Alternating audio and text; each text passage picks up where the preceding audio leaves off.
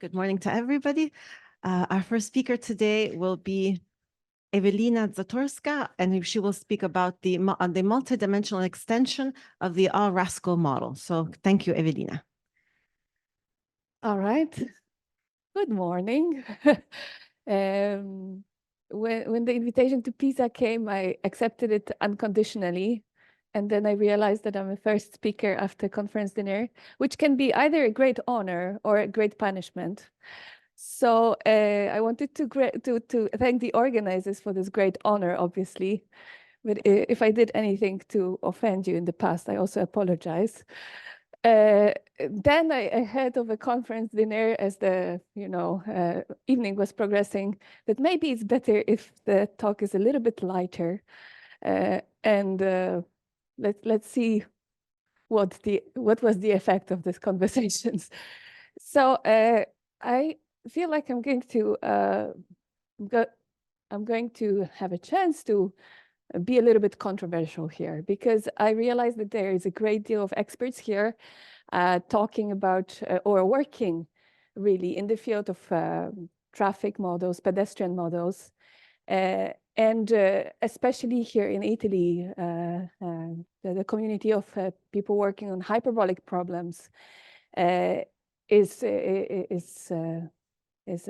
really amazing and stressing me out a little bit, because hold on, I'm going to talk about traffic model or pedestrian model, which is not hyperbolic.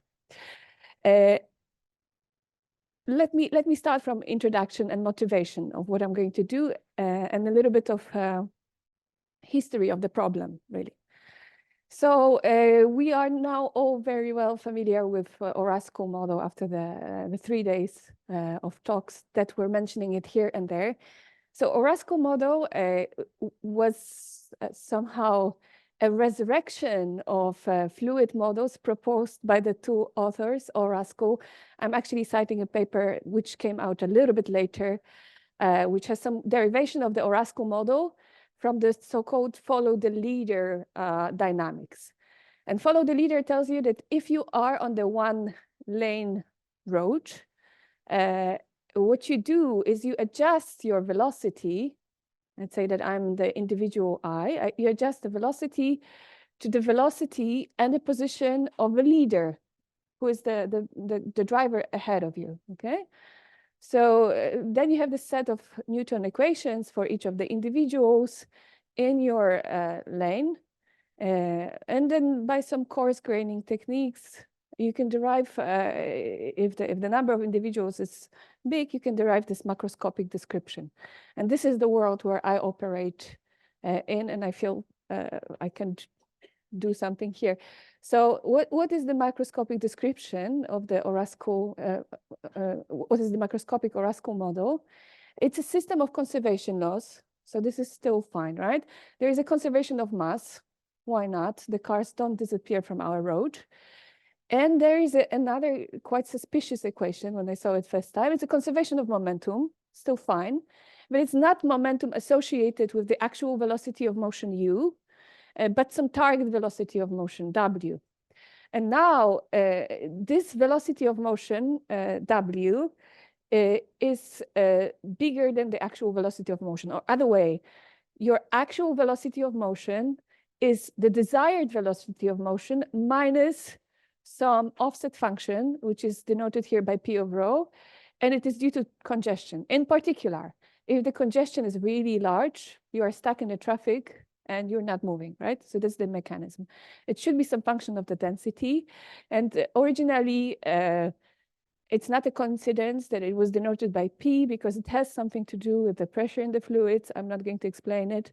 It was proposed with rho to power gamma, but then people working with Pierre de Gonde came into business, and they proposed that it actually should be something like that it should be still function that depends on the density and some maximal density rho max, which is sort of barrier for the density. So this rho max, this is all very important information here, but I'm going to use a little bit of this blackboard to provide you with a picture. What was proposed is to have this offset function. You don't see it very well, but some singular function of a density max. This is density, this is your offset, that blows up when the density reaches this critical constraint rho max. So in a sense, you prohibit, you keep your density in the reasonable values of the densities between 0 and this rho max, which is natural constraint, by proposing a certain form of this offset function. And moreover, what the author found interesting was to study the limit when epsilon goes to 0, which means that the interactions between the drivers are actually negligible when there is not enough congestion.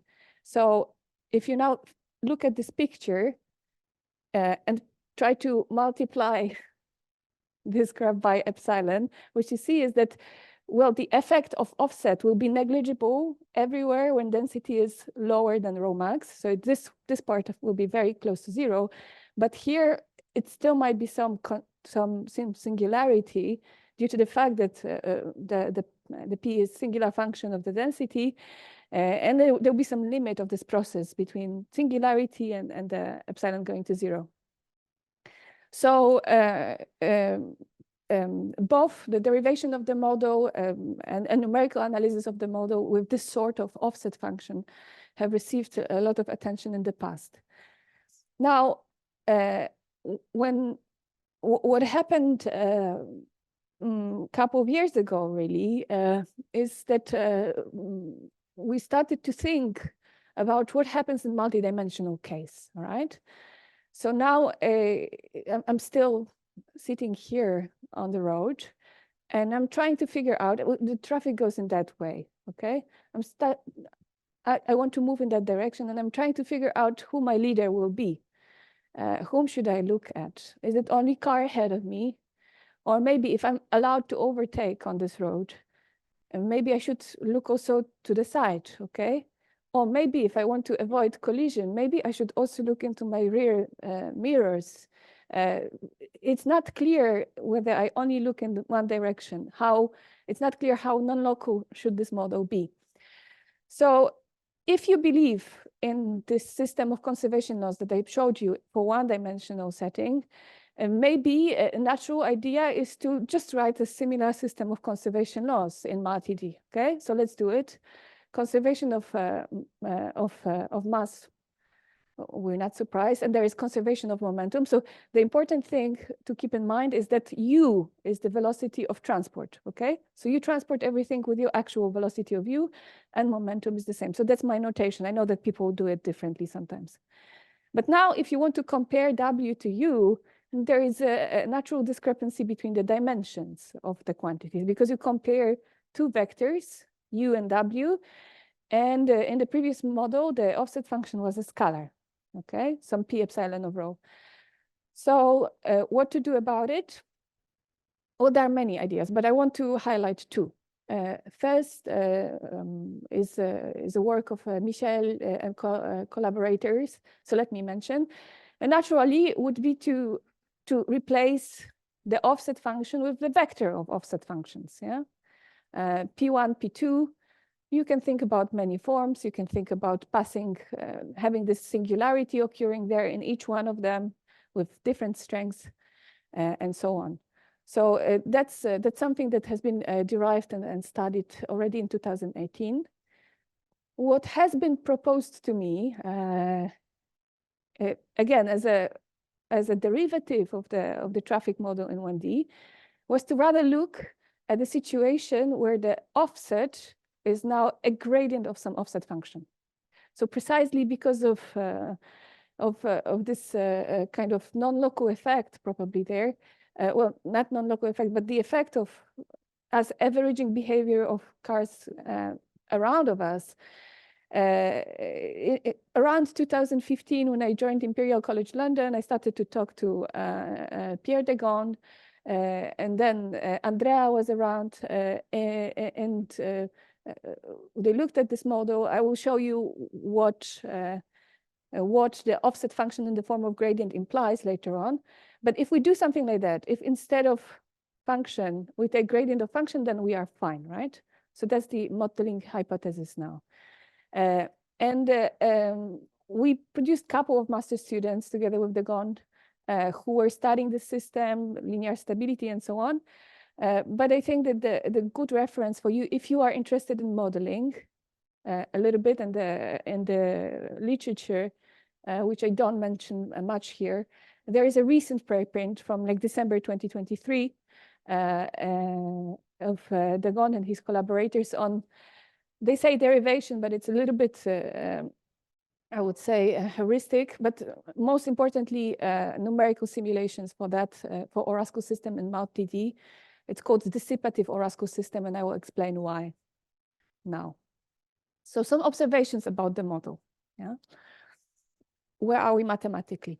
Now, if you take your offset function as a gradient of offset function, I know I said it's for MultiD, but let's do computations in 1D again, okay? Just to see what happens. If you now take it in the Aw-Rascle system, some derivative of function of density, well, to complicate things even more, I introduce another function of density, lambda, for some reason. If I plug it in here into my Aw-Rascle system, so here I take a gradient, and I rewrite the momentum equation back into my actual velocity of motion, what I obtain is something that looks very familiar to me. So it's a Navier-Stokes equation, compressible Navier-Stokes system with density-dependent viscosity. So lambda depends on the density.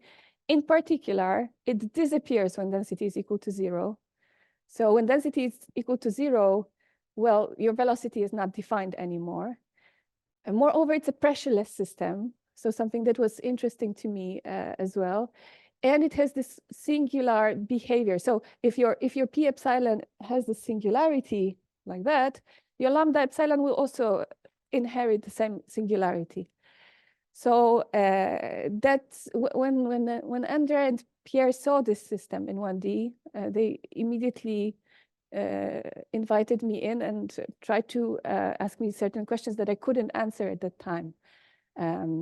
So now I wanted to talk a little bit about this system.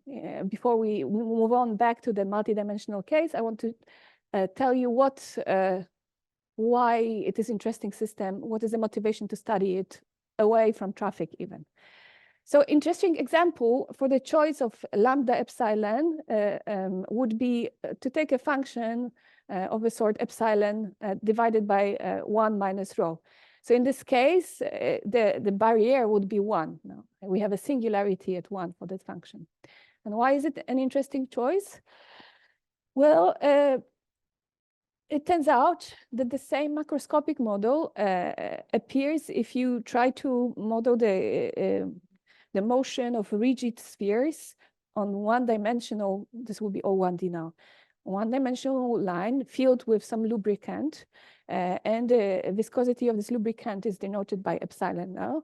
So if you have the sphere surrounded by lubricant, it sort of prevents the collisions. Yeah, but if the viscosity of your lubricant goes to 0, the collisions can happen.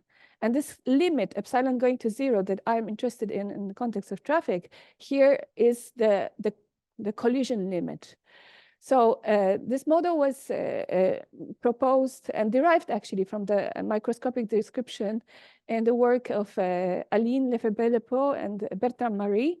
And they even proposed a limiting model when epsilon goes to 0. What happens? They proposed a heuristic limit of that model. So they called it hard congestion model. Yeah, so the approximation with epsilon is sometimes called soft congestion model. If you talk especially to French community, and when epsilon goes to 0, we call it hard congestion limit. So, and again, I knew about this, 2011. I knew about this problem and about this conjecture. You don't see the limiting system, and I don't show it on purpose. I knew about it from 2011, but I was not able to do much about it. And finally, when I saw this Aw-Rascle system and we combined things together, I realized that we could use this idea of two-velocity formulation to perform this limit passage rigorously. And that was the idea that we explored together with Neil Ashish, who is here, Laurent Navarret, and Charlotte Perrin from France, and we recently published it. So you were not offered the limiting system yet. I will derive it later on if time allows. What I want to also put as a motivation here is a model of congestion. It appeared also during the talks of my colleagues, which includes congestion in the continuity equation, because the mechanism that I will be talking about is quite similar. So there is a very interesting paper from 2010 which proposes this equation, continuity equation, with something that I will comment in a second, as a model of a pedestrian motion. Yeah, and the macroscopic Aw-Rascle model, the dissipative model that I showed you, is now also investigated as a possible model of pedestrian flow. So now, how this constraint congestion comes into play in this? So you consider solutions to the continuity equation, and now your velocity is actually a projection of some preferred velocity. So this would be my W, for example, onto the cone of admissible velocities. So what the authors consider here as a cone of admissible velocities are the velocities who don't allow you to congest above some critical value, let's say 1, okay? Let's say critical value of the density is 1. And your velocity should have divergence, which is larger than 0 on this subset when density is equal to 1, so that the density, solution to the continuity equation, doesn't grow above the barrier 1. Yeah, but of course, the regularity of solution doesn't allow you to formulate the problem in terms of divergence, so you propose the weak formulation of that. So you test with some test function Q, which belongs to space H1 rho, such that it is equal to 0 when density is strictly less than this barrier 1, and it also only it only proposes this kind of Lagrangian multiplier constraint. It only puts this constraint on the velocity when the density is in this critical value. Yeah, so it's sort of congestion that we will see in the limit, or the projection, the two-phase behavior of the flow that we will see in the limit for the Aw-Rascle system at the end of this talk. Let's go on with the observations about the model and motivate what I'm doing a little bit more. So if you now want to come back to the multi-dimensional setting, right, and see what kind of systems are you dealing with, if you do again the same thing, take the offset function as a gradient of some density and plug it into the momentum equation, write everything in terms of u, you will see that now, yeah, there is some dissipation here. Yeah, so it's again disappearing when density is equal to 0. It's singular. Second derivative goes on the velocity, so it looks a little bit like Navier-Stokes equations. But then there is this commutator term that involves derivatives of yet another function of the density, pi. There will be a lot of them, but please don't try to keep track of them. They are all just singular functions of the density and the velocity gradient u. But if you write this commutator on the components, you actually will see that it involves, as a result, it involves only the first derivative. So this is lower order term. That's what I'm trying to say. There is some dissipation, but there is also some lower order term, which has this nice structure. But we kind of failed to get some reasonable a priori estimates for that system written in terms of u.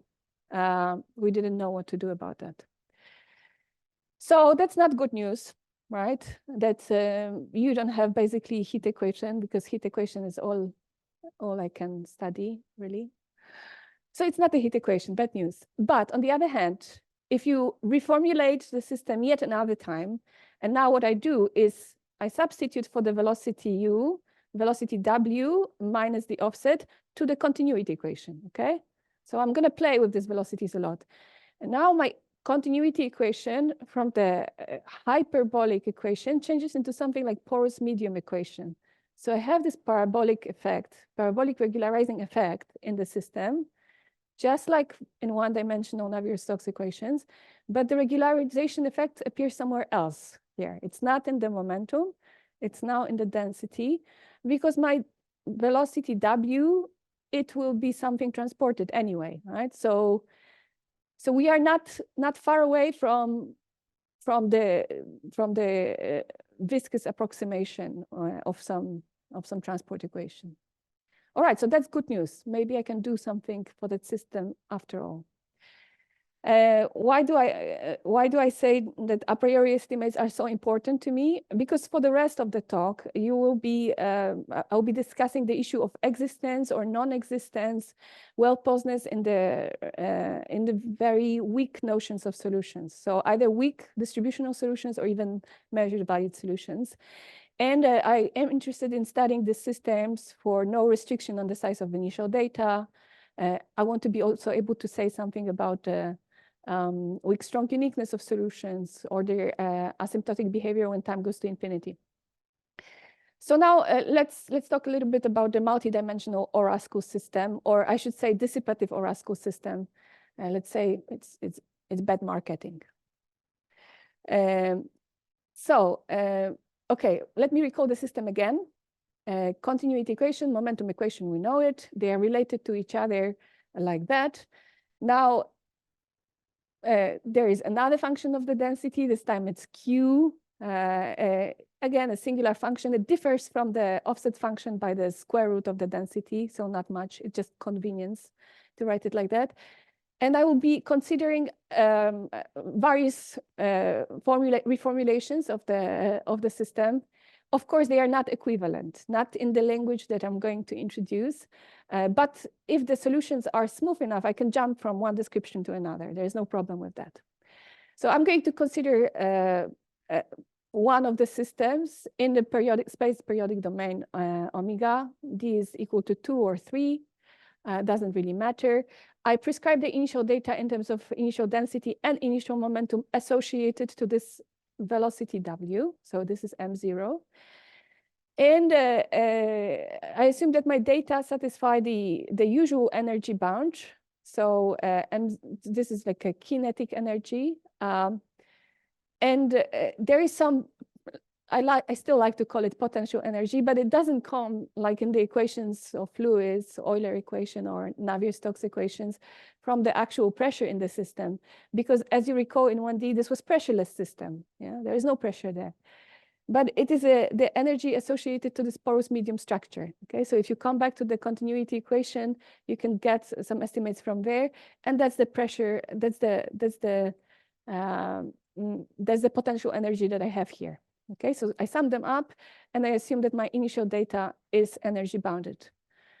Now, I will not bore you with technicalities of how to prove existence of solutions to such system or how to approximate the system. It's a long technical procedure described in our paper. I just want to motivate the language that we use right now.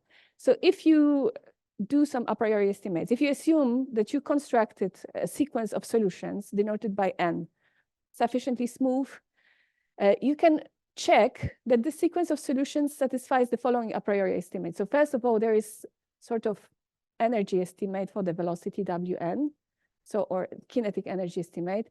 Then there is this potential energy estimate, but then you know, and that justifies the use of Q, that there is some gradient control of some non-linearity of the density coming from the porous medium structure. It's always bounded by C. C actually depends on time t, so forget about the long-term asymptotic for now, okay? So you have these three nice a priori estimates. Of course, the mass is conserved, the momentum is conserved, so you have that as well. But now let us even try to imagine what sort of solutions we would try to get in the limit when n goes to infinity. Yeah? So let me go back to the formulation of my equations. If I look at my equation for the mass, the situation is not so bad, because already from this a priori estimates, I see that all fluxes are bounded in something reasonable, L infinity LP, L2 LP, with some p larger than 1, depending on the, well, p larger than 1. So there is a chance at least to talk about some distributional solutions, because if I have bounded sequences, maybe I don't know how to identify the limits in the nonlinear terms yet, but there is a chance to get something that is an LP function as a limit of this approximation, right? Now, on the other hand, if you go to the momentum equation, the first thing that strikes you is that there is no uniform estimate on Wn independent of the density. So this is not the right candidate for the solution to start with. Yeah? You don't have information on it when density vanishes, and it will vanish. So instead of it, you consider the solution in terms of some power of the density times velocity Wn. What you realize is also that the estimates for the density are quite strong, yeah, modulo this nonlinearity here. So you try to put as many derivatives as possible on your density function and keep the structure of velocity multiplied by the density as much as you can.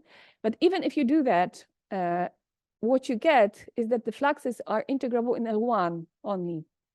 That's the max you can get from a priori estimates, or at least from the a priori estimates that I could get. Well, of course, I could improve this estimate here. Assume that initial data corresponding to this momentum is in some LP. It's a transport equation in the end, so I could carry this away. But it will not improve situation much here. And we will still end up with this kind of problem of passing to the limit of a sequence that are a priori bounded only in L1. So as a limit, you can end up with some measure, right? The problem is not only to control oscillations, but maybe even concentrations of a sequences approximating the solution. So for that reason, I reluctantly applied the notion of the Young measures and measured valued solutions. So there is not much time for me to explain much of the concept. I'll maybe motivate it again for you instead of and describe what's going on here. So Young measures are parametrized probability measures, and it's a construction that allows you to capture the limits of oscillating sequences and various nonlinearities applied to these oscillating sequences. Now, this is a construction that allows you to tell what the limits of the sequences are if they are only bounded in L1, but they don't capture, they cannot help you to identify the concentration of the measures that also can appear in the limiting process. Now, it's a very weak notion of a solution, and I used it reluctantly, but then I changed my mind for two reasons. First of all, it happened that a postdoc working with me on that wrote a PhD thesis on the measured value solutions for hydrodynamic models. So this was like a bonus. Second of all, I was at the time when I was looking at the system working for 8 months at the University of Warsaw on some sabbatical, and it turned out that Warsaw is a great place if you want to learn a little bit more about hyperbolic conservation laws and measured valued solutions. Finally, I talked to Eitan Tadmor, and this was the time when he was advocating a lot for the measured valued solutions, because together with Mishra and Fjordholm, they noticed that this type of solutions are the solutions that you obtain in the limit of numerical schemes for Euler type of equations first, but then it was quickly very much generalized by team around Maria Lukachova, and they now see this sort of solutions for many other systems, hydrodynamic systems. So as I said, well, we have to work with some kind of, Milashish likes to call them dummy variables, but I would say some nonlinearities involving your original unknowns. And the Young measure allows you to identify, well, first of all, we know what the action on the unknowns should be, but also, it allows you to identify the limit of some nonlinearities applied to these dummy variables. And we do it for each one of them from this space. What the strong information about density is reflected in is that if you actually project your Young measure to the first variable, it is a delta. So it means basically that the sequence the sequence approximating the density converges strongly. That's why with probability 1, delta atomic probability, you can say this is your solution because it's a strong limit of the sequence approximating the density. So that's how it works. Now, how is it applied to our system? It's a horrible slide. I hate to present it, but I have to because I'll use it in the theorem in next page. So we formulate everything in terms of this of the Young measures. Everything is reformulated and understood again in the sense of distributions. So the continuity equation is not a big deal again because everything was integrable in LP anyway, so it's a weak sense. Now, for the momentum equation, we again say that our Young measure is a solution to the momentum equation if equation is satisfied in the sense of distribution, but there exists also some measure, I call it by Rm, that I can plug it in here. So it's additional thing that I produce in my approximation scheme that might be due to concentration of various quantities here, and I denote it by Rm. So instead of solving something, I generate one more unknown, Rm. I only know that it satisfies the distributional formulation of the equation. Moreover, the energy inequality for our measured valued solution is satisfied, again, with two sort of unknown quantities, which are due to some concentrations. So D and R are, again, some measures, dissipation offsets, or if you want, dissipation defect measures, but they are in some sense compatible. We can prove that, moreover, if this measure here, due to the quadratic terms that are only integrable in N1, is equal to 0, then all the other unknowns in the system have to be equal to 0. Okay? So if I have a mechanism that will tell me, wait a moment, I can identify the limit in the quadratic terms, in a sense saying that there is some strong information, strong convergence, I can rule out all of these additional unknowns from the system. And that's what we proved together with Piotr Gwiazda from Warsaw and Milashish and myself in 2022. We showed that, okay, first of all, measured valued solution exists. This is, as I said, for free. I mean, it's not a challenge to come up with very, very weak definition of solution and then to prove that it exists. If I go to very weak notion, everything will have a solution. The challenge in this problem was to prove that if by any chance it happens that I have a strong solution in that class, which we didn't know existed at the time when we proved this result, but let's assume that we have it, right? Then if the solution emanates from the same initial data as our measured value solution, so it's some sort of, again, delta centered at your, well, the measured value solution has initial data, which is a delta centered on rho 0 bar, W0 bar.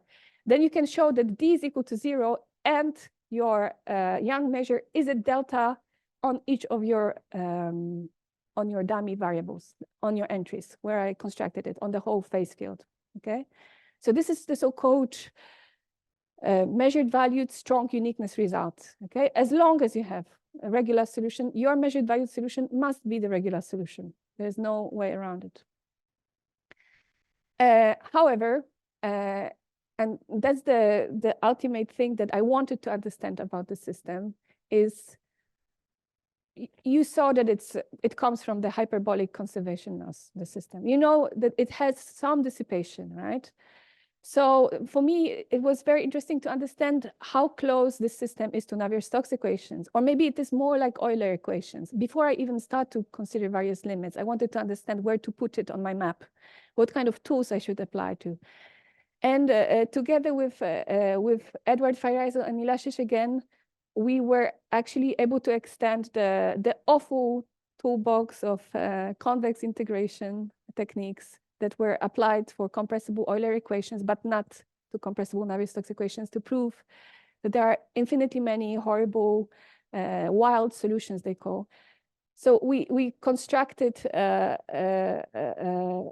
paths that allow you to connect any initial data for your system with any terminal data. So you have infinitely many solutions. You can come up with ways to connect this initial and terminal data. You can even do it in a way that the energy is preserved. So without this initial energy jump that is very much criticized in this theory, you can have the dissipation of the energy there.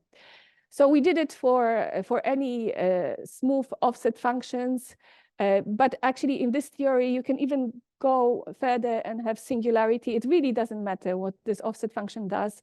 The structure, the transport structure of the velocity W is enough to apply this machinery. And this is how you approach it.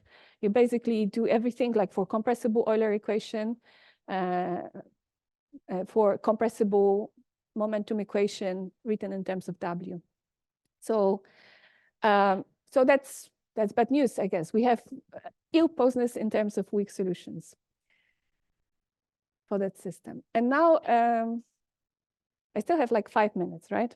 So let me go back to something which is a little bit more elementary and mathematically wise, and tell you something that we know about the limiting system when epsilon goes to 0. So of course, the dream would be to justify this limit in multi-dimensional setting, but so far I don't know how to do it. And but I hope to learn maybe even today. What did we do in one-dimensional setting? I don't know. Maybe let me acknowledge the collaborators again.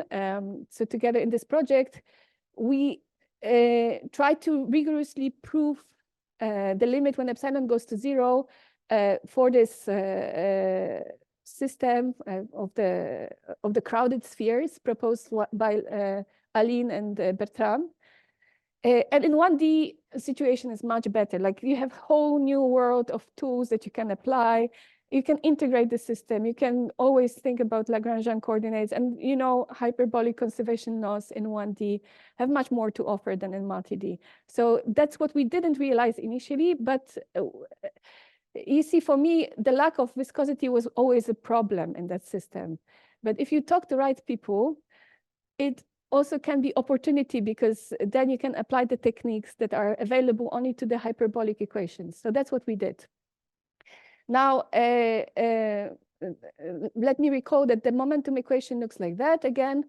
And for some reason, I'm going to rewrite it in the following form. So I will introduce the, again, some function related to P or lambda if you want, so that in my momentum, I have gradient of some function of the density. Yeah. And why will I do it? Well, it will be somehow easier for me to pass to the limit in the sense of distributions in this system if I write it like that, because again, information about the density is going to be relatively good.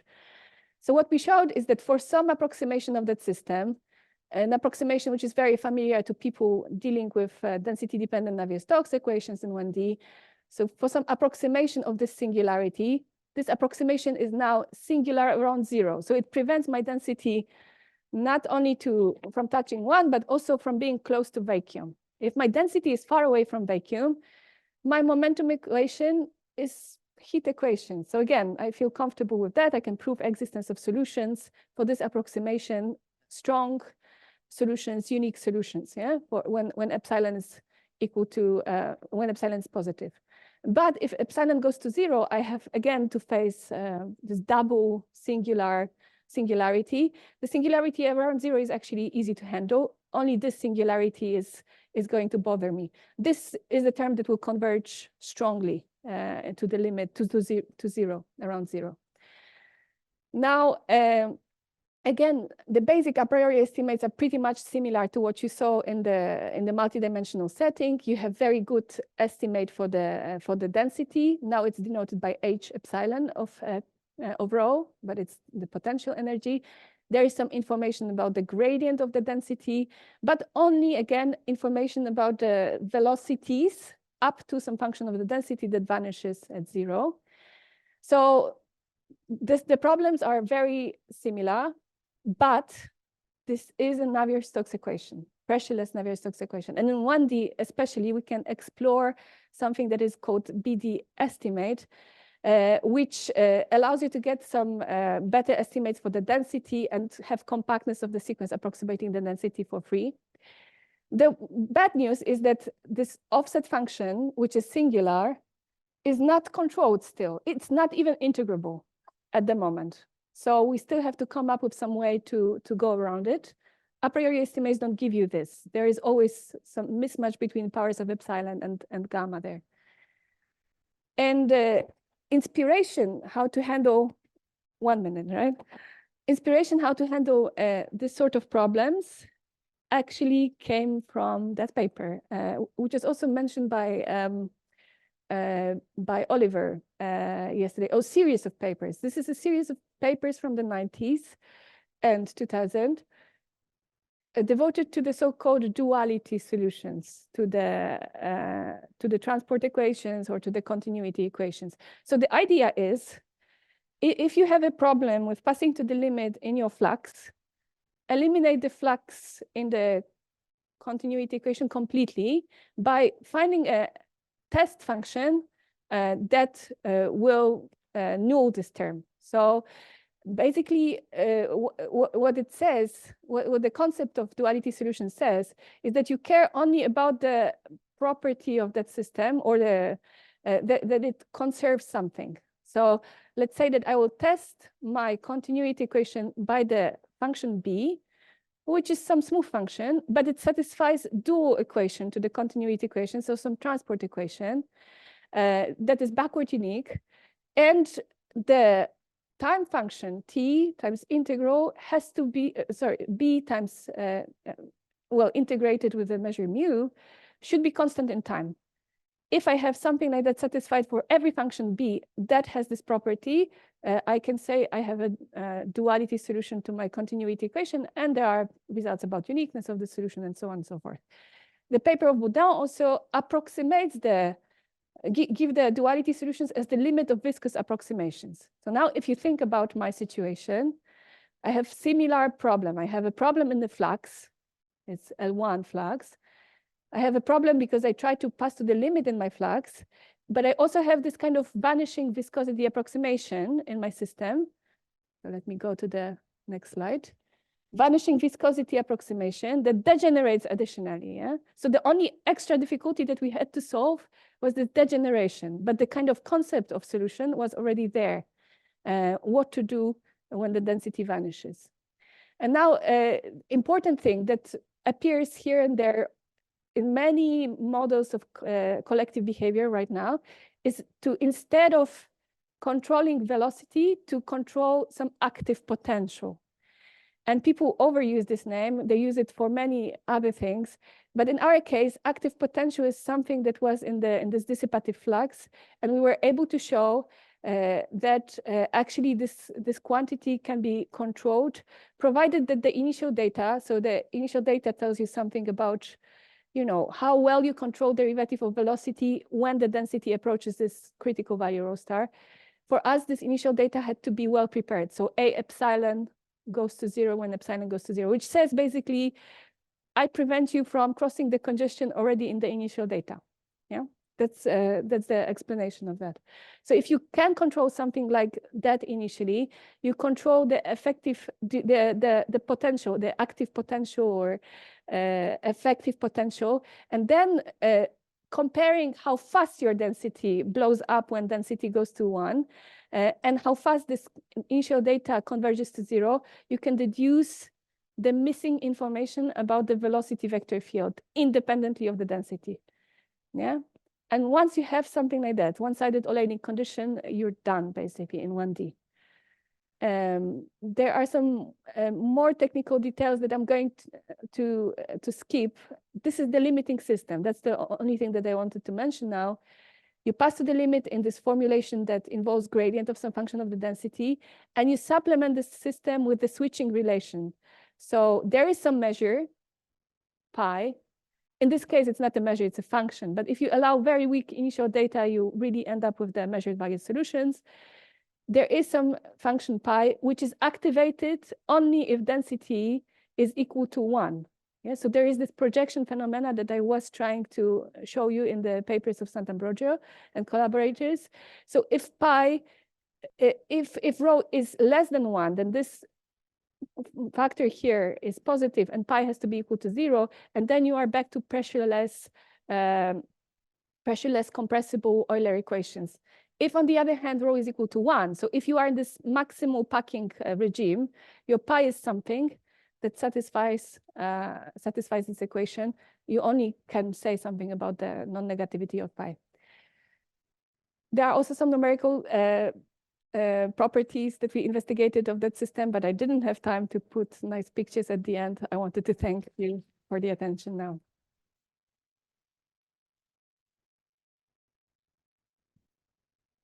Okay, so thank you very much for this nice talk. Do we have any questions from the audience? Yes. Thanks, Ewelina, for the nice talk. I was just wondering, so in the limiting equations, somehow the powers, the singularities, they don't, like how singular they are, don't play really a role anymore, or it's not clear to me, at least. It's fixed. The singularity, the power is always this something like gamma or gamma minus 1, or I mean. But in the limit, this gamma vanishes, right? So you just see something that. Yes, in the limit. So I can start with any gamma, which is singular enough somehow, and pass to some limit, and then yes, arrive at the same. So the mechanism is that no matter what gamma you start with, yes, the singularity will create anyway. So it's some sort of, you add one linear parameter and you end up with delta sort of behavior here anyway. Yeah. Okay. So it's a universal somehow. Yeah. Okay. I usually multiply this singular functions by the density to make sure that everything vanishes when density is there. But even without the density, this epsilon will dump everything to 0. So there is 0 and something positive there. Yeah, thank you for the talk. I would have a question. So initially you started with a modeling which comes from the follow the leader model. So if you now have the gradient of some other function, so what microscopic model would you expect to be behind this? And what kind of fundamental diagrams would you expect to see? Okay, let me go back to my masterpiece of a picture. I'm very proud of this one. Doesn't it explain everything? I had 2 questions, so maybe I will repeat them to make sure that I understand everything. Microscopic model. If you go back to the description, microscopic description, the equation for W will be W dot is equal to 0, right? I mean, forget about U at the moment. You have W dot equal to 0, and you have freedom of how to link W with velocity. You can actually propose a posteriori this nonlinearity, and this is how it was done by de Gondt and so on. Yeah, the nonlinearity can be then. Now, if you want to put the gradient there, yeah, when I did the heuristic computations, and you go here, I was seeing, everything that is needed to compute the gradient at the point. So +1 and -1 terms as well in 1D. I did it only in 1D, right? So there was this non-local effect that would allow you to average the behavior of all your neighbors in both directions. That's why I don't think it's a right model for traffic. And as a matter of fact, this group of people, they don't claim it's a model of traffic anymore. I mean, the offset function and the gradient of the offset function provides some steering, but the steering is more characteristic for the model of pedestrians. So they investigated in that regime, and the characteristic diagram is for the pedestrians. Yeah. So they say they capture it very well. I must say I didn't read the paper in details because Rafael will come on Tuesday to give a seminar in Warwick on that. So I will learn more then. But the idea is usually the same. You propose some nonlinearity and you kind of drag it back to the microscopic model. That's your dynamics. More questions? No? Okay. If there's no more questions, then let's thank the speaker again and let's go enjoy our coffee. All right, so welcome back to the rest of the morning session. Our next speaker is going to be Marta Zoppello, and she's going to be talking about kinetic control of spherical particles immersed in a viscous fluid. So welcome. Thank you very much for the introduction, and I would like to thank the organizers for the kind invitation. It's an honor for me to be here. So, like the title says, today I will speak about the modelization and the control of a system of spherical particles immersed in a viscous fluid. So, from an engineering point of view, there is the growing need of having a good mathematical model for the description of many rigid particles, which can be spherical, immersed in a viscous fluid. This is because there are a lot of applications. These particles actually can try to model micro swimmers immersed in a viscous fluid that are sort of micro robots that can, in some sense, perform a lot of tasks, for example, transport a cargo from a distance, or try to make a precision drug delivery, or also even try to clean the natural environment, for example, try to clean oceans from the spilled oil or something like that. So these micro robots are usually inspired by biological microorganisms, and so also from a biological point of view, there is the need of describing the collective motion of microswimmers, especially because in many situations when they swim together, they exhibit and they have some kind of interesting behavior like synchronization or something like this. So there is a wide literature about spherical particles immersed in a fluid. Here I reported some of them. So the first work is by Hawking, and it describes spherical particles that are falling down due to gravity inside the viscous fluid. And what he showed is the fact that depending on their initial position, the trajectory that they follow falling down in the fluid is really, really different. Then there are other authors that tried to model microswimmers using spheres. The first example is the free sphere swimmer modeled and studied by Golestenian and Ajafi. It is a swimmer composed by free spheres that are aligned on the same axis, and this system can move changing the mutual distance between the centers of the spheres. It is immersed in a viscous fluid, and it is considered like a single microswimmer with these three parts. And also De Simone, Alouge, and Lefebvre, and also other authors studied the so-called controllability of this swimmer. The controllability means the ability of this system to change its shape. And so prescribing, in this case, the mutual distance between the spheres in order to propel and swim inside the fluid and start from an initial position and reach a desired one. The need to control this kind of system is also due to the fact that system of spheres inside the fluid without any control exhibit often chaotic behaviors. And instead, what we want to do is to try to avoid this kind of behaviors and have instead controlled trajectories. So the outline of this talk today will be the first part is devoted to the modeling of the system of the spheres immersed in a fluid.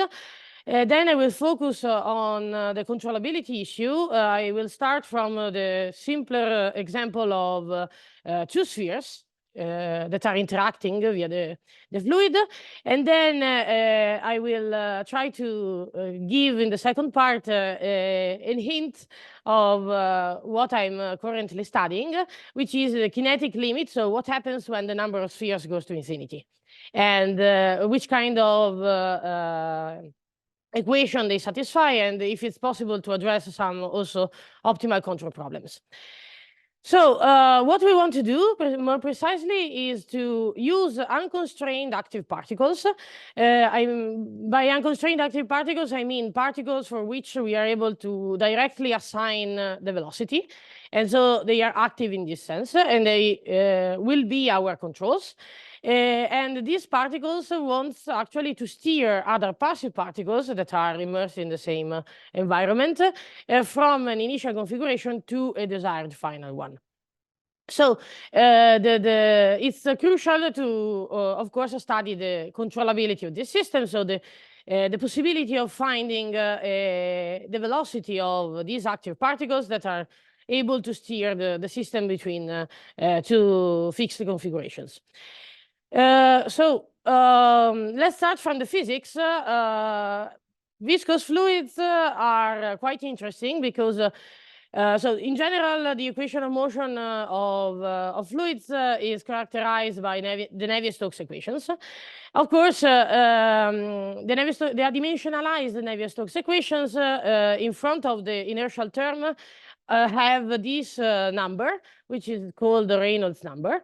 It is the ratio between the characteristic velocity of the swimmers immersed in a fluid multiplied by their characteristic length, which in the case of the spheres can be their radius.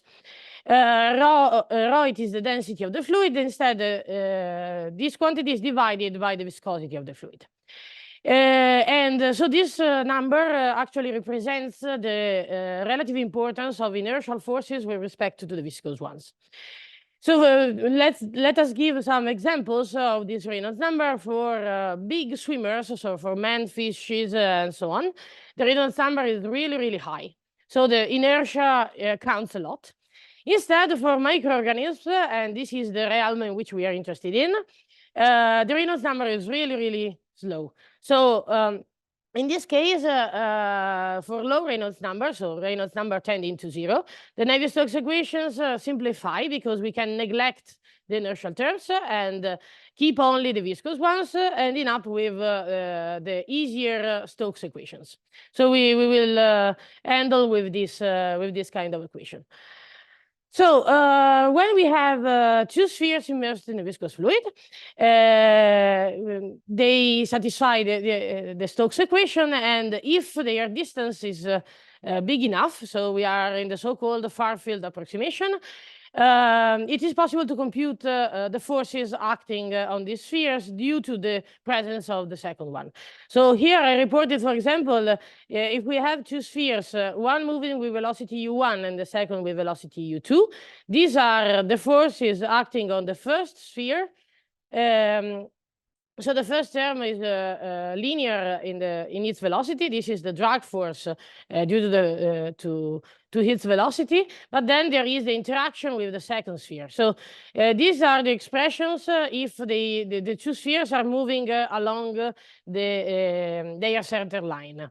Instead, if they are moving in the perpendicular direction with respect to their center lines, the expression of the forces can be computed as well, and the interaction term is a little bit different, but what is important is the fact that these forces are characterized by they are inversely proportional to the distance.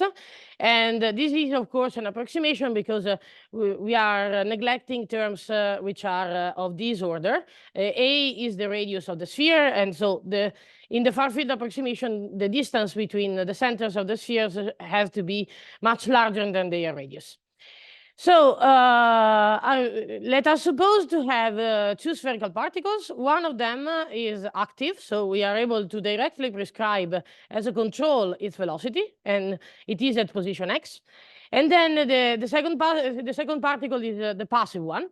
And so its equation is derived using the far-field approximation and integrating and keeping the first term in the expansion of the solution of the Stokes equations. What is important about this control equation is the fact that they are linear in the control. So here we have actually we are in the space, so we have free control functions, so free control vector fields that are embedded in this matrix. And in the state instead, the vector fields are nonlinear. What we are able to prove is actually the fact that this system is controllable. So it is possible actually to find a velocity of the active particle that is able to steer both of them from an initial prescribed position to a final one. Both of them should satisfy the constraint that their distance should be larger than some radius in order that the far-field approximation is still valid. And also the proof of this theorem that I will try to show you because it's quite interesting from a constructive point of view. All the trajectory during the motion, the particles remains separated as well. So the far-field approximation is valid along all trajectory. So the proof of this theorem is actually a constructive proof, and I will try to show you which is the behavior of these two spheres using different kind of controls. So the easiest one is to use a constant control in some direction. So the active particle is moving in some direction, and what happens to the passive one? Actually, at least for small times, it follows it along the same direction. So, and also if their distance increases, the deviation from the same direction of motion of the active sphere is much smaller. So actually, the passive particle is dragged in the same direction from the motion of the active particle. So this is the easiest control that you can use. But then, so from geometric control theory, it is possible to try to use other kind of controls that are actually piecewise constant controls that generates the so-called Lie bracket of the control vector fields. So here, this is the control applied. So you are applying constant control for the first time interval in some direction. Then you switch it off and you switch on another constant control in the orthogonal direction.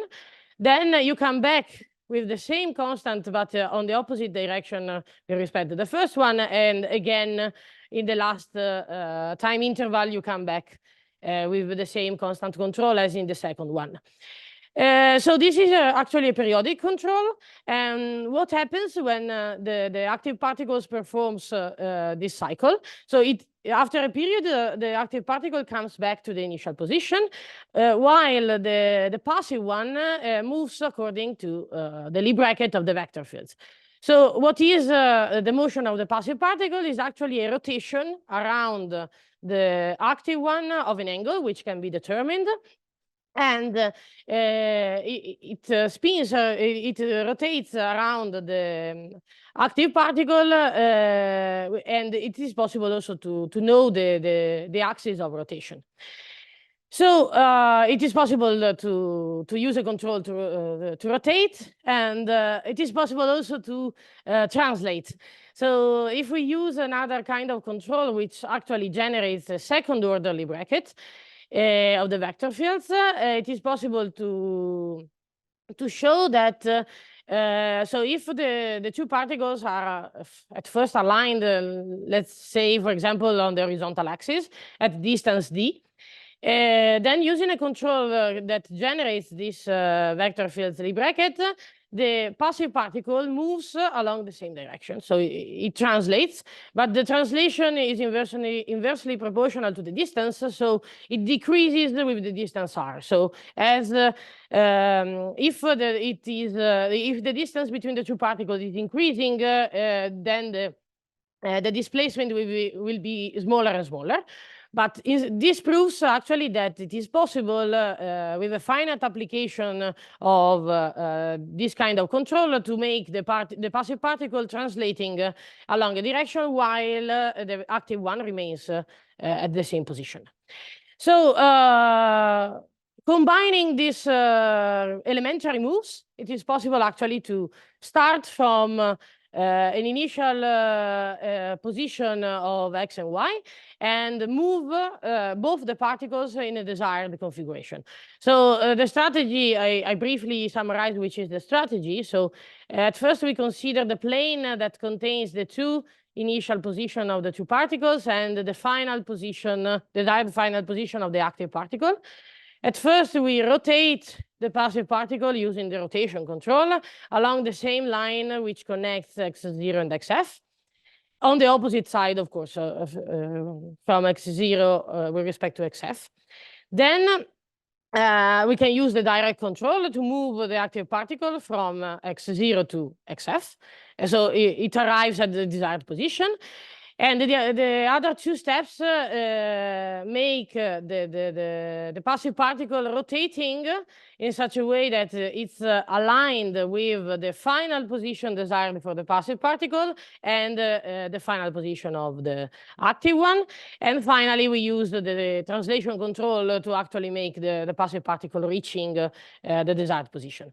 So in all these steps, the distance between the particles is always bigger than the minimum radius for which the far field approximation is valid. And so the system is actually controllable. Then we can write the equation for n passive particles and m active ones. So the expression of the equation actually are similar to the one of only two spheres. And again, the system is linear in the controls and non-linear in the state. So actually, we are able also to prove the fact that if we have only one active particle and two passive particles instead, the system is still controllable. Yeah, the strategy is similar to the one that I showed you, and actually in some sense, the strategy is to combine elementary moves also in this case in order to prove that the system is controllable. So now what happens when n tends to infinity? So there are several scenarios. The first one, which is equal number of active and passive particles. If both of them are going to infinity, I think that this case is quite useless because in our mind, the thing would be to control a large number of spheres using a small number of active ones. So this case, I won't treat it because it's not really interesting. Then there is another case which is quite interesting, but is quite technical, and I won't focus on it, but maybe we can talk about it later. So the number of active particles remains finite, and instead the passive ones are going to infinity. And to treat this case, it can be used a granular sparse mean field approach, and but it's quite technical, and I won't talk about it. Instead, I will focus on the case in which the number of active particles is a fraction of the passive ones. So this was inspired by the fact that since we proved that we are able to control two passive particles using one, maybe it's possible to have 1/3 active and 2/3 passive, and maybe something can be done. And for this, I will use a Boltzmann approach to compute the equation, the continuity equation, the continuity equation that this system satisfies. So why I will use a kinetic approach? The fact is that I would like in the limit to preserve the percentage of controlled spheres. So with a slightly modification of my equation, it is possible also to account the percentage of controlled spheres when you pass to the limit. So the first modification that we have to do is to try to regularize the vector fields, because they are inversely proportional to the distance between the particles. And for a large number of particles, we are not sure that they remain well separated. And so that collisions are not does not happen. So in some sense, we regularize adding to the denominator the fact that the two spheres cannot reach a distance which is smaller than their radius. We can do it with the radius or with the big R that I showed you before, which is the distance from which the far field approximation is valid. And then, since we want to use a Boltzmann approach, we consider a binary interaction, and we call alpha the characteristic type of interaction.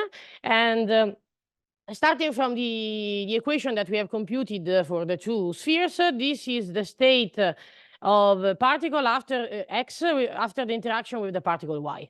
So here you have the control, which is due to the if the particle y is controlled, you have this term. And here I added a Bernoulli random variable in order to take into account the probability that the particle x or the particle y are controlled or not. So here I still have the linearity in the controls or of the particle x or of the particle y. Then I consider a kinetic model for the evolution of the density of spheres, and we suppose that this density mu satisfies a Boltzmann type equation in which Q alpha, of course, is the interaction operator, which accounts the gain and loss of agents of particle in position x, ruled by this binary interaction. So actually, we consider a weak solution of the Boltzmann equation for the interaction time alpha, which we suppose will be small, so we consider it over the epsilon. And we define mu epsilon, the solution of the scaled Boltzmann equation. We pass to the limit, and we have the convergence of these densities to a density mu, which satisfies this continuity equation. Here I have this k, which is the mean value with respect to the Bernoulli probability random variable that I introduced before. And this is, I know it's not really beautiful as a velocity vector field, but is the controlled one. Here we have still the linearity in the velocity of the active particles. So we have the equation that the density satisfies. And then we wonder something about optimal control, because we know that for a small number of spheres, we have proved the controllability. Then we would like to say, okay, maybe we are not sure that for n particles we are able to prove controllability, but if we have the existence of a solution of the optimal control problem, maybe we can move as near as we want to a desired configuration that is put inside the cost function. So let us consider the equation of the spherical particles. We suppose that the control variables are in a compact set. The controllers are obtained minimizing this functional. So we have a finite time horizon, and this cost L, which depends on the state of the particles and on the control. And since we want to reach a desired configuration, the natural cost functional is the distance of the position of the particles from a desired configuration, and of course the penalization of the norm of the control. So we don't want to use too large velocities of the active particles. So how we can solve in some sense and pass to the limit for this optimal control problem? We use the approach introduced by Albi, Fornazier, and Calise in that paper, and so we focus our analysis on the optimal control problem when we have the binary interaction. So we have only two particles. Now I call them xi and xj. Both I discretize the time in subintervals. This is the discretized version of the dynamics of the two particles. And we discretize also the functional, of course. And after that, I focus, for example, on the first interval on time. Then we have only to glue up together the solutions. Of course, here I consider a piecewise constant control in each time interval. This is the functional to optimize in the first time interval. And so with the constraint that the position of x after a time t1 is given by the first order approximation of the dynamics. So we can find actually the optimal control in each time interval as a feedback control. And then the idea is actually to compute the solution of the binary optimal control problem. Then you substitute the optimal control in the dynamic binary interaction, and then you make the limit again. And you will obtain another continuity equation, which now will not depend on the control, because the control found is feedback. And this is not the solution, is of course a suboptimal solution, because we are not considering the whole problem. But still, in some sense, we can say that we can find a strategy that leads your particle towards your desired configuration. So I'm still working on these things. Also, I would like to, as I mentioned before, to extend the work to the case in which the number of active particles is finite, remains finite, while the passive ones are going to infinity. Yeah. I quite almost finished. I present you the plenty of perspectives, actually, because there is plenty of work to do. The reason why we started this work, it was because we would like to see if having a controllability result in the finite dimensional case, it is possible using some kind of limit to preserve the controllability properties also in the infinite dimensional one.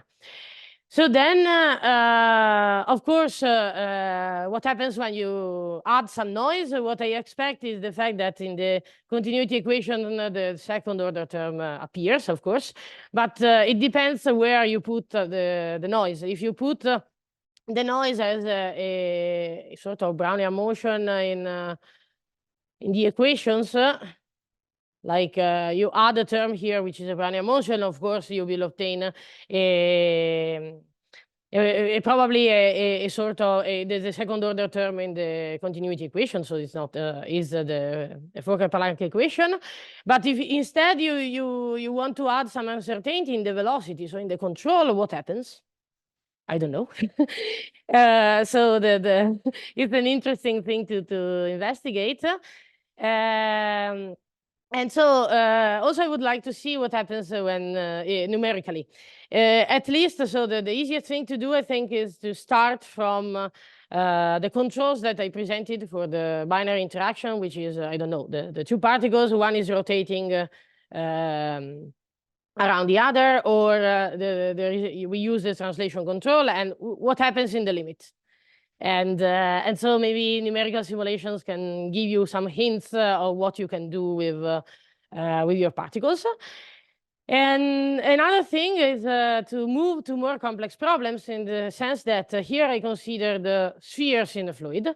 So the equation of motion are quite easy and can be handled from an analytical point of view. But if instead of having spheres, you have microswimmers, so something which is changing its shape. Maybe, I don't know, the collective motion of many free sphere swimmer, or of many slender swimmers which have a tail that is beating. So in this case, the structure of the equation is, I'm quite sure that is the same. So the linearity in the control remains. Even for other kind of microswimmers, but the vector fields of the dynamics are awful. And I don't know, maybe having some powerful tool, numerical tool, it is possible, at least after having done a general derivation of the continuity equation, maybe something can be done at least numerically. So this is what I wanted to present you today. And I thank you for your attention. And if you have any questions.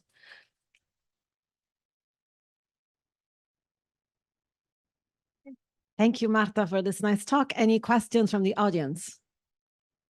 Yes.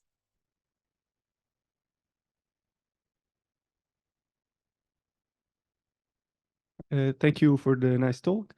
And I wanted to ask, I mean, you showed that when you have one active particle and one passive particle, you can control it, right? Yeah. And also when you have one active particle and two passive particles. Yeah.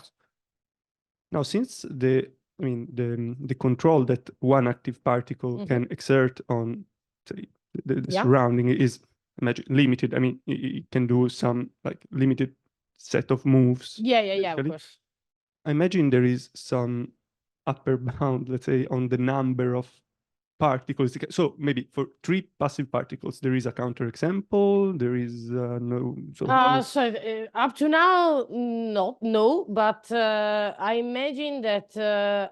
So this is why I thought about preserving the percentage of controlled spheres, because so it's quite hard to, as you said, to have one active and plenty of passive. What you can do probably is to try to move them towards some configuration that you want to reach, but of course it won't be controllable.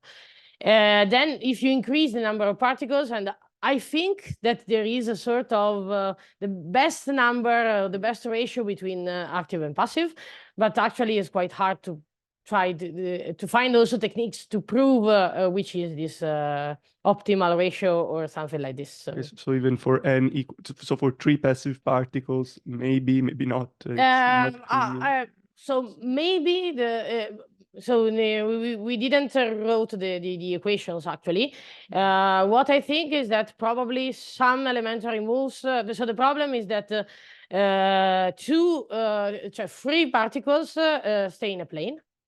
Instead, when you have the third one, the effect of what you are doing in the plane of the first 3, then which kind of effect have on the fourth one. So the one is not really too much controllable, I think. Okay. Thanks. More questions? No more questions? Okay. So then I have a small sort of philosophical question. So here everything is like really strictly divided into active and passive. Yeah. Can it be that the passive particles somehow are able to re-influence back just a little bit the active ones? And what if you have this kind of, feedback? So we actually neglected the interaction between the passive particles because writing the equation, the term due to the interaction between the passive ones is of higher order with respect to the ones that we consider with the far field approximation. So since we are neglecting some terms, we neglect also the interaction between the others. It's an interesting thing that maybe can be explored.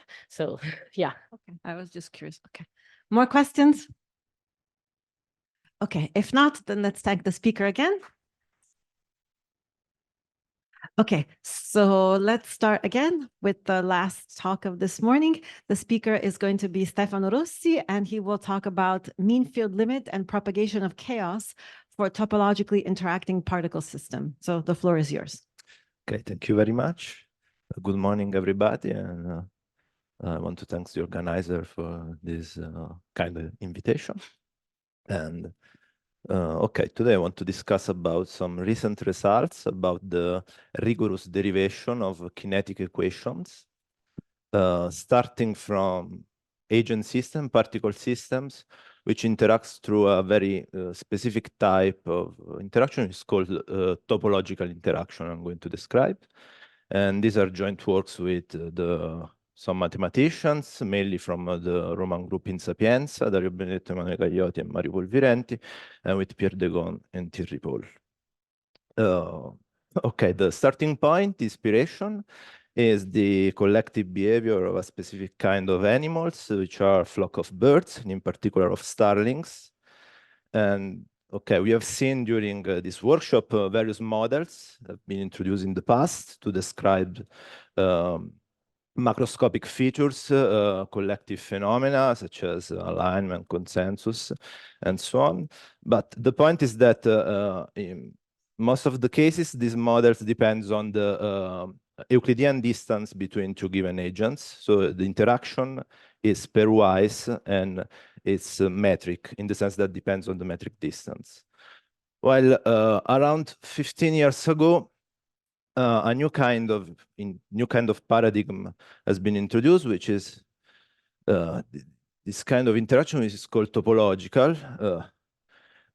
So this group of physicists in Rome, now called Cobb's group, to collective behavior in biological systems, collecting data on the roofs of buildings around Termini station in Rome.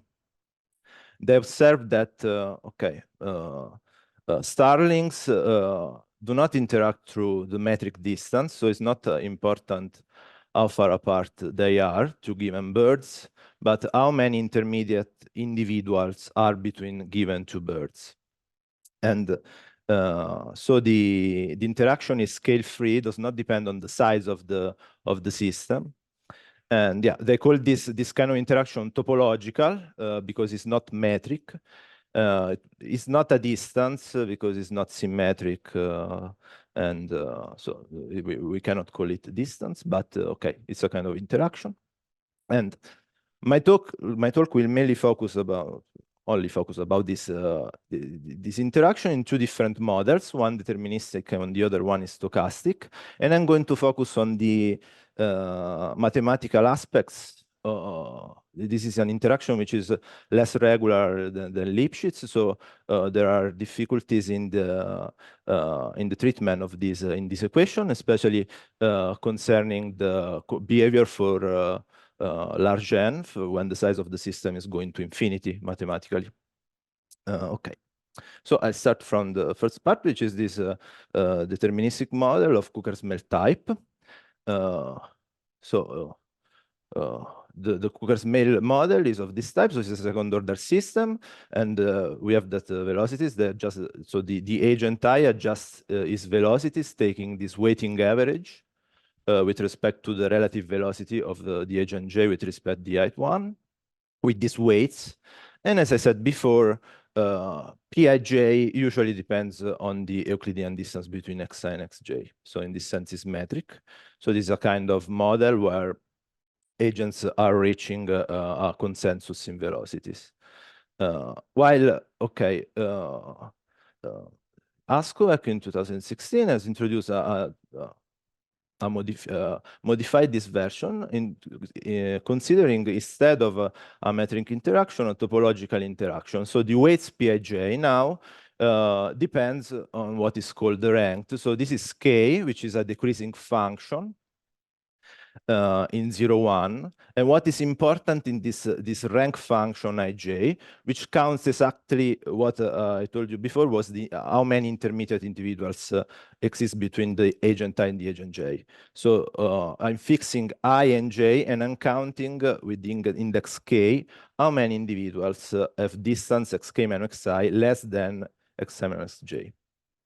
And as it will be clear in the next slides, I'm going to call this rank the mass of a measure in the ball of center xi and radius xi minus xj. And then I take k, which okay, physically makes sense to take it decreasing, because if the rank is higher, then okay, the topological distance is larger, and so it makes sense that two agents are interacting with a smaller interaction. Okay. So this is just a picture to understand what is happening. So this is the agent I. For example, if I take P12 is the topological distance between 1 and 2 is k of 4, because I have to count 1, 2, 3, 4, 2 agents, and then I have also to count them. Okay, there are some difficulties in the treatment of starting from the dynamics of this second-order system, of the n-particle system. So in general, the dynamics is not always well defined. For example, if I take 3 particles on a line, this is the origin, and I take one particle in -1, the other in +1, and they're going with velocity -1 and with velocity +1. And then the third one is not exactly in the origin, but is around the origin, perturbed with size epsilon. And if I take an interaction which is only with the nearest neighbor, what I get is that in general, the dynamics is not continuous with respect to the initial datum, because if the particle in the middle is on the right, then asymptotically the system, since the interaction is only with the nearest neighbor, is going towards the right semi-axis, while if the particle in the middle is on the left, asymptotically the system is going towards the left semi-axis, the negative semi-axis. And so when epsilon is going to 0, I'm not matching the dynamics. So what can be proved is that dynamics is almost everywhere well defined, in the sense that I can take a set of initial data which have of Lebesgue measured 0. I can define a flow. So I take this initial data X and V almost everywhere, and then I have this flow which is C1 in the positions and only C in the velocities, because in general the interaction have jump discontinuities. And moreover, what I can prove, since I'm reaching a consensus in the velocities, the support of the velocities of the particles are contained in a ball of radius RV, while the support of the positions are growing at most linearly in time. Okay, this was the result about the n particle system. But as I said, we want to focus about, since in general the systems deals with a huge size of individuals, the kinetic paradigm suggests to consider a distribution function f of xvt. So I'm counting the fraction of particles with position x and velocity v at time t in a determinate region. And yeah, I want to understand which is the equation fulfilled by the distribution function f. So in general, this answer depends on the magnitude of the interaction, of the total interaction. And in the following, I will consider a mean field scaling where each particle psi interacts with a particle j with an order of magnitude which is of the size 1 over n. In this case, so in the mean field scaling, I can consider what is called the empirical measure. So I take an empirical mean of the Dirac delta functions which are following the flow at time t, the dynamics at time t. And okay, doing a computation, computing against the test function, this measure, I can see that this is a solution of the second order system of the topological Cooker-Smale model, if and only if this measure is a weak solution of this nonlinear PD. So this is like a Liouville equation. Here I have a transport term, but here instead of having an interaction with a given external field, I have a nonlinear term where the interaction field, the force field, is generated by the measure itself. And this is an equation of Vlasov type. In the following, I'm going to denote SF, the spatial density related to F. So F is the distribution function in position and velocity. SF depends only on the position. And this is the interaction. And as you see, it's like in the second order in the Cooker-Smale model, but now I'm taking the topological interaction which is inside this K, and then I'm taking an average over the measure mu n. In the case of the empirical measure, this is exactly we are exactly rewritten what it was written before for the Cooker-Smale model. But in general, this is a nonlinear equation which makes sense for a given distribution f function, which can be, for example, in L infinity. And as I said before, this is the definition of mass of the spatial density. So I'm integrating the spatial density on a ball of center x and radius r. So then the mean field limit in this case is really peculiar, because what I have to prove is the weak continuity with respect to the initial datum of the Vlasov equation. Since the empirical measure is already a solution of the mean field Vlasov equation, the mean field limit is exactly the fact that if I start at time 0 with an initial datum for the nonlinear PD, which can be approximated by an empirical measure, with some initial datum for the n-particle system. Then can I recover this approximation also for positive times, where this convergence has to be interpreted in some way, for example, a weak convergence in the sense of measure. Okay, to quantify this, we introduce the Wasserstein distance over order 1. So I'm going to take decouplings between two measures, mu and nu, with respect to cost function, which is the Euclidean distance. And I will consider the case of compactly supported measures, so I don't need to consider finite phase moments. There is this result about the Kantorovich duality, which this Wasserstein distance can be written as a sup over the Lipschitz functions, using them testing again the Lipschitz function with Lipschitz constant less than 1, the two measures. And from this follows easily that the Weak-Star convergence of measures is equivalent to the convergence with respect to the Wasserstein distance. Okay, in the case the interaction is regular, so let me do an excursus in the case of a force field F, which is the minus the gradient of a potential phi, which is in this case with gradient of phi Lipschitz, let's say, or phi regular in general. This is a well-known theory, and the mean field limit can be proved. These are results that go back to the 70s, to Neunzert, Braun-Epper, Dobrushin. Sometimes these are called, this is called the Dobrushin estimate. And what is proved in this paper of Dobrushin of the 1979 is exactly that the solutions are in general weakly continuous with respect to the initial datum. And from this weak continuity, as I said before, you can prove the mean field limit. This is the result. So you fix a finite time capital T, and you compare a solution of the Vlasov equation with initial datum F0, which is X, for example, in general is a measure.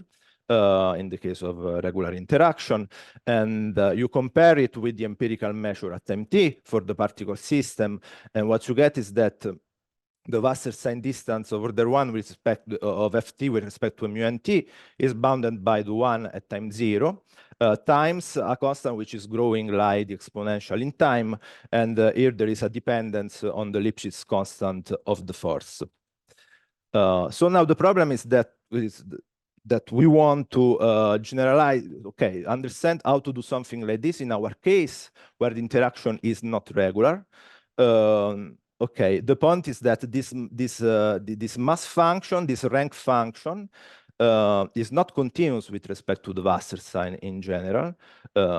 We have jump discontinuities.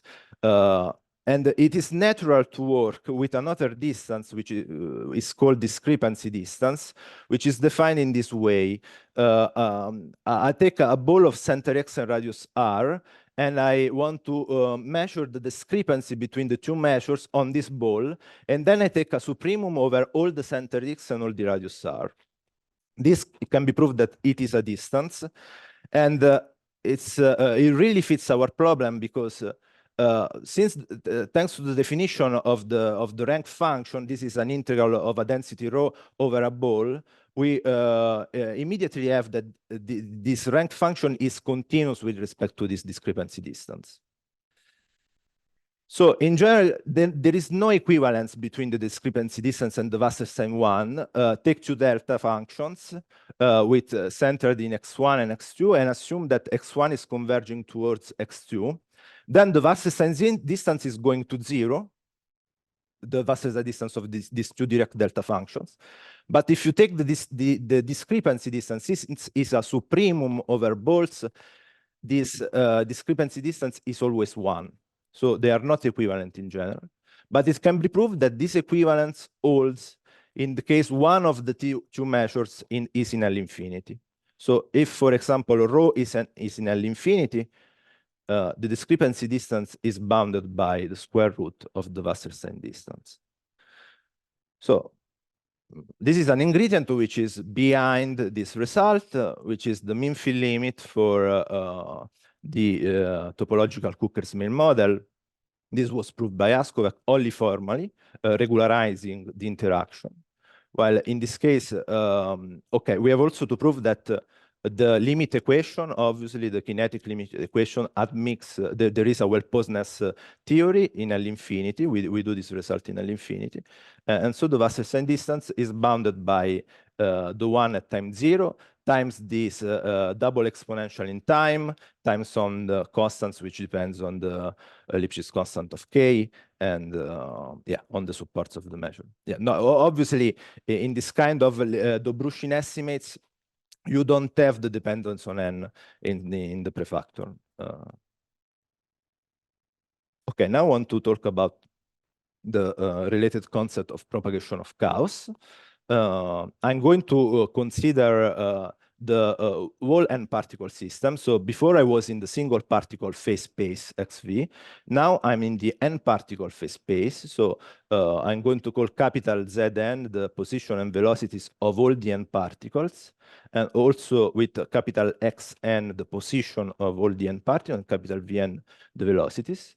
So I want to, so the evolution is deterministic of the system, but I want to consider a statistical description. So I want to consider particles which at time 0 are IID. So the distribution of particles time 0 is factorized, is the tensor product of F0, where F0 is in L infinity. And this is in some sense the chaos at time 0. And it can be proved. So this is the Eulerian version, if you want, of the Cookersmill model.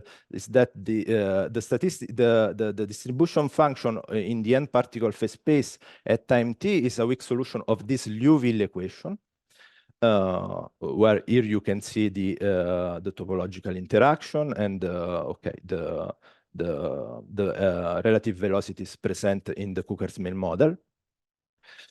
And now, if I consider a subset of particles of S particles, let us call the S particle marginals. So I'm going to integrate only in the position of velocity from the S+1 particle to the n. So I'm going to take a marginal with respect to the first S particles. Heuristically, what I can think is that if I fix the S group of particles and I send n to infinity, the interaction, the individual interaction are going to be negligible. And so each particle for large n is going to behave with an interaction which is only given, which is independent from the other, is only given by the mean with respect to the background. And so if this is true, the description given by the distribution function fns of the marginals at time t is similar to the factorized one, where I have the tensor product of the first S copies of ft. And this is what is called the propagation of chaos. I assume chaos at time 0, and then I want to prove that this chaos is also valid for large n for positive types, where ft, here I'm rewriting what I've written before, is the nonlinear Vlasov type equation with the topological W interaction. So this is the second result, which we obtained.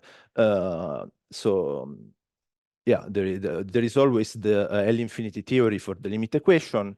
And what I can prove is that also in this case, for the S marginal distribution function, the distance with respect to the factorized one is going to 0 with constant which depends on n and depends on the dimension and times this prefactor. Yeah, okay. This kind of results of the propagation of chaos depends in a way or in another by a law of large numbers. And also in this case, to get this constants which depends on n, we applied a law of large numbers.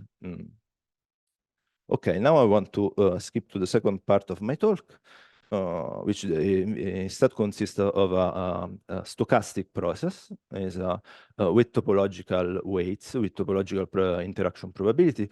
This was introduced by Blanchet and Descontes around 7-8 years ago. So let me describe this model. I'm going to take n particles with position xi and vi, and they evolve freely with free motion. So it's xi plus vit. And then at some random Poisson time, with intensity n. I choose one particle I uniformly, so with probability 1 over n. I choose another particle j with this probability pi ij, which are the transition probabilities. And yeah, these are, depends on this k, which is like in the previous slide, ellipsis, in previous slides, ellipsis function, and depends on the rank of I with respect to j. And then I'm normalizing it with the sum over all the n particles. And if you divide by n minus 1 and you multiply by 10 minus 1, you see that this is a Riemann sum. It's a Riemann sum. So it approximates the integral of the function k, which I'm assuming is 1. So this is more or less the 1 over n minus 1 k Rij, approximately. And what happens is that, okay, I'm choosing the j particle with this probability, and they interact. And so the particle vi follows the velocity of the particle vj, changing its velocity and taking the same velocity of vj. And then the system goes freely again, and until the next post-random time. If I write the Markov generator of this system, I get something like this. I have the free term, the free transport term, and then I have this jump discontinuities where this is a test function. And what it happens is that with probability pi ij, I'm jumping from the initial configuration, which is Vn, capital Vn, I was saying before, is the collection of all the velocities. And this is the pre-jump configuration, and the post-jump configuration is the one where I'm substituting the ith velocity with the J1. So this is the Markov generator. And if I write, let me call Wnzn the law of this process, and with Fjn and Fyn, here I'm considering just the first marginal. I want to write the equation for the first marginal, and what I get using the Markov generator is exactly this. So if there is the transport term, there is the pre-collisional term, and this is the post-collisional one. And what I see is that this post-collisional one depends on all the the law, which depends on every z, since this interaction Pij, this transition probabilities depends on all the configuration of the agents. So this is not pairwise. So I cannot use the symmetry of this distribution function, which is obviously symmetric in the velocities and is invariant under permutations. And but let me argue heuristically to deduce the limit kinetic equation. So as I was saying before, these transition probabilities are approximately this 1 over n k of the topological interaction.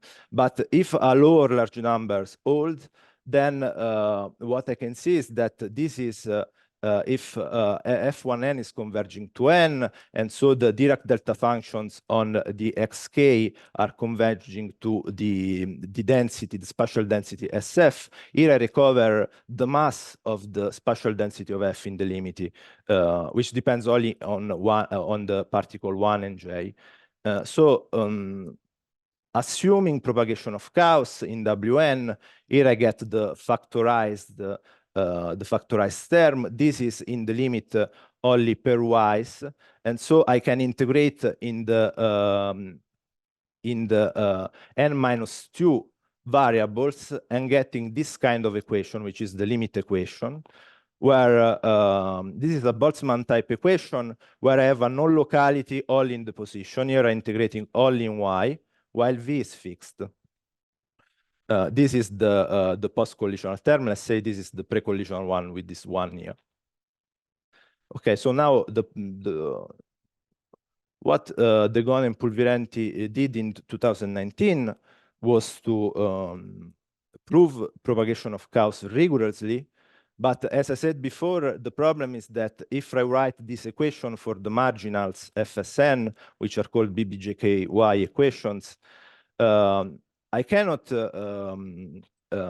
usually I have an equation of FSN of the S marginal, which depends on the S plus 1. But in this case, this is not true because the interaction is not pairwise.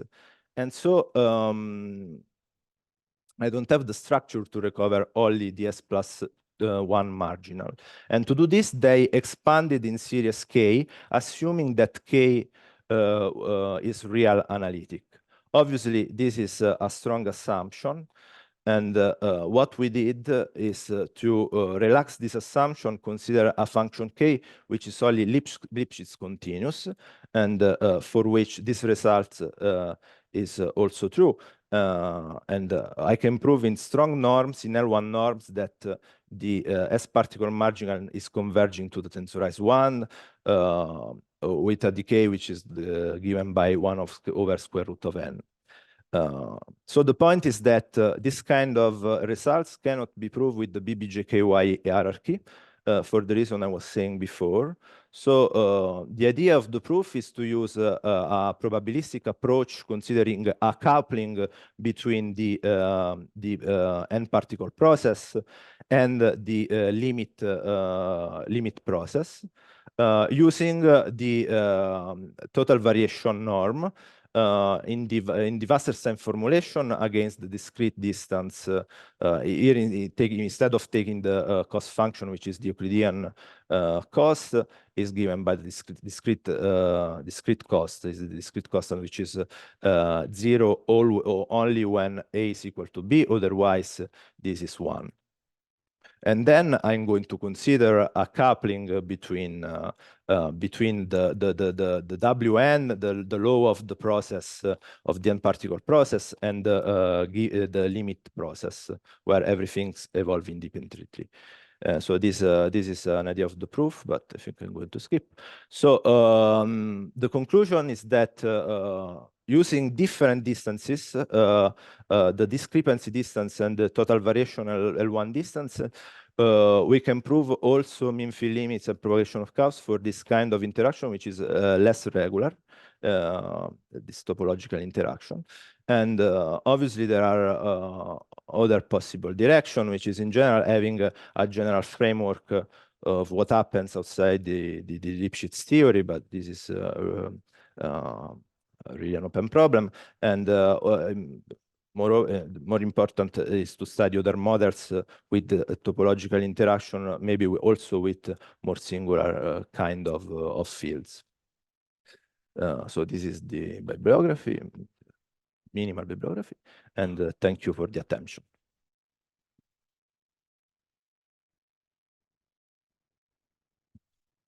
Okay, thank you very much for the nice talk. And do we have any questions from the audience? Yes.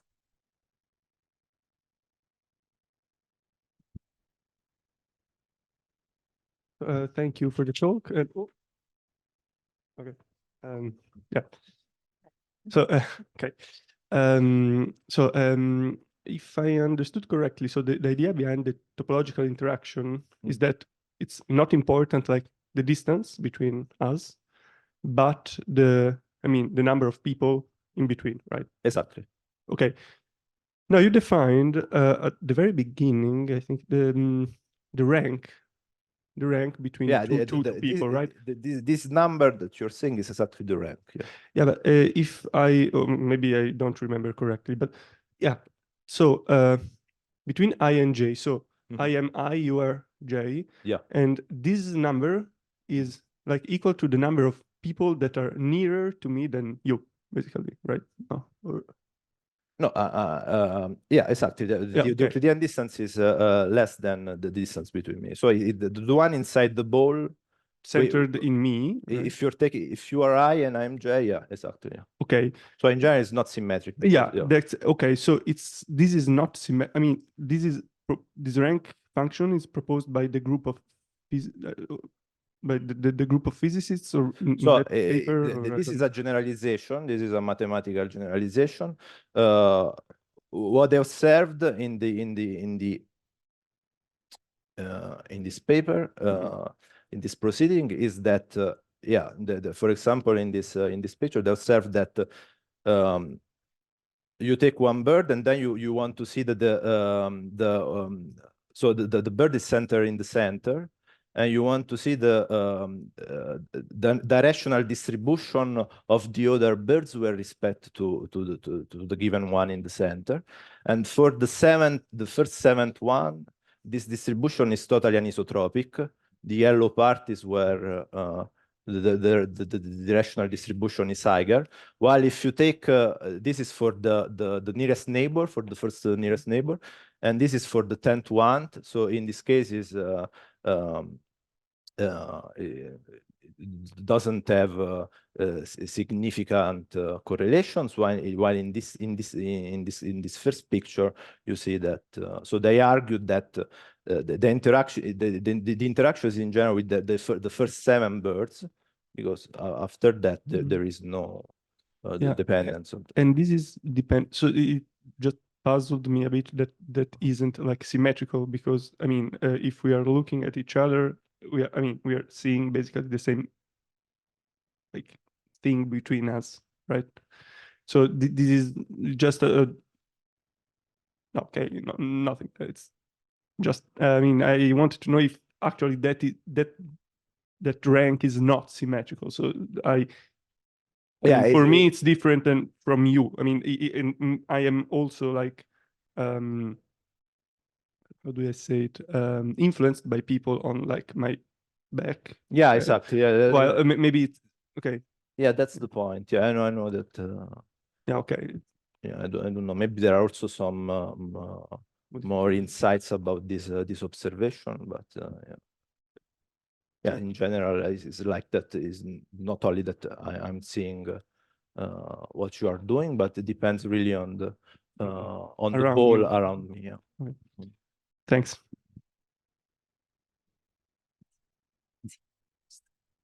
Okay, just a curiosity, if is there possibility to, instead of considering the ball, considering like some cone?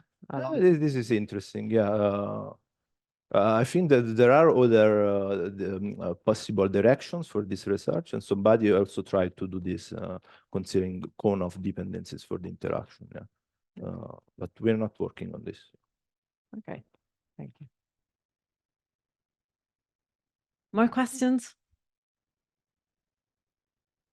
No more questions? Okay. If there's no more questions, then let's thank the speaker again, and we can all go to lunch. Okay, so now it's my pleasure to introduce Emanuela Radici from Università dell'Aquila. Yes.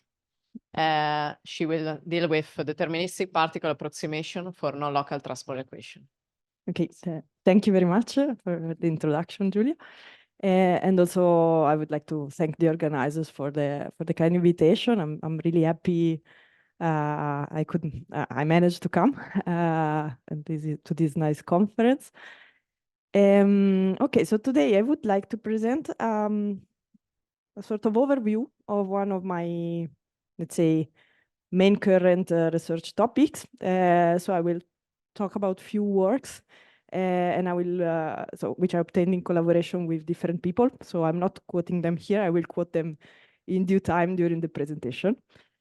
And okay, so first of all, I would like to start by telling you more precisely what is the class of transport equations I'm interested in, and some motivations. And then I would like to mention few aspects of these equations, which I consider interesting. And then I will, during the talk, I will discuss better 2 of them in particular. The first one, I can already say, is the possibility of approximate solutions via deterministic many-particle limits. And the other one is a sort of variational structure presented by these equations, which is that of generalized gradient flows in some more precise sense, which is not the classical Wasserstein one that I will introduce later. And then I would like to conclude by telling you some possible future directions. Some are already work in progresses, actually. Some others are really open questions instead. Okay. So let's start from a very simple situation. So let's assume to have n particles, which are located at positions xi at time t. And let's assume that these particles are interacting thanks to some non-local interaction potentials that we call W. That depends only on the relative distance between the particles. So it's the classical metric one, not the topological that we heard today. In the setting, I will just talk about first order stuff. So I'm assuming that my particles are actually kind of intelligent. They are reacting immediately to inputs. Okay, I have mostly in mind applications to socio-biological context. So sometimes this can be considered a realistic assumption or not. But for the talk of today, we assume that we have this instantaneous reaction of the reaction of the particle, and so we can neglect inertial effects.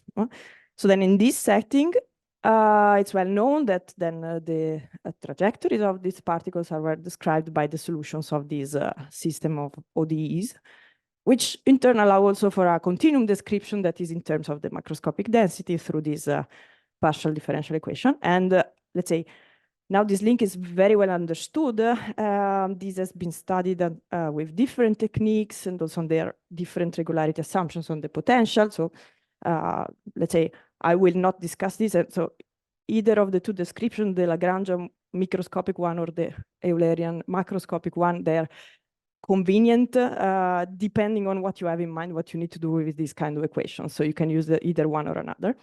And let's say this is not the object of interest of my talk. I wanted to start from this equation to underline one feature that is actually very intuitive. That is when the interaction potential is attractive, what happens clearly is that your particles, they tend to concentrate, and so in turn the macroscopic density can blow up.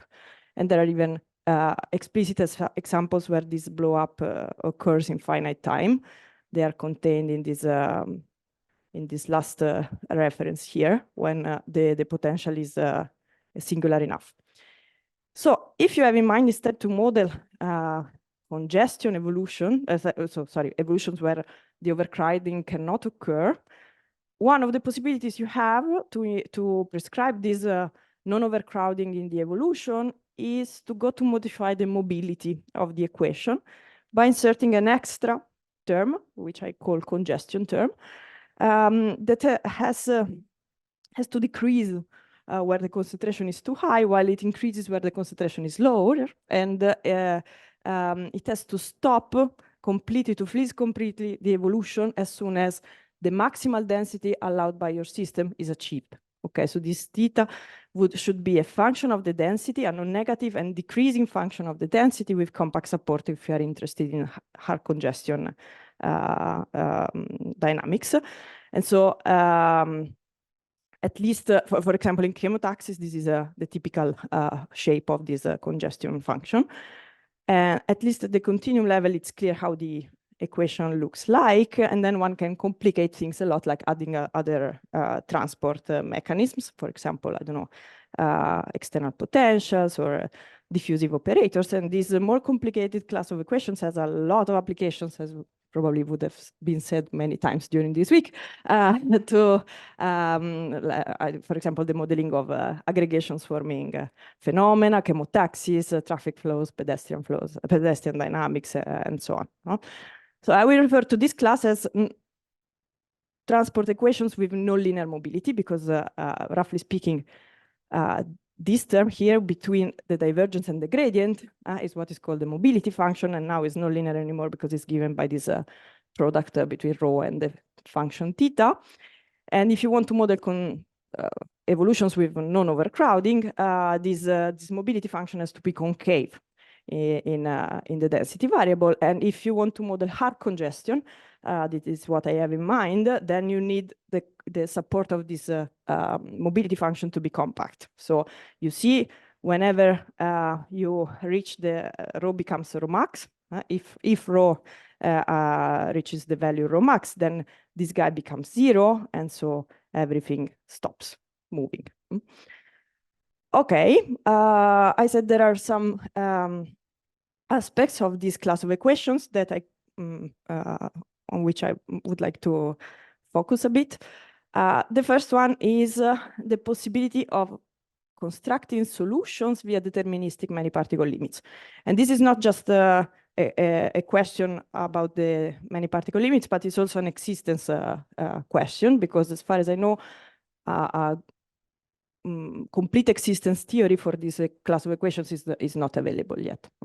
We have some partial results in 1D via the deterministic many-particle limit. So I will only talk about 1D today. And the fact that it's difficult to construct solution is precisely because there is this congestion term, because this theta depends locally on the density. Okay, and so when you want to construct approximations of this solution, first of all, you need to have functions, because then you need to evaluate theta somewhere. You cannot have measures. And second, the least compactness you need to pass to the limit in this equation is strong L1 compactness.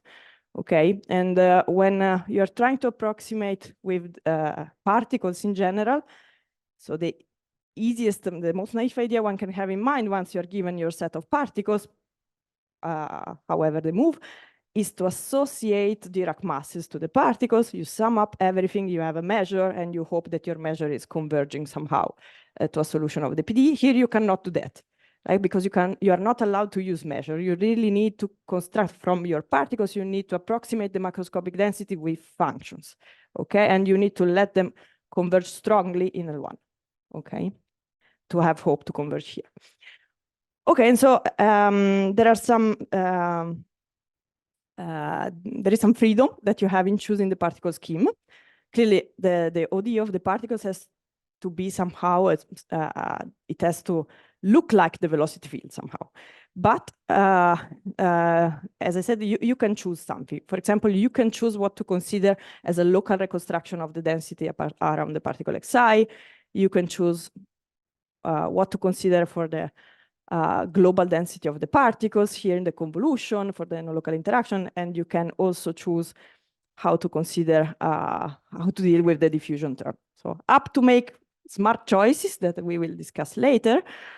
In 1D, we can say something interesting, that is that the congestion term is actually doing its job also at the level of the particles, in the sense that the presence of this theta, if up to choose rho I smartly, will prevent the particles from colliding. So this means that the particles can never go too close to each other. And since we are in 1D, we can also take advantage of the fact that the particles are ordered. And if they don't collide, it means that they maintain their initial order for the whole evolution.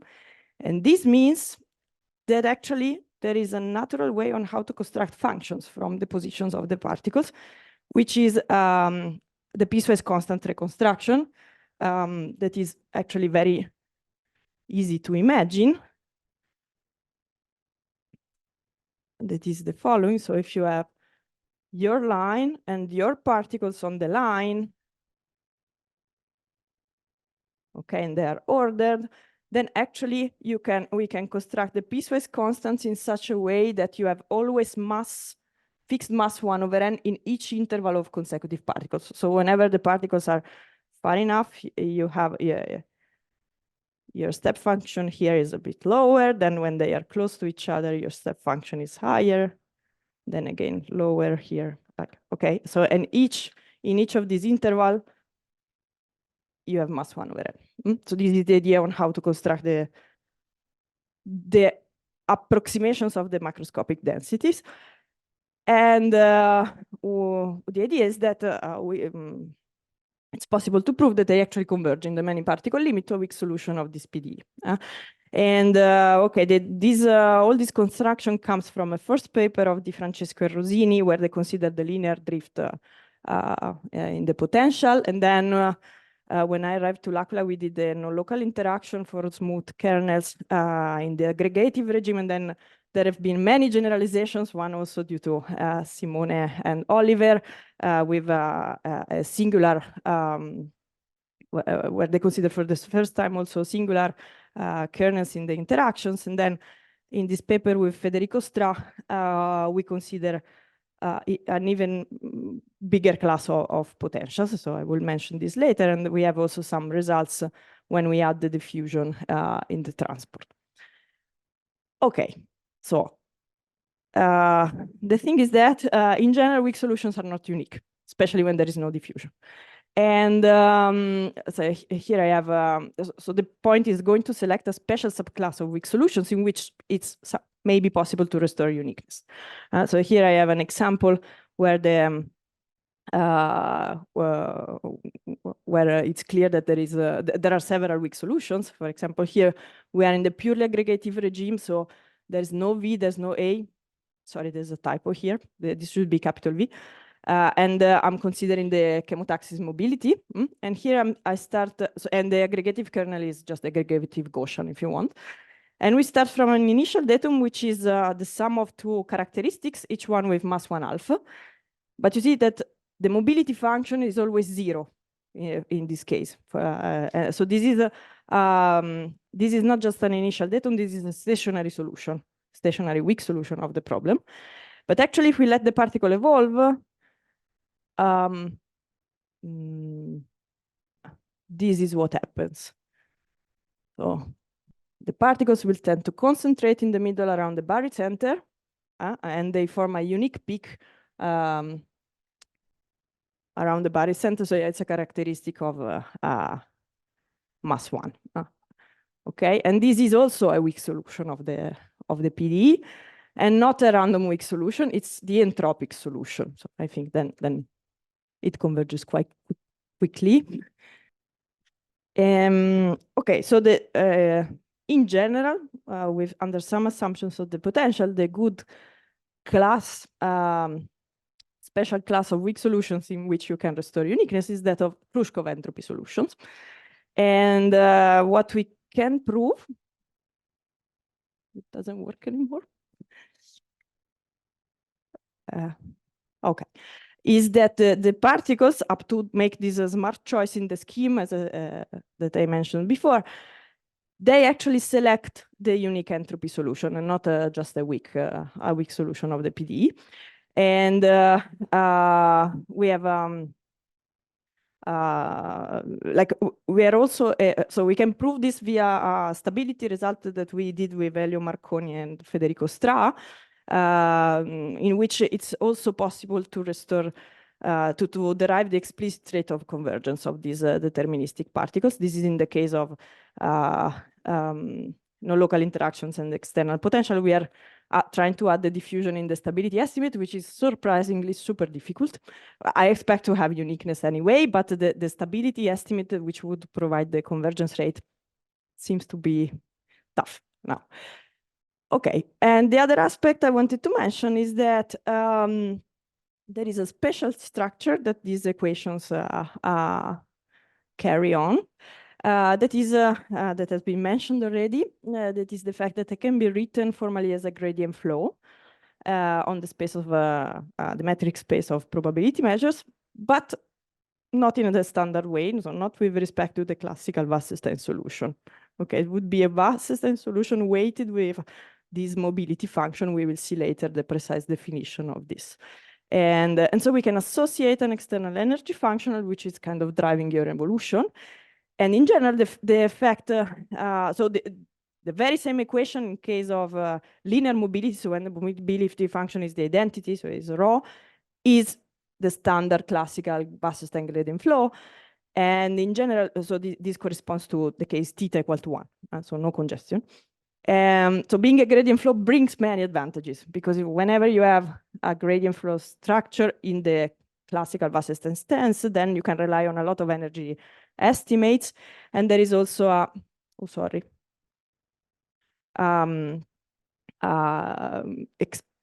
let me say, explicit iterative scheme, which you can iterative scheme that you can use to build solutions of the PDE. So, which is comes from the minimizing movements of the Georgian. It was introduced by Jordan Kindelehrer and Otto. So we call it JKO scheme. And let's say this is all for the linear mobility case. Okay. Formally, when we have the really decongested evolutions with the nonlinear mobility, the structure is the same one, but we don't know, there's no tools from the theory. So we don't know if we can rely on these energy estimates. We don't know if the JKO scheme works. We know nothing in that case. And there are some partial results in this direction. Let's say one is from Simone and Oliver, more in the spirit of the energy estimates. And then we have a result with Simone Di Marino and Lorenzo Portinale, which is more in the direction of the JKO. Okay, but they are only so far partial results, and also only when the energy involves just the external potential. I will mention it later. So far I mentioned three aspects of this equation, and in this talk, I would discuss better the deterministic many-particle limit, or like in particular in this in the results that we have in these papers jointly with Federico, Sara, and Eris. And then I hope to have time enough to tell you at least the results of this paper with Simone Di Marino and Lorenzo Portinale. Okay, so what is the smart choice of the particle scheme? Basically, the smart choice comes from a discretization of the evolution in a different formalism. That is the formalism of the pseudo-inverse setting. So whenever you're given a probability measure, you can always associate with the cumulative function and the so-called quantile function or pseudo-inverse function. So the cumulative, the distribution function, so the cumulative function, like is always when defined, it takes values in 0, 1 if you have we start from a probability measure, while the quantile function is, wherever this makes sense, the inverse of the cumulative function. Okay, so it's defined on 0, 1, so the variable is like the mass, and in the image you have positions. Okay, so very roughly speaking, whenever you have mass z, so some number between 0 and 1, the quantile function in z is telling you what is the first position in space where your density rho already covered mass z. Okay, so if rho is strictly positive, so it has no vacuum region, then the cumulative function is strictly increasing, so it's invertible, and the quantile function is precisely the inverse. Otherwise, when you don't have a connected support in rho, okay, then you have plateaus in the cumulative functions and vertical jumps in the quantile function. The quantile function by construction is always increasing. Okay, and when you have atoms in rho, they result in plateaus in the quantile functions. Okay. Okay, so just to understand how this discretization works, let's consider a toy model, so an evolution of this form with the mobility and some. This comes from an external potential, if you want, a drift, whose gradient is so we are in 1D, so this is just a standard derivative as a sign. This is negative, and let's exploit this relation between the density, the cumulative function, and the quantile function. Okay, so the density is formally the derivative of the quantile function, right? Sorry, of the cumulative function. And the cumulative function is the inverse of the quantile. And so you have a relation between the density and the derivative of the quantile function, actually 1 over the derivative, okay?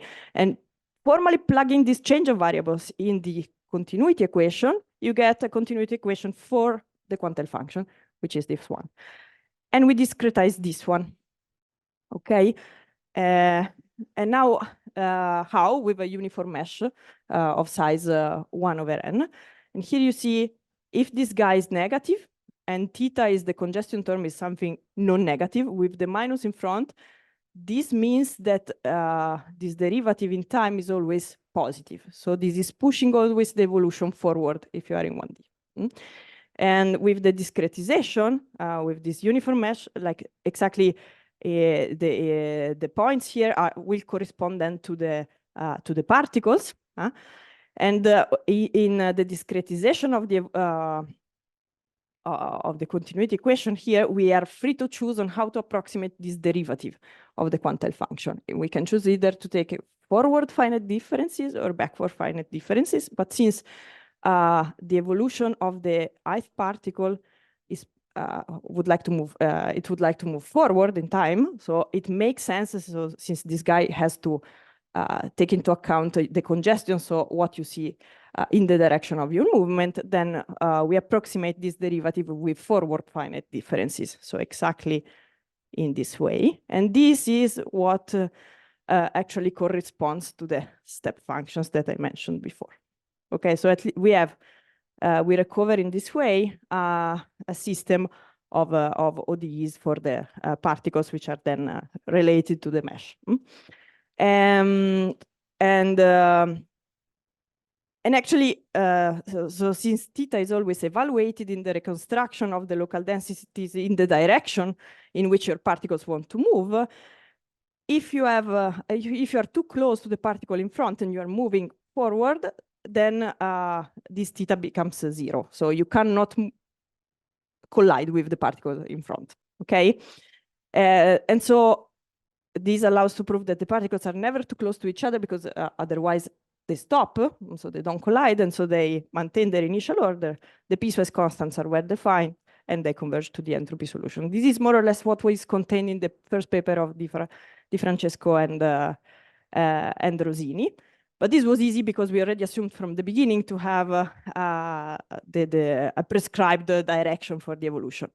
So in general, it's not the case. But okay, here I rewrite the equation, like separating the diffusive term from the other terms, because the way, and through the very same change of variables that I mentioned before, we can rewrite the continuity equation for the quantile function. And here we are free to choose few things, like how to discretize this, how to approximate this derivative, and how to approximate the derivative for the diffusive operator, okay? And we do different choices. The choices for the diffusive term is actually, we stole it from, I think the first time it appeared in the literature is from, mainly for numerics purposes, from a paper of Giovanni Russo. And then Loren Goss and Giuseppe Toscani studied these schemes just for the diffusion at the level of the quantile function. And they made the very same choice here, and they could prove that these schemes converge at the level of the quantile function, while instead we are interested in convergences at the level of the densities, which they could not achieve because they had not enough regularity to do the backward change of variables. While here for the other transport terms, we make this choice. We look at the total contribution of the vector field. So altogether, the particles can either push forward or backward, so depending on the sign. And then we approximate this derivative accordingly. So if this guy in the discretization with the uniform mesh is positive, so the positive part is something which is really meaningful, then this derivative will be approximated with the forward finite differences, otherwise the backward one. So it means that theta will look at the density that the particle sees with the particle xi plus 1, if the vector field is pushing forward, and it will look at the particle xi minus 1 if the velocity field is pushing backward, okay? Which makes sense.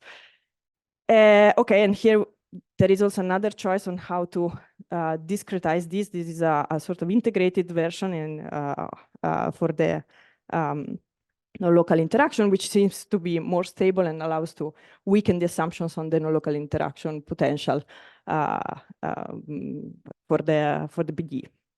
Okay. So what are the results? In the non-diffusive regime, we have a result with Federico Stra, in which we are able to consider no-local interaction potentials and external potentials, which may be singular at the origin.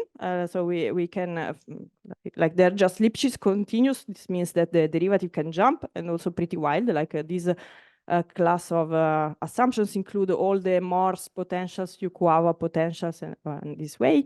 And we can let also depend on time very wildly, just in L1. So we don't need to prescribe any aggregative repulsive regime. We don't need the symmetry, and we can, so their behavior can change in time. And with the scheme I just described, but without the diffusive part, with either of the two choices for the sampled or integrated approximation of the nonlocal interaction, the corresponding piecewise constants, which are constructed from the solutions of these schemes, particle schemes, converge to the unique entropy solution of the Cauchy problem, provided that the initial datum is has compact support, is bounded, and it has bounded variation. Okay, and I will go very quickly on the. I wanted to give you an idea of the proof, but I will just go to the compactness part, which is what I care more. So here you have the initial datum as compact support. So there is a very intuitive idea on where to place the particles at time 0. So you basically discretize the support of your initial datum in such a way to have exactly mass 1 over n in each interval between the consecutive particles. You do it iteratively. And then you let the particle evolve. And what happens is something like this, so that the particles, they never go too close to each other. So we can really prove a discrete maximum principle, because when they are too close to each other, what happens is that theta becomes 0. And so they can only move in the other direction and separate. Okay. So this tells you that the piecewise constants are well defined and uniformly bounded from above. And the point is, how can we make this sequence of piecewise constants converge? Because we need strong L1 compactness. So technically, one would need to control L1 oscillations in space and L1 oscillations in time. And actually, the oscillations in time may be very wild. And L1 control is, I think, unachievable. And we can rely on a very smart generalization of the Abelian compactness argument due to Riccardo Rossi and Giuseppe Savare, which says that if you control the oscillations in space in a stronger form, then you are allowed to control oscillations in time in a weaker form. And the exact combination in our case is this one. So we have to control the size of the supports uniformly and the variation, the total variations of the step functions uniformly. And let me already say that to control this, we still rely on a good control on the supports. So to get these uniform estimates, we need this one anyway. But in turn, we are allowed to control oscillations in time in a very weak topology, which is Wasserstein 1. And this is something doable if the initial datum has finite variation. Okay, with this, we get L1 compactness.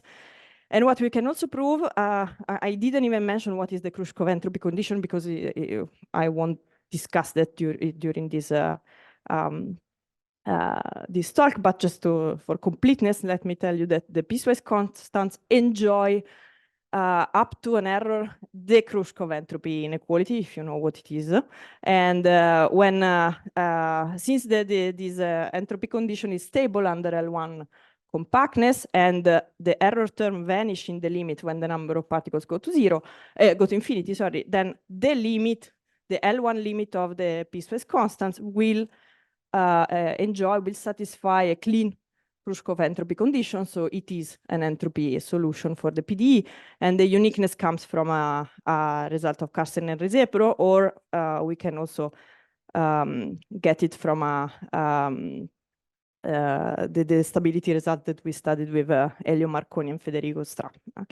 Actually, we need to use the result of Marconi and Stra, because here the potential, the flux depends on time, while in Carsten and Resebro did not depend on time. Okay, while when there is diffusion, the situation is a bit different. Actually, okay, here in this result with Sara Daneri and Eris Runa, we wanted to do something completely different that we didn't manage to do. But the byproduct of our failure was that we could prove the convergence of the particle scheme for the diffusive aggregative, actually, for the non-local interactions, we don't need to prescribe the regime. But we could get the compactness of the particle scheme at the level of the density. So we could answer to the question of Goss and Toscani. And in this first result, we studied the case where we don't consider the congestion. So here, It's a standard gradient flow evolution, so without the congestion term. And what we can say here, if you want, in the class of diffusions, you can have in mind all the porous medium, no matter what is the exponent. It's enough to have an initial datum which has finite energy. So here it's a standard gradient flow, so it's clear what is the energy. And then we can construct solutions of this PDE, which also appeared in 1D, in the talks before of today, when the initial datum has finite energy and finite first moment that it's bounded.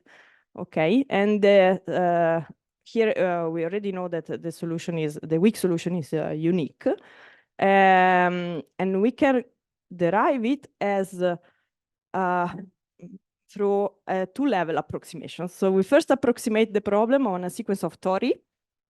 Okay, and on each torus we do the deterministic many-particle scheme. Okay, so the idea is the following. You have these gradient flow evolutions on the torus with size, fixed size, and you approximate also the initial datum with something which has no vacuum region, but it's well approximating the original initial datum on the real line. And so this is a gradient flow with respect to this energy, and if the energy of the initial datum on the real line was finite, then the energies on the tori, they are actually gamma converging to that one. So up to choose a smart approximation, also the energy of the initial data on the problem of the torus are finite. And what happens is the key estimate is that the energy estimates along the piecewise constants, with the particle scheme that I mentioned before, which is the intuitive one, they remain bounded. Okay, so, and this uniform bound on the energy provides everything. It provides uniform estimates for a sort of discrete W12 norm of the diffusions. And this is what gives us the maximum principle for the diffusions and also for the piecewise constants, and also the L1 compactness on the torus. And because here it's not, since we are not considering the nonlinear mobility, we don't have the congestion term, we are not even sure that we have a maximum principle, but indeed we have, thanks to this. And since all the estimates for the L1 compactness or the torus can be proven to be independent from the torus size, then we can also derive compactness of the solutions, the sequence of solutions on the tori to the solution of the original problem on the full line. And then we can re-add the nonlinear mobility in the problem, but I actually don't want to discuss this too much because I'm not very happy about this result with the nonlinear mobility because we have convergence again to what you expect if the initial datum has finite energy, is in BV, is an L infinity and with finite first moment, and if it's it has no vacuum region. But if we also have convergence without these two assumptions on it, so the exact counterpart to the linear mobility case, but we converge to a different equation where we have a leftover here, which basically comes from the fact that we don't have anymore a minimum principle for the particles. So whenever the number of particles go to zero, the distance between consecutive particles is not automatically going to zero, and this is responsible for this extra term which appears where the density is zero, actually. So this term is precisely what you expect on the set where rho is positive, but where rho is zero, it's still there. Okay, and the idea is similar to the one as before, like you do approximation on the tori and you study, you exploit the uniform energy estimates there. Okay, and then in, sorry, how much time do I have? Okay, I would like to tell you something about the generalized gradient flow structure of these equations with the congestion. And I said what I want to say is more in the direction of generalizing the JKO scheme. Okay, so let me first take one step back and tell you what is the JK scheme. Like in the finite dimensional setting, this is very clear. It's an evolution of this form for which if you discretize the derivative in time, so what you get is the analogous of the implicit Euler scheme, which can be interpreted as the optimality condition of a minimization problem up to have some good assumptions on the energy. So this corresponds to the optimality condition of this minimization problem. And the solution here is then the minimum of the problem. So there is a direct link between this type of evolution and this iterative scheme, okay? And the way how this scheme is formulated is super handy because technically, like this, it does not involve any kind of derivative. So one can reformulate the very same scheme in different frameworks. So, for example, in the metric framework of probability densities with a suitable replacement of the distance. So here, everything was in the Euclidean setting with the Euclidean distance. So you just need the space and the distance. So if you choose the space of probability measures with finite second moment and the corresponding Wasserstein distance, which makes this space complete, then the very same scheme produces a sequence of measures which can be interpolated in this way, for example, with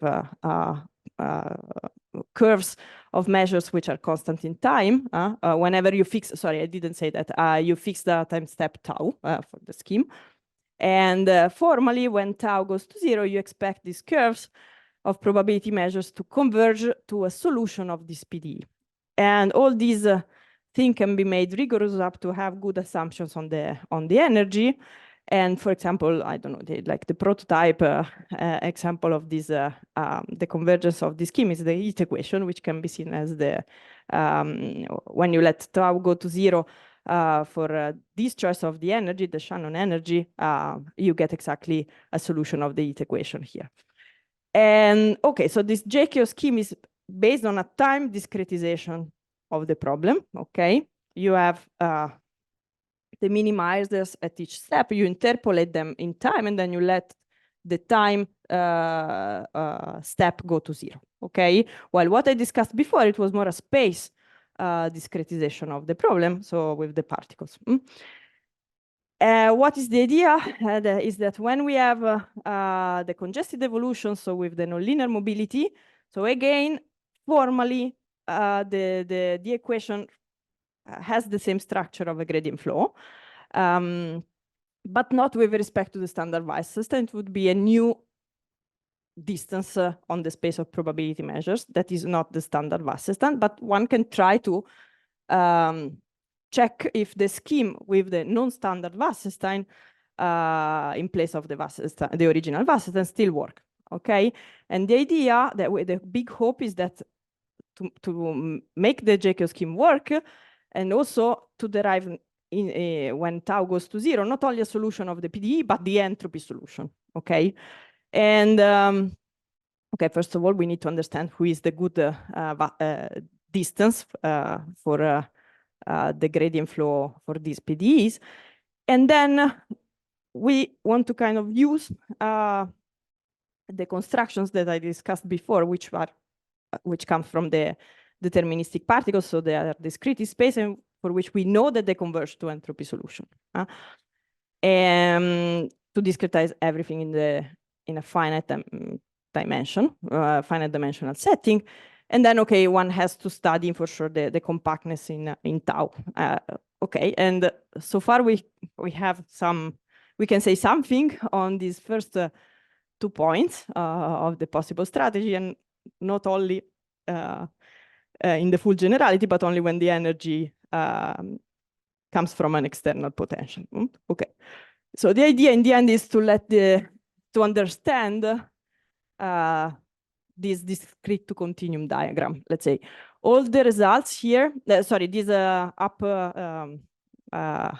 arrow, blue arrow, is let's say concerns the results with the deterministic particles approximation. So there is time is continuous there. Okay, we discretize only space with the particles, and we try to do the many particle limit to see if we converge to entropy solutions in the fully continuous continuum setting. And what we would like to do is the vertical arrows, so the convergence, the compactness in time, and the partial results that we have with Simone and Lorenzo, they deal with the bottom red arrow, which means putting in relation the JQ steps at the continuum level, so in the real line, let's say, with the JQ steps of a discrete in space approximation of the problem, okay, which we build through the deterministic particles, okay. We know that here we have convergence to entropy solutions. Now we have some convergence results here. If we can prove that in here we converge to the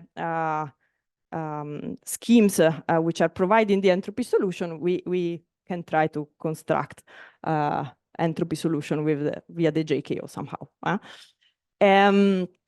Okay, so what are the generalized Wasserstein distances when there is the congestion? So very briefly, let me recall the what is the classical Wasserstein distance when you are given two probability measures and a cost function that tells you how much the cost of moving unit masses from point to point. Then one can formulate the optimal transport problem in this way as a minimization of all the possible transport plans with fixed marginals, which are the first and the second measure, like the target measures of your problem in this way. And when the cost has exactly the shape of being a p-power of the distance between the points, then the optimal transport problem actually defines the so-called p-Wasserstein distance on the space of, which is a distance on the space of probability measures with finite p moments. And this is the static formulation of the Wasserstein measure. The standard Wasserstein measure allows for 4 formulations. This is the first static primal one, then there is the static dual one, the dynamical one due to Benamou and Brenier, which for which the measure can be reformulated as an infimum over this action functional among all the couples rho T, which solve the continuity equation where rho T is a curve in the space of probability measures, which is connecting. So at initial time and final time, it's equal to the 2 measures of which are trying to compute the Wasserstein distance. And this distance actually also allows for a dual dynamical version, but I won't quote it today. What I wanted to say is that this dynamical formulation actually is very handy because here we can incorporate somehow the congestion effect. Okay, so this is when we have the nonlinear mobility, so we have a concave function with compact support. There is a standard way on how to generalize this dual formulation to incorporate the nonlinear mobility. So which is by considering the continuity equations with the mobility in there, okay? And you have several, so this is not new. This was introduced for the first time by Dulbon, Nazare, and Savare.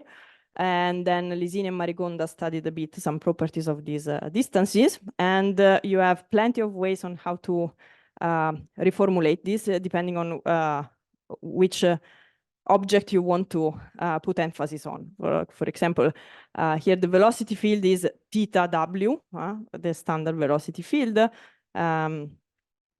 So up to pass from the velocity field to the other vector field and the flux, you have this way to write it, this other way to write the action functional, in which is visible that here you have something at the denominator appearing. So these distances are way more singular than the classical Wasserstein ones, because theta, as I told you, is 0 at rho max. Okay, so here you have a singularity appearing And this is also visible when you rewrite it in terms of the flux. Okay. So I told you already, today I will just talk about one dimension and when the energy is an external potential. So, but already some meaningful examples are included in this setting, for example, the traffic flow. And the idea is this one. When you have, as I told you, I want to consider the deterministic particles I mentioned before. And the particles, I could prove that in 1D, they maintain their initial order for all time. So we can make a link between the particle scheme and points on the cone, n+1 dimensional cone, where all the components are ordered, so are strictly increasing. So each point in this cone is actually describing one set of particles. And then, so this is a finite dimensional manifold. We can define distances on the cone, okay? And these distances, we define them like trying to keep in mind the structure of what was the generalized Wasserstein distance with the mobility, okay? So you see, this definition here is very similar to this one, like the action function.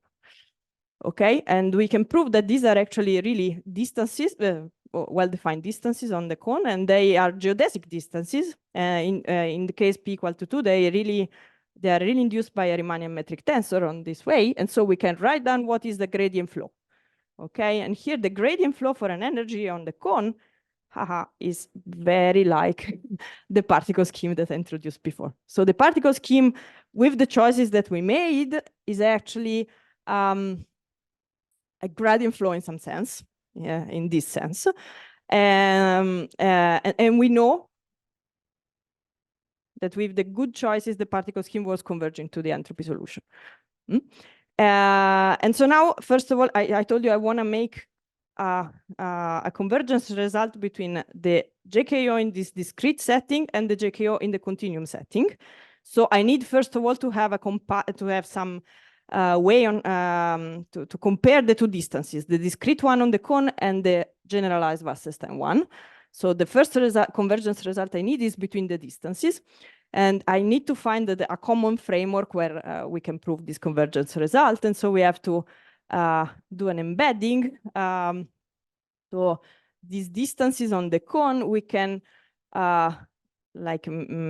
rewrite them as distances between empirical measures, and empirical measures are associated to the positions which come from the components on the point on the cone. Okay, and so now we have two distances on the space of probability measures. This one, which is defined through the distances on the cone, only on the empirical measures, and the standard, the generalized Wasserstein distance with nonlinear mobility. And what we have is a gamma convergence result. So these distances which are finite only on the empirical measures, they gamma converge to the Wasserstein distance with nonlinear mobility in Wasserstein Q for every Q. Okay, so we have the gamma Lim-inf inequality. So gamma convergence means that you have to prove a gamma Lim-inf inequality, sorry, a Lim-inf inequality and a Lim-sup inequality. The Lim-inf inequality is even stronger than what we need for the result. We can prove that for any sequence of points on the cone, and so the corresponding empirical measures for empirical probability measures, which are vaguely converging, so narrowly converging to probability measures, then the Lim-inf of these distances, which comes from those on the cone, is always bigger or equal than the Wasserstein distance with nonlinear mobility between the two measures. And then we always have a recovery sequence in Wasserstein Q for every Q, for which we have the other Lim-sup inequality. And then with this notion, okay, we can prove the same, sorry, also for the piecewise constants, the exactly very same result. And then the last thing is that we also have the gamma convergence of the JKO. So in the discrete setting with this canonical identification of the points on the cone and the empirical measures in the space of probability measures, we have at each time step the solutions of the JKO scheme in the discrete setting, so only which basically here takes into is finite only when you have empirical measures. And if we fix the time step and we let n change, so capital N, the number of particles, we have a sequence at each time step of the JKO. We have a sequence of minimizers.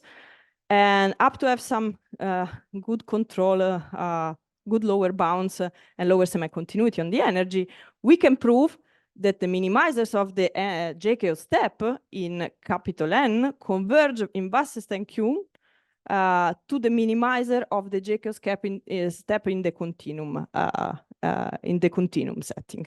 Okay, and so this is what we expected, and we know that the minimizers of the discrete problem technically should behave like a gradient flow there.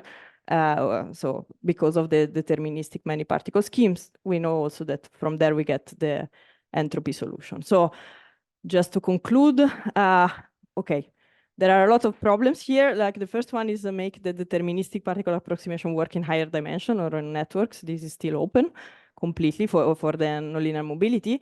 And then we need to understand the compactness in the tau, so in the time step, in either the continuum or the discrete setting.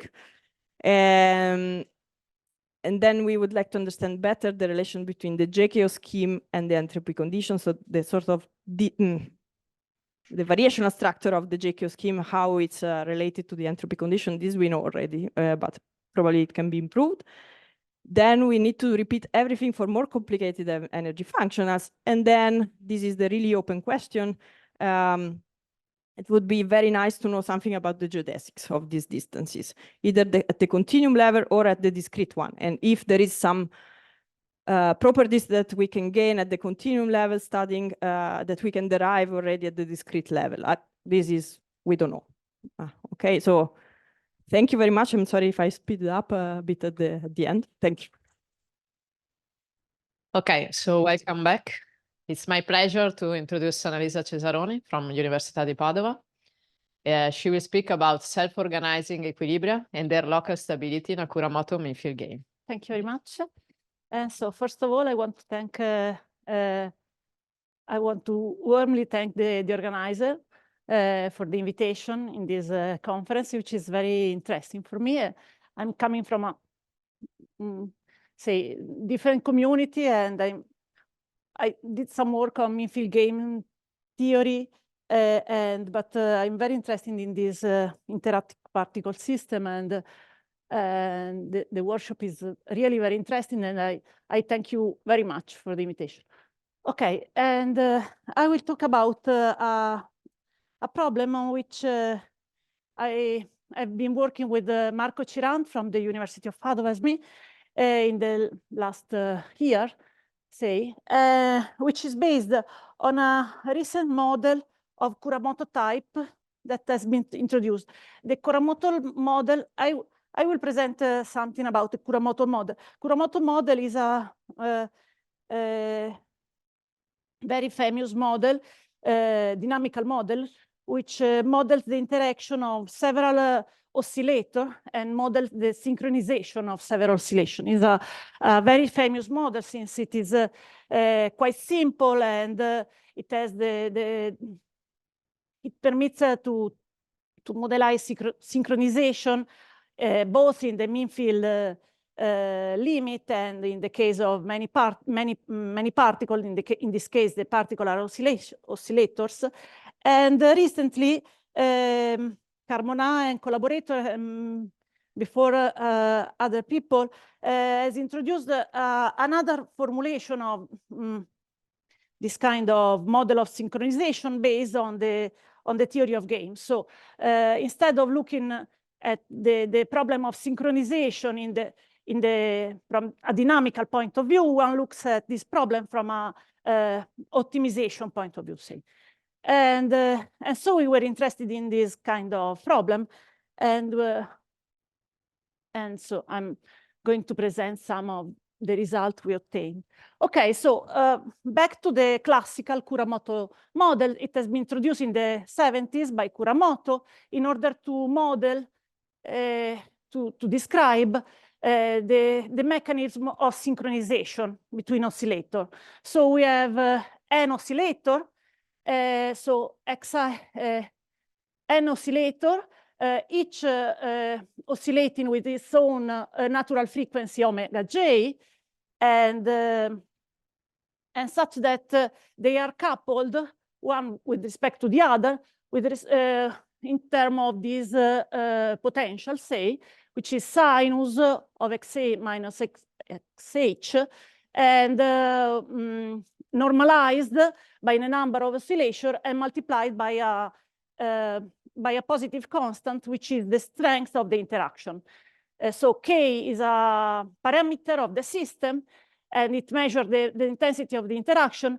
And this model is quite simple, but actually one can see that the remarkable feature of this model is that there exists a threshold for K, for the value of K, such that below this threshold K, Kc, say, there is no synchronization of the oscillator, and so the oscillator are completely incoherent, and so they are not synchronizing one with respect to the other. They are not synchronizing their phases. And above this parameter, this threshold parameter Kc, one see that synchronization starting to appear, and when K is going to plus infinity, that actually one has complete synchronization. So all the oscillator oscillate at the same frequency. Okay, and as it is written here, it is not completely clear that it is, say, as n goes to plus infinity, as it's a mean field kind of equation. But if one change the variable and introduce the average phase and this parameter RT, which measure the coherence of the oscillator population, and define in this way, then the previous equation, the previous system of n equation, reduces to this system of mean field equations. So every oscillator, the phase of every oscillator evolves according to this equation, where here there is K, the strength of the interaction parameter appearing, and then there is the strength of the interaction parameter, the interaction strength is multiplied by this factor, which is coherence, and which is between 0 and 1. And with the coherence equal to 0, we have completely incoherence of the system. With R equal to 1, we have completely synchronization. Okay. And so if R equal to 0, we have no coupling, and every oscillator evolves according to its. Okay, and as I was saying, this model is quite simple, but is widely studied, and because it has, even if it is so simple, it has the remarkable feature that this kind of bifurcation appears at a certain point. So there exists a critical threshold, Kc positive, such that, which depends on the natural frequency of the oscillator involved, and such that for K strictly less than Kc, when the strength of the oscillator is too weak, say, the oscillator in some sense are incoherent. So they behave as they were uncoupled, in the sense that in the limit as t goes to plus infinity, in the long time limit, then actually the coherence decay to 0, and the incoherent state is stable, say, dynamically stable, is linearly stable, say. And when K arrives at the value Kc or is bigger, then other stationary states appear in the system, which are the partially synchronized states. So we have the incoherent state, which is always there, and also partially synchronized states appear in the system, and the incoherent state become unstable, for the system, dynamically unstable, and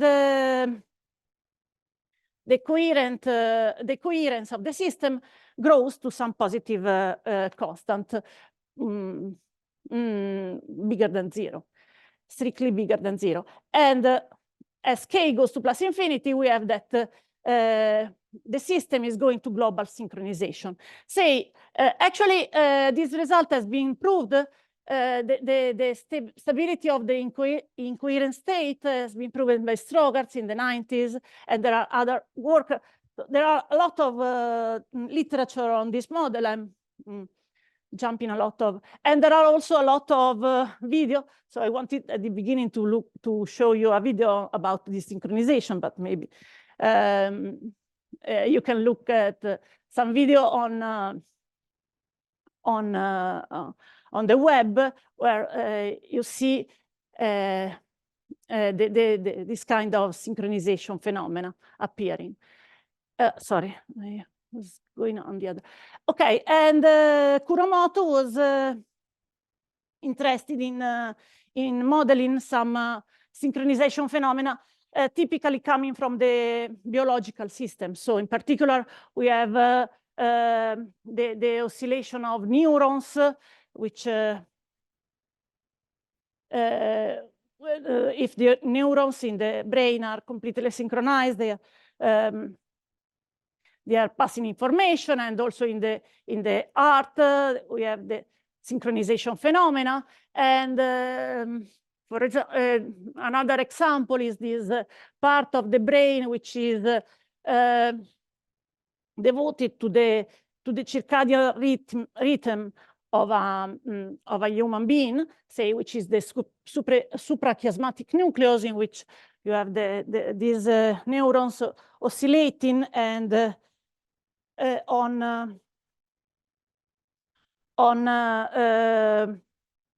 on a cycle of 24 hours, more or less, slightly bigger than 24 hours.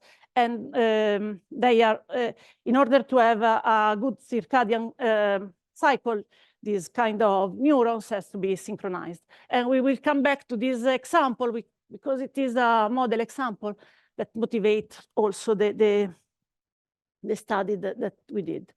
Okay, and okay, the other example are the synchronized flashing of fireflies, etc. Coming to the biological setting. Okay, and so we pass to the, say, Mekin-Vlasov case. We send the number of oscillator to the plus infinity. So first of all, we add a disturbance, a Brownian motion disturbance to the model. And we rewrite the system passing to we rewrite the equation as an equation for the evolution of the empirical measure. And then we consider the mean field limit as n goes to plus infinity of this system. So actually, one expect then if n goes to plus infinity, the empirical measure converges in the vague sense, in the weak sense, to the law of the generic oscillator, of a generic oscillator xt, which satisfies this, say, mean field equation, which is Mekin-Vlasov equation. And where we have here, here I have two integrals, sorry. The integral of the potential is sinus of y minus xt, averaged by the law of the generic oscillation. And y, the state space, is living in minus pi for me, because I consider the phase in the interval minus pi. And so, at least formally, one can observe that actually, very formally, so just up to a translation, we can assume omega equal to 0, and also using trigonometric equality, one can observe that at least formally the previous equation, this equation, and also without the Brownian motion, can be seen as the gradient flow of this energy. So So this McInnes equation is in some sense related to this energy that is going to appear also in the other model, in the model in which we interpret this. We want to look at this synchronization phenomena from the point of view of optimization. Okay.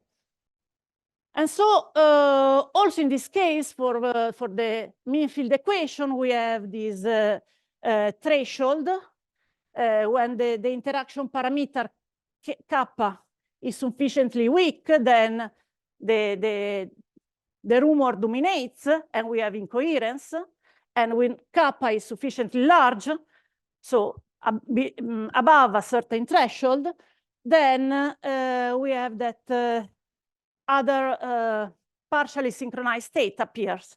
And also in this setting, there is a lot of work. I'm just citing this work by Giacomin, Pagdaman, and Pellegrini in 2012, where they prove local and global stability of the incoherent solution for k less than k0. What is the incoherent solution in this case? What does it mean? That this infinite family of oscillator are incoherent. It means that the law is the uniform distribution. Okay, this means the incoherence. So the law of this oscillator is as a constant density on the torus on the interval minus pi pi. What does it mean? It means that every phase is equally distributed. Okay, the phases are equally distributed. Okay, and as I was saying, recently some papers has appeared, say in 2011 by Inme, Talmain, and Schambeg, and then more recently by Carbonat and Graves and Cormier and Sonner, where they propose another, say, an optimization framework to study this kind of synchronization phenomena of an infinite family of oscillators. So the idea is that the system of oscillator is thought as a system of agents, and instead of and every oscillator, every agent can control its own dynamic and control its own dynamic in order to minimize a const functional where the fact to be synchronized is taken into account, say. So instead of positing the interaction between the particle in the dynamics, we pose the fact we put the interaction in the cost functional, which has to be minimized by the family of infinite oscillator, which are think of as particle. We are adding some rationality to the system in some sense, so it can be also say problematic, this kind of model, but okay. And the equilibria of the system are given in this case by say optimality as in terms of optimality condition for this kind of problem, and so they are written as a system of an Hamilton-Jacobi equation coupled an Hamilton-Jacobi equation describing the optimal control for the average oscillator, coupled with a forward Fokker-Planck equation describing the evolution of the density of the distribution of all the oscillators. Okay, and this system is actually, this system can be written, can be interpreted as an optimality condition for the problem. And so in order to be more precise, actually, the phase of a generic oscillator evolves according to the stochastic differential equation like this, the simplest possible in the torus, taking values between minus pi and pi with periodic boundary conditions, if you want. And alpha is the control, and the generic oscillator choose the control in order to minimize this functional, this energy. So want to minimize the effort done in order to synchronize. So this is the minimization of the effort, of the velocity. And then we have K, the interaction strength, time this potential. We penalize the fact that the oscillators are not synchronized, say. So we are penalizing the fact that the oscillators are not synchronized. We want to minimize this energy. So, and what is an equilibria for the system can be written in terms of a Nash equilibria, mean field Nash equilibria, in the sense of a fixed point. So we have this cost functional depending on the control and on the distribution of all the players. So the distribution of all the agents. So this is the distribution of all the oscillator, of all the phases of the oscillator, say. So we look for an equilibrium of the system in the following sense. We fix a flow of measure. So to every t between 0 and capital T, associate a probability measure, say. And then once that we fix this flow of measure, then we solve this optimization problem. We find the optimal control alpha when here we put m bar, which is the flow of measure that I've chosen. And then, so once that I have the optimal control alpha, then I can obtain the law of the stochastic process driven by the control alpha there. So I have alpha bar. So I consider the law of this stochastic process. And if the law at every time t coincide with the flow of measure that I've chosen at the beginning, so if I have a fixed point, then actually I mean my solution is an equilibrium for the system. Okay, so it is a fixed point for the problem, and it is the way in which in the mean field setting I translate the concept of being a Nash equilibria, say. And it can be seen that actually the equilibria found in this way can be characterized as solution of this system, which is actually, which can be interpreted actually, as I was saying, as the optimality condition associated to this problem. And so I have that the value function u satisfies this. U prime and u second are the derivative with respect to x. Sorry for this. And so I have that I have an Hamilton-Jacobi equation with a fixed terminal condition. The terminal condition should appear here. So with this cost functional, I have that the terminal condition here is 0.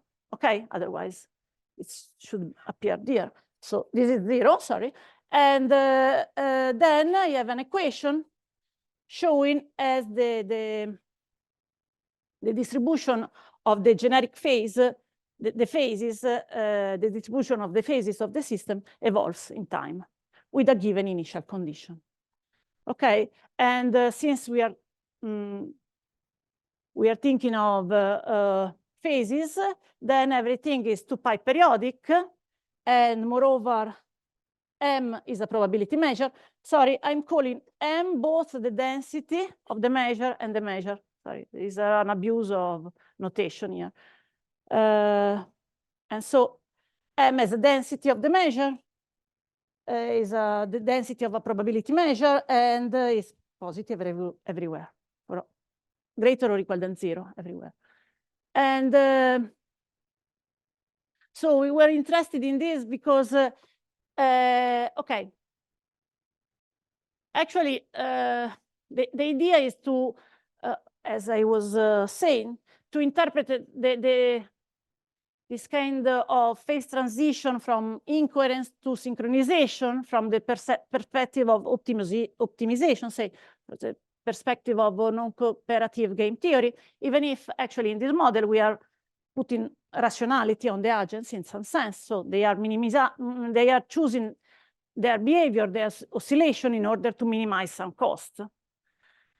And the application in which we were interested in is an application presented in this paper by Carmona and Graves in 2020, and where they discuss this application of the problem.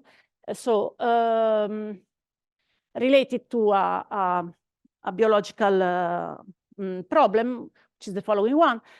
We have this region of the brain, which is responsible for the control of the circadian rhythm, so the rhythm of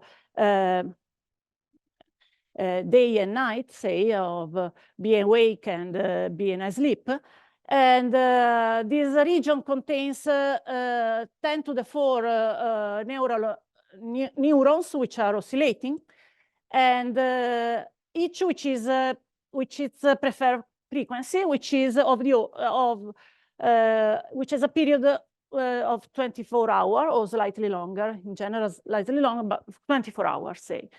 And so one can model, one can study this circadian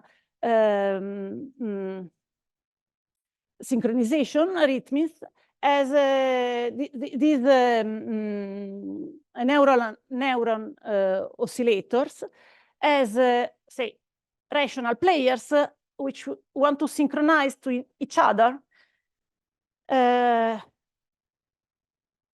also to the natural 24-hour sunlight cycle, and minimizing at the same time their effort to do this. So actually, here we are interested in two kinds of facts. So the existence of synchronized states, so partially synchronized states, in which we observe synchronization in the long time regime. So say when an individual stays for a long time in a certain time zone, one expects at the end these neurons are in a stationary state. So they are in a state in which we have synchronization. And so one has to want to study the existence and the behavior of the qualitative properties of synchronized states. And moreover, one want to look at some dynamical stability of these synchronized states, in the sense when one change the time zone, actually one go to jet lag in order to recover the circadian rhythm. You have some kind of you need to study in how long does it take and which are the stability properties of these synchronized states. So we were interested in the description, the qualitative description of the, say, partially synchronized states, and then also their dynamical stability in some sense. Okay, and so first of all, so the stationary equilibria, the synchronized states for the system. So what are the stationary equilibria for the system? It's a stationary flow of measure. So we have a flow of measure which is stationary in time, stationary solution of the system. Stationary equilibria is an equilibria which is stationary in time. Moreover, since there is not a phase which is say more important of the other, say we have that all these stationary equilibria are invariant by translation. So we are not looking at the synchronization to a given fixed phase, but we are looking at synchronization to a unique phase. So they are all invariant by, say, by translation. And so we restrict to consider just even solutions in order to to write the previous system, which is this system here, sorry, this system here. So here we have, in the stationary case, this is not appearing. So this can be solved explicitly. M is a exponential of minus ux and normalized. And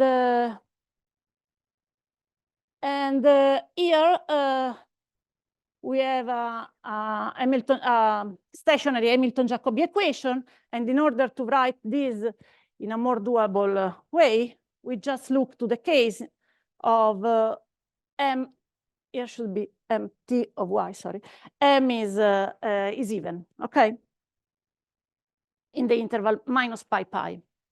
And so the system write down like this, because, okay, sinus is written as 2 sinus square is written in this way, trigonometric equality, and then 1 minus cosinus x minus y is written like this. And this part, when we integrate with respect to an even distribution, is disappearing, okay? Just this. So this part is disappearing here because we are assuming the term is even.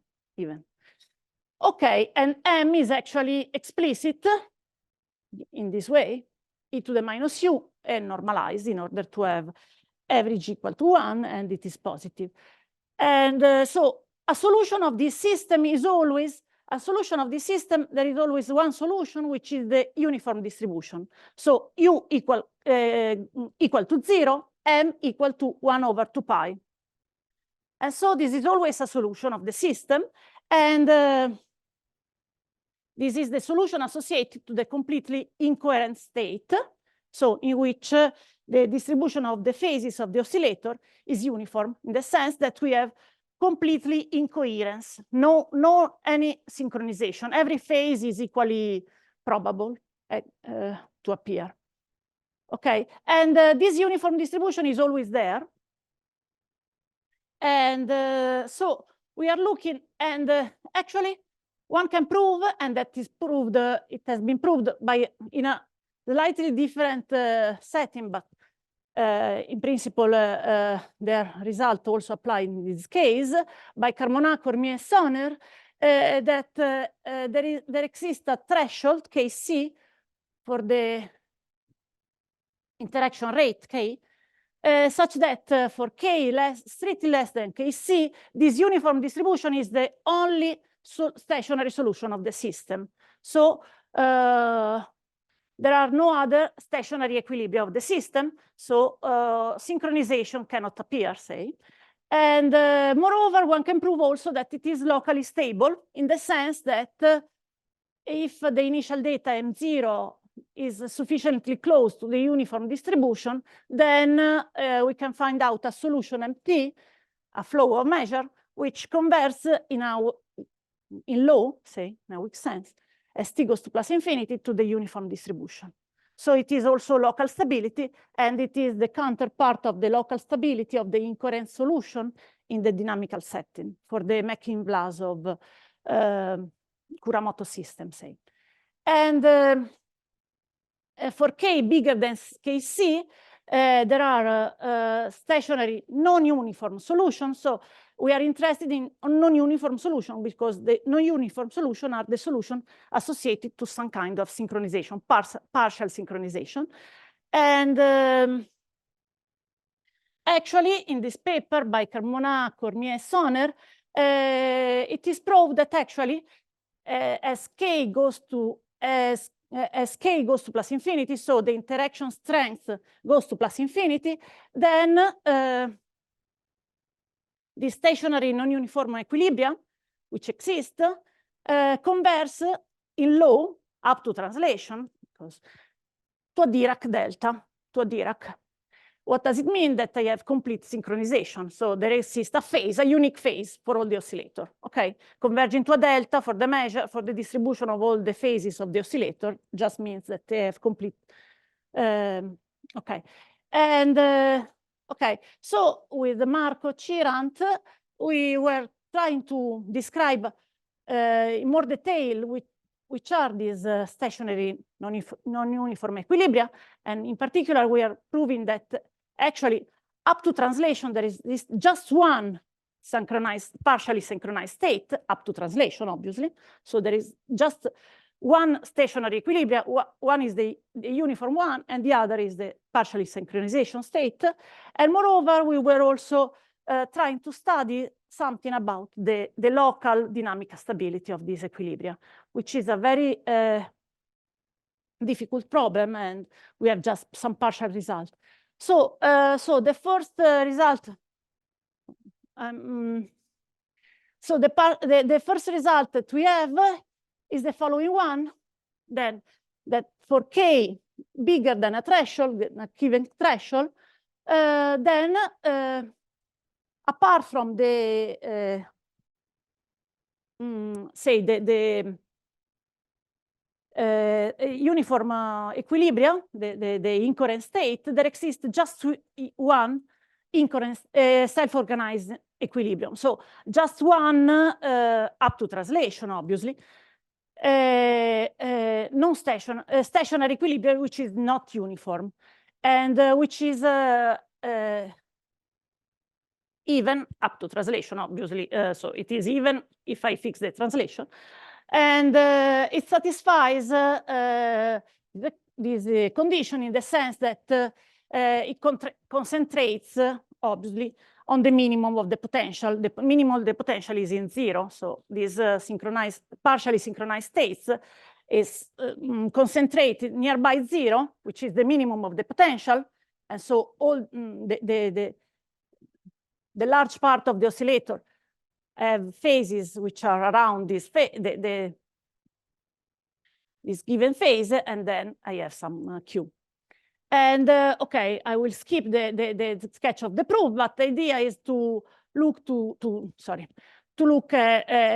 prove the existence of this partially synchronized state as fixed point of some, in the sense that they are Nash equilibria, so they are natural fixed points of some problem. And so the idea is that one can prove that these fixed points are just either the uniform one or the just one non-constant one.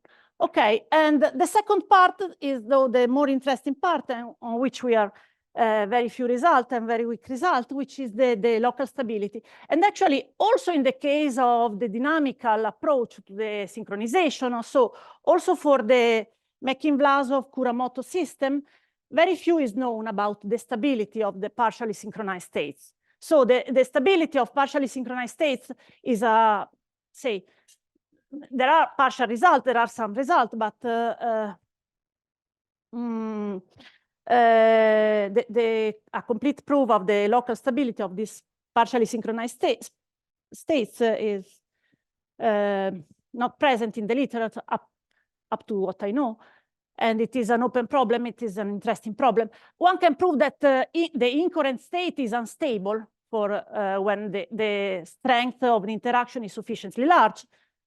This can be proved, and moreover, on the other side, one can prove that when the interaction strength is sufficiently small, then actually the incoherent state, which is the unique stationary equilibrium, is stable, actually.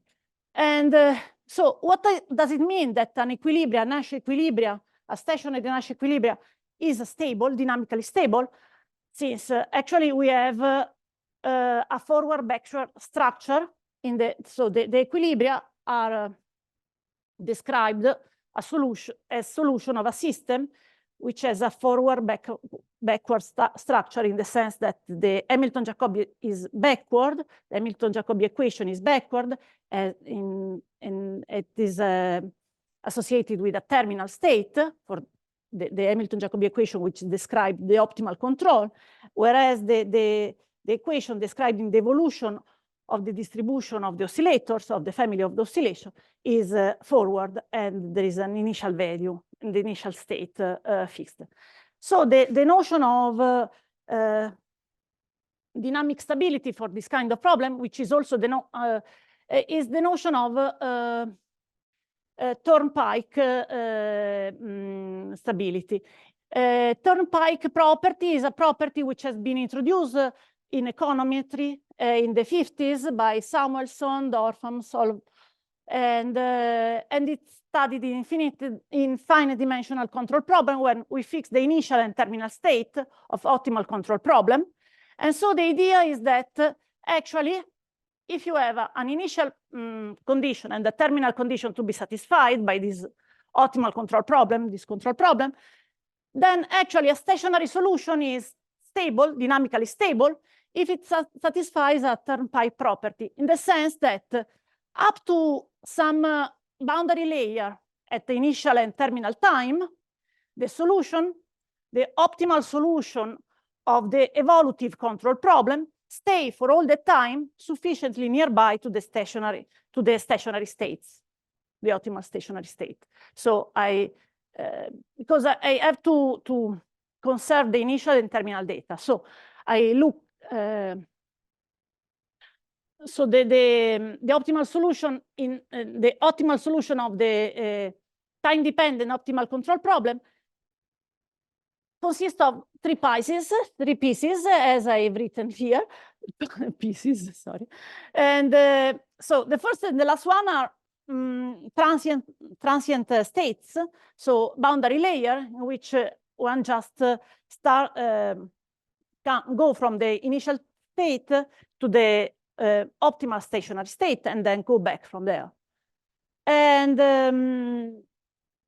in the middle piece, which is the larger one in time, which is very long in time, the solution, the optimal solution of the evolutive control problem stay exponentially close to the optimal steady state solution of the associated stated optimal control problem. And this problem has been, the turnpike property has been studied a lot. Also recently, there are a lot of papers by Trela and Zuazua in optimal control problem, both in finite and infinite control setting. And it is in some sense related to the hyperbolicity of the steady state, in the sense that for the control problem, one write down the Pontryagin maximum principle, and so write down the Hamiltonian structure of the optimal control problem. And the steady state has to be, say, an hyperbolic state, an hyperbolic stationary state, in the sense that it has to have it has to have a stable and unstable manifold passing through it. Okay, it cannot be center. It has to be saddle point. And also the mean field game that I presented before as a prop can be written as an Hamiltonian system. So there exists an energy which is conserved, and it is an Hamiltonian system written in the space, in a suitable Wasserstein space. And okay, so actually, so what does it mean in our case, the exponential turnpike property, the local exponential? First of all, for us, the turnpike property of the partially synchronized state could be just a local property, in the sense that there exists always another stationary state, which is the incoherent state. So we cannot expect that turnpike property holds everywhere. And it is just local. So, so if we look to solution, so to Nash equilibria evolving time of the system in a finite horizon, T horizon, this stays exponentially close for a long time to the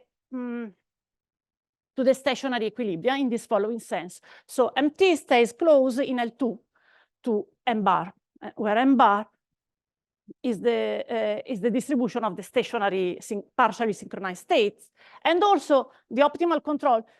So it should be now the gradient, so the derivative with respect to x. It's the gradient of the derivative with respect to x of ut of the solution of the Hamilton-Jacobi in time, which is the optimal control, has to stay nearby in L2 sense to the optimal control of the stationary state. In this way. In this sense. Okay.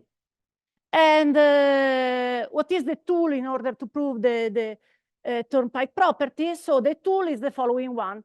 It's a sort of trick. So there are a lot of tools in order to prove turnpike property. And actually, in control problem, first of all, one look to the one linearize the system nearby the stationary state and look to the stability property of this linearized system, and then one needs some dissipative condition with respect to a storage function, etc. In the mean field setting, this kind of arguments translate in the following way. If I'm able to find out a positive function which in some sense quantified the distance in L2 between the optimal evolution of measure MT and the optimal stationary state for the distribution M bar, and also the distance in L2 of the optimal control of the stationary states and of the stationary equilibrium and the evolutive Nash equilibrium. And I can prove that for every couple T1 and T2 in the interval 0 capital T, this distance function, say, satisfies an integral inequality of this kind, actually, from an integral inequality of this kind by some integration trick, say, one derives a sort of integral Turnpike property of this way, of this like this, and from this one derived the pointwise linear exponential convergence by using also some estimate, say, parabolic estimates. But the main idea is to find out something like this. So the integral between T1 and T2 of the distance between integrating between T1 and T2 is bounded by some constant times the value of the distance as the initial and terminal time, where C has not to depend on T, obviously. It's to be a generic constant. And so the idea, in order to have this kind of things, is just to integrate, to use to consider the mean field game system and to integrate by part, to multiply the Hamilton-Jacobi equation by the distribution, and then integrate, and then multiply the Fokker-Planck by the solution U1 minus U2, and integrate. And actually, if we do all this computation, sorry, in this, where it is, here, in this mean field game system, so we have this system, and let's call it f of xm, just f of xm, in order to this interaction potential. Then we end up with something like this. So we end up with something which is the distance in L2 of the gradient with respect to x of the optimal control times M1 plus M2. So if these measures are bounded from below, then here I can control this part. And then I have this part, M1 minus M2 times f of M1 of x of M1 minus f of xm2, where f is the interaction potential, which in the case of Kuramoto is just this. Is the part appearing on the right-hand side of the Hamilton-Jacobi equation. So let's assume for the moment that f is not of this kind, but it is monotone in the following sense. So it is called Lazary-Lyon's monotonicity condition with some alpha which is positive. Then from this, just by integration and then using it is just using the equation and using then Young inequality and Poincaré type inequality, one end up with an inequality of this kind, say. So the trick is just this. So the trick is the fact that we want to find out something like this, where phi is a given distance in L2. Okay, but this trick does not work if f is not monotone. So assuming that f is monotone with respect to m means that actually the system is penalizing the aggregation, whereas in our case, we are not penalizing the aggregation, we want the aggregation, okay? But actually, one can, our idea was to rescale the problem, to give an appropriate rescaling of the problem with respect to K, with K is the interaction strength, and we rescale, when we rescale the problem, actually, this term, so the interaction potential, is not becoming monotone, but is becoming very slightly, mildly non-monotone, in the sense that this part is disappearing in the limit, say, as K goes to plus infinity. So actually, we can try to find out something similar to the when K is sufficiently large, so it is an asymptotic kind of result, where K is sufficiently large, by the origin, the problem is almost decoupled, and actually, okay, this is not holding, but, okay, this is, I can control this part with something which is small, say, and which can be beaten by the other part. And so this was our idea, more or less. Actually, there are other technical difficulties due to the fact that actually you cannot use directly Poincare inequality, because as K goes to plus infinity, actually the torus is becoming, in this case, when we rescale and send K to plus infinity, we are losing the periodicity of the system, but okay. And so actually we can end up with this kind of local stability, local turnpike property for the partially synchronized states, which is, as I was saying, a very partial result, a very weak result, but in any case, there are, yes. Yes, it is a result state in some sense that if we stay for all the time sufficiently nearby to the stationary solution, the stationary self-organizing solution, say, with partial synchronization, then actually we are exponentially near to it. Okay, and I think that I can end here, and there are a lot of open questions. Also, actually, for the dynamical Kuramoto making Vlasov system about local stability, local dynamical stability of the synchronized states, partially synchronized states. I thank you for the attention.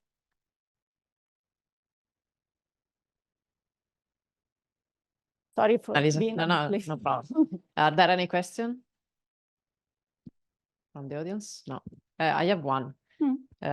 Is there some space to make the interaction depends, to be local instead of all the particles, let's say, to interact in the whole space, just localized, the synchronization? Like K or RT, I don't remember the name, depends on... what it is. This? No. Yes, instead of, waiting with respect to all the mass, just a part. No, we didn't think to it, but maybe it can be possible to localize a bit the system. Maybe can be helpful in order to. It could be an idea. In the application that you have in mind, it's not. No, I'm not a big expert, but no, actually, no, I haven't seen this. Okay. Maybe I'm. For the clock, probably no. I don't know. But I don't know. For the oscillator, yes. No. Okay, thank you. There are any questions left? Okay, so let's thank the speaker again. Thank you. Okay, I think we're close to a stationary state, so I'm happy to introduce probably the last speaker of today. I don't know if there will be a dinner speech. So please welcome Lorenzo. He has now 2 affiliations. I don't want to read them, so stage is yours. Have fun.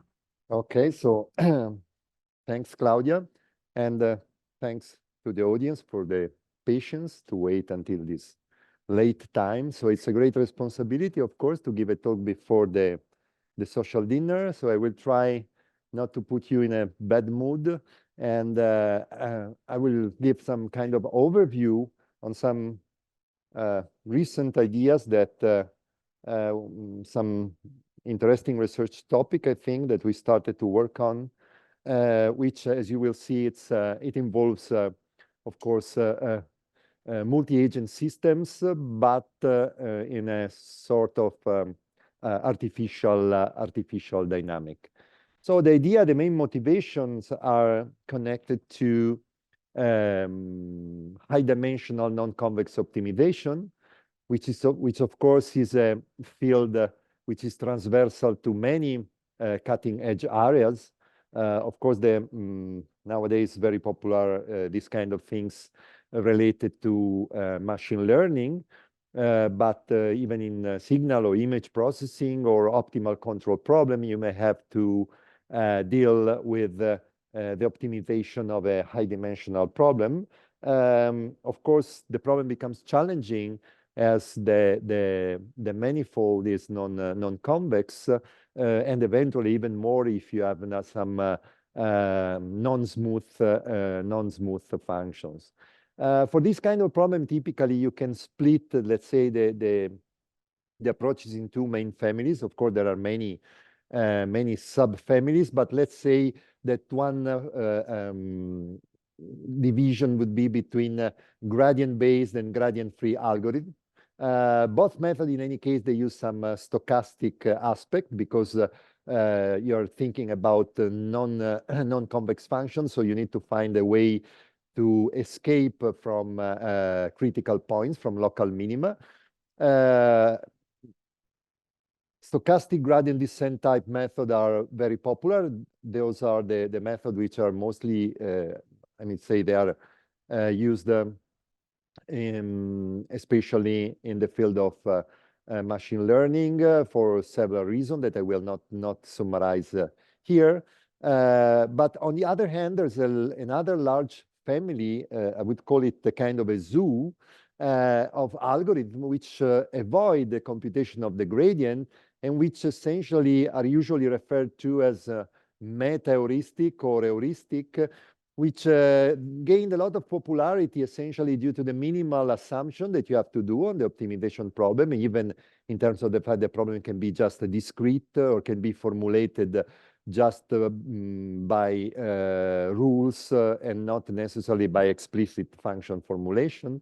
And this makes the method very extremely flexible, and they can be applied to a wider range of problems.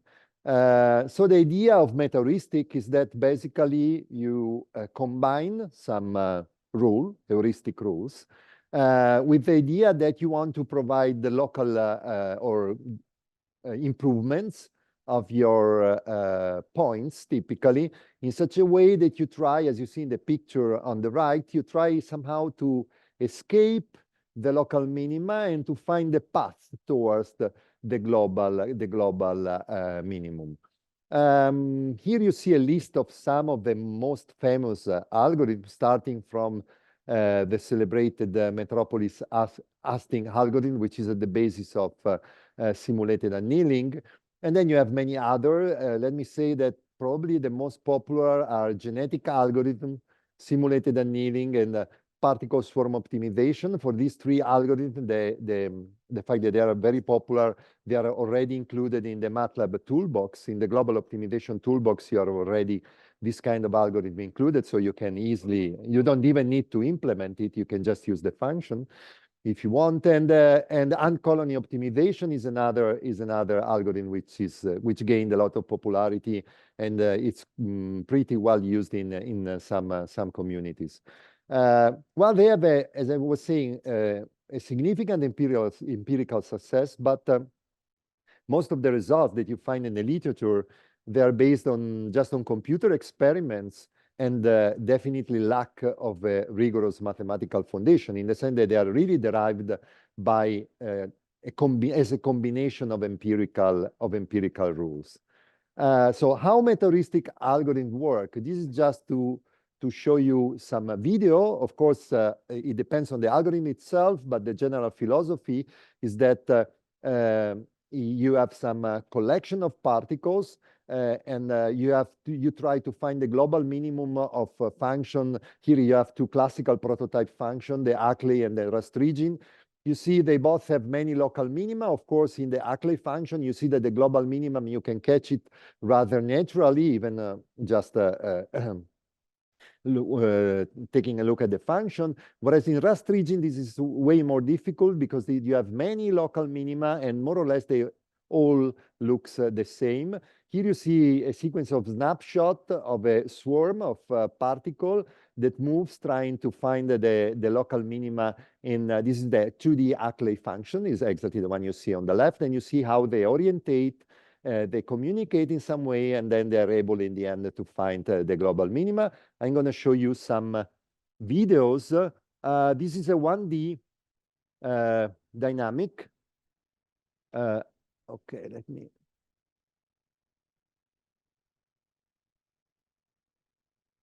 And you start from all particles concentrated on the right, then they start to move. As soon as a first particle is able to jump into the global minima, then attracts all the other, and eventually they all collapse into the global minima. But okay, this is a 1D case. You can see a 2D of the Rastringin function. This is similar to what the case of the snapshot that you have seen, but it's just, and you see how they communicate, they orientate. You see they're moving toward in the wrong direction, but a particle jumps into the right place, and then she attracts all the others, and they eventually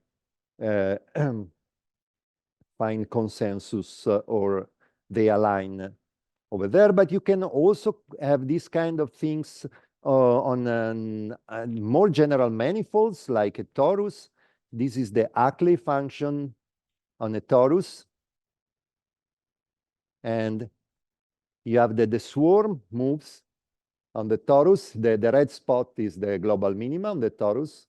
And they explore, and then they concentrate all into the global minima. Of course, these are easy examples because the dimension is, these are low dimensional examples, but of course, for visualization purposes, they clarify a little bit how things work. Okay, so where it all started. So it all started from, so this idea of using mean field approaches to try to study this problem. It all started with the introduction and essentially by some people that is actually present here. We have Claudia, it's here, Oliver, it's here. Of a different kind of meta-heuristic, which already starts from a stochastic differential equation. So it has already somehow a good mathematical foundation, which is inspired by essentially stochastic differential equation and particle and let's say the way we usually deal with particle dynamics. And the idea over there is that once you have the optimization problem on the top, let me, in terms of notation, I use X star to indicate the global minimum. Of course, we are assuming that the function admits only one global minima. Then you have an evolution of n particles accordingly to a simple dynamic, which is composed by two processes, an alignment process towards some estimated global minima that here it's denoted by this x bar alpha, and then we will discuss that in a second. So this is an alignment of the particle position towards this estimated global minima. And then you have some diffusion which favors exploration, and you see that this diffusion typically it's a function of the distance between the position of the particle and the estimated global minima. The idea is that you are going to introduce more noise if you are very far from the estimated global minima, whereas when you are close to the global minima, then the noise goes to zero, so that particle can align, can find consensus. Otherwise, they will continue to move by some kind of random motion. Now, one of the key idea was to use the Laplace principle in order to have a smooth, essentially, representation of the global minima. Namely, you take the weighted average of essentially the position of the particle, and the weight is given by a Gibbs measure here. And you see that whenever alpha is very large, then what happens in this summation is that it concentrates over the particle that is in the best position, namely in the position where the function f has its minimum value. So basically, for very large values of alpha, this quantity here is going to concentrate on the argmin between the position of all particles. Of course, if alpha is equal to 0, this is just an average of the position. Okay, and this has been particularly interesting, especially because you can use the tools of, let's say, the mean field approach in order to study the behavior of this system. And from the PDE viewpoint, you can follow a rather classical path to derive the mean field approximation, which is given in this case by a Fokker-Planck equation. And you see that this estimated global minima now has the same structure, but it's just an integral representation. And here, the diffusion, this is the component, is an anisotropic noise, which is the version which has been subsequently introduced by Jose Antonio, Shijin, Li, and Thu, which gives better performance in terms of convergence compared to essentially the original formulation that was based on isotropic noise. It was just measuring essentially the L2 distance of the particle from the global minimum. The main difference is that in one case, in this case, you're able to prove convergence toward the global minima without a strong dependence from the dimension D. So in fact, the main result is that under suitable assumption, then on the intensity of the alignment, the strength of the noise, and the magnitude of alpha, when alpha is very large, the estimate of the global minima is essentially the argmin. Then you can prove that independently of the dimension, the approach which has been followed by Jose Antonio Shijin is that the variance goes to 0. So you're going to concentrate toward one point, and then you show that, in fact, if alpha is sufficiently large, then this point is really the global minimum of the function. There have been a different approach to study this problem by Fournazier, Clock, and Riedl, but I will come back to this later on. So this was very interesting. It stimulated a lot our community to work in this direction. And among the various things, one natural, the natural question would be, is this a way to try to think about giving a statistical physics perspective on the general field of meta-heuristic? So basically, can we extend the ideas and the analysis that we have seen in consensus-based optimization to other popular meta-heuristic algorithms, some of the list that you have shown before? Another question is, if we follow this approach, can we also obtain some direction in order to design new and better algorithms which are mathematically explainable compared to the classical meta-heuristic? Again, since this idea is to resort to PDEs, so to differential models, maybe this is also the way to have a better understanding of the relationship between meta-heuristic and gradient-based methods. And finally, a fourth point, of course, there may be other, those are the four that I think that came to my mind at the beginning, is if there any connection between this consensus-based optimization and a much older and existing meta-heuristic. So I will give you an overview of some of the research that we have done in this direction concerning actually the three algorithms which we can say are somehow probably the most popular, and are those that, as I was saying, you can find directly even in different implementation in various software packages, or even, as I was saying, even directly in MATLAB.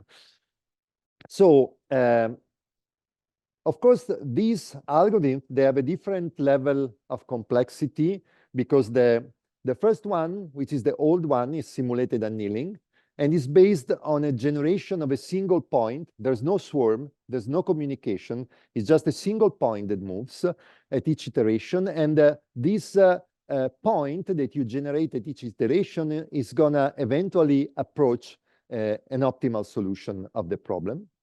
Genetic algorithm, on the other hand, is based on a population of points, not on a single point.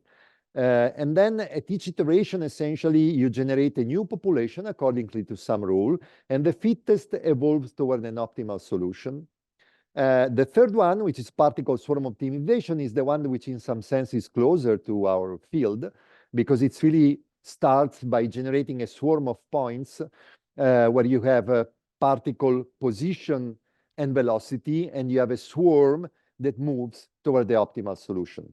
I'm not following a chronological path of the time we started to work on this, because in fact, we started to find result by particle swarm optimization first, because it's the one that in some sense is closer to, let's say, the idea of designing some kinetic or mean field theory approach. So, but I'm following the complexity line, which is essentially the one which I think it is going to permit in the end to understand a little bit better what are the connections between these different approaches.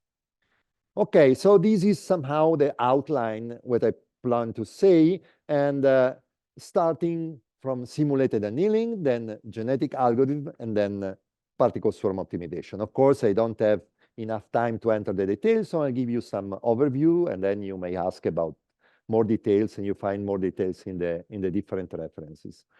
Okay, so simulated annealing. Simulated annealing is probably one of the most fascinating algorithms, I think. It's the algorithm has been proposed in the 80s by Kirkpatrick, Jellant, and Vecchi, but in fact, the algorithm is really the original Metropolis algorithm of the 50s, which was somehow a way to generate a sequence of samples from a given distribution. Then what they added, of course, the contribution by Kirkpatrick, Jellant, and Vecchi is absolutely non-trivial, because the idea of using the annealing, as you will see, is what really makes the difference between the fact that the algorithm becomes a way to optimize a function. But the situation is very simple. So you have a particle that moves essentially by Brownian motion. The quantity here, sigma, essentially, it's characterize the intensity of your Brownian motion. And on the top of that, you have an external parameter that we can refer to as temperature, which is really a control parameter. So the temperature is a control parameter that we will, at the beginning, you can just think to this as just as a constant. It doesn't really matter. We will jump only at point 3 of the algorithm. We think about the fact that this temperature here is not necessarily constant. So then you have some motion here. The sigma characterizes the intensity or the standard deviation of the Brownian motion that you're putting.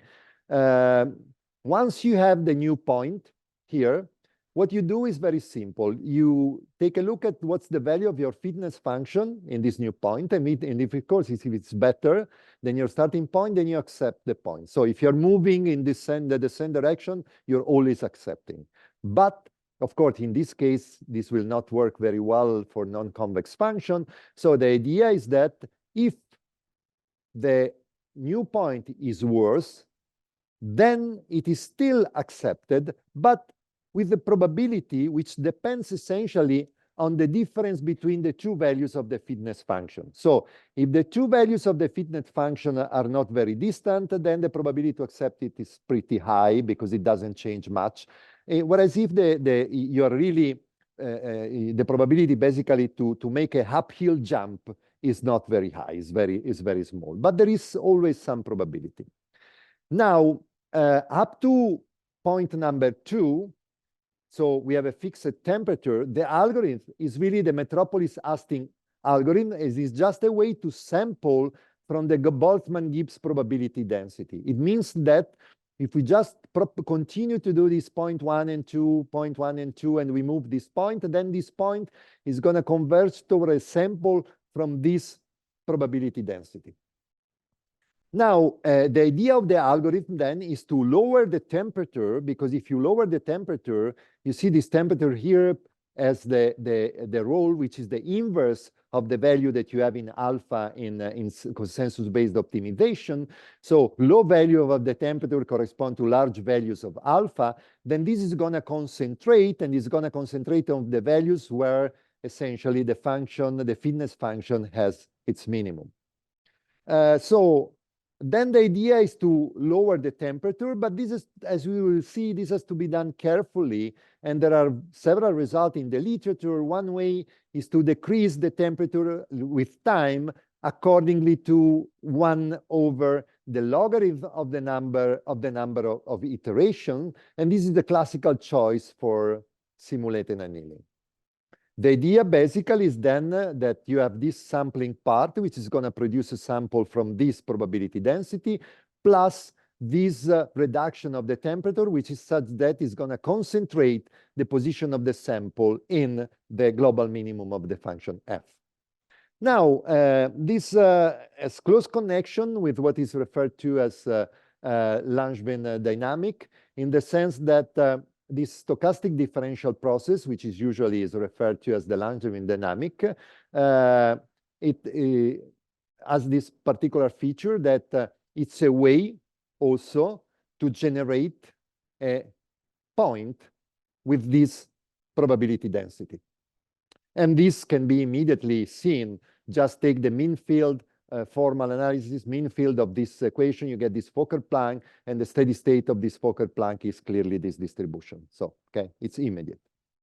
Now, another interesting aspect, however, is that this process here can be understood as the limit for small learning rates of a stochastic gradient descent method. You see here we are computing the gradient of our function f. Whereas before we were not computing any gradient, but these two dynamics, they share the same long time behavior.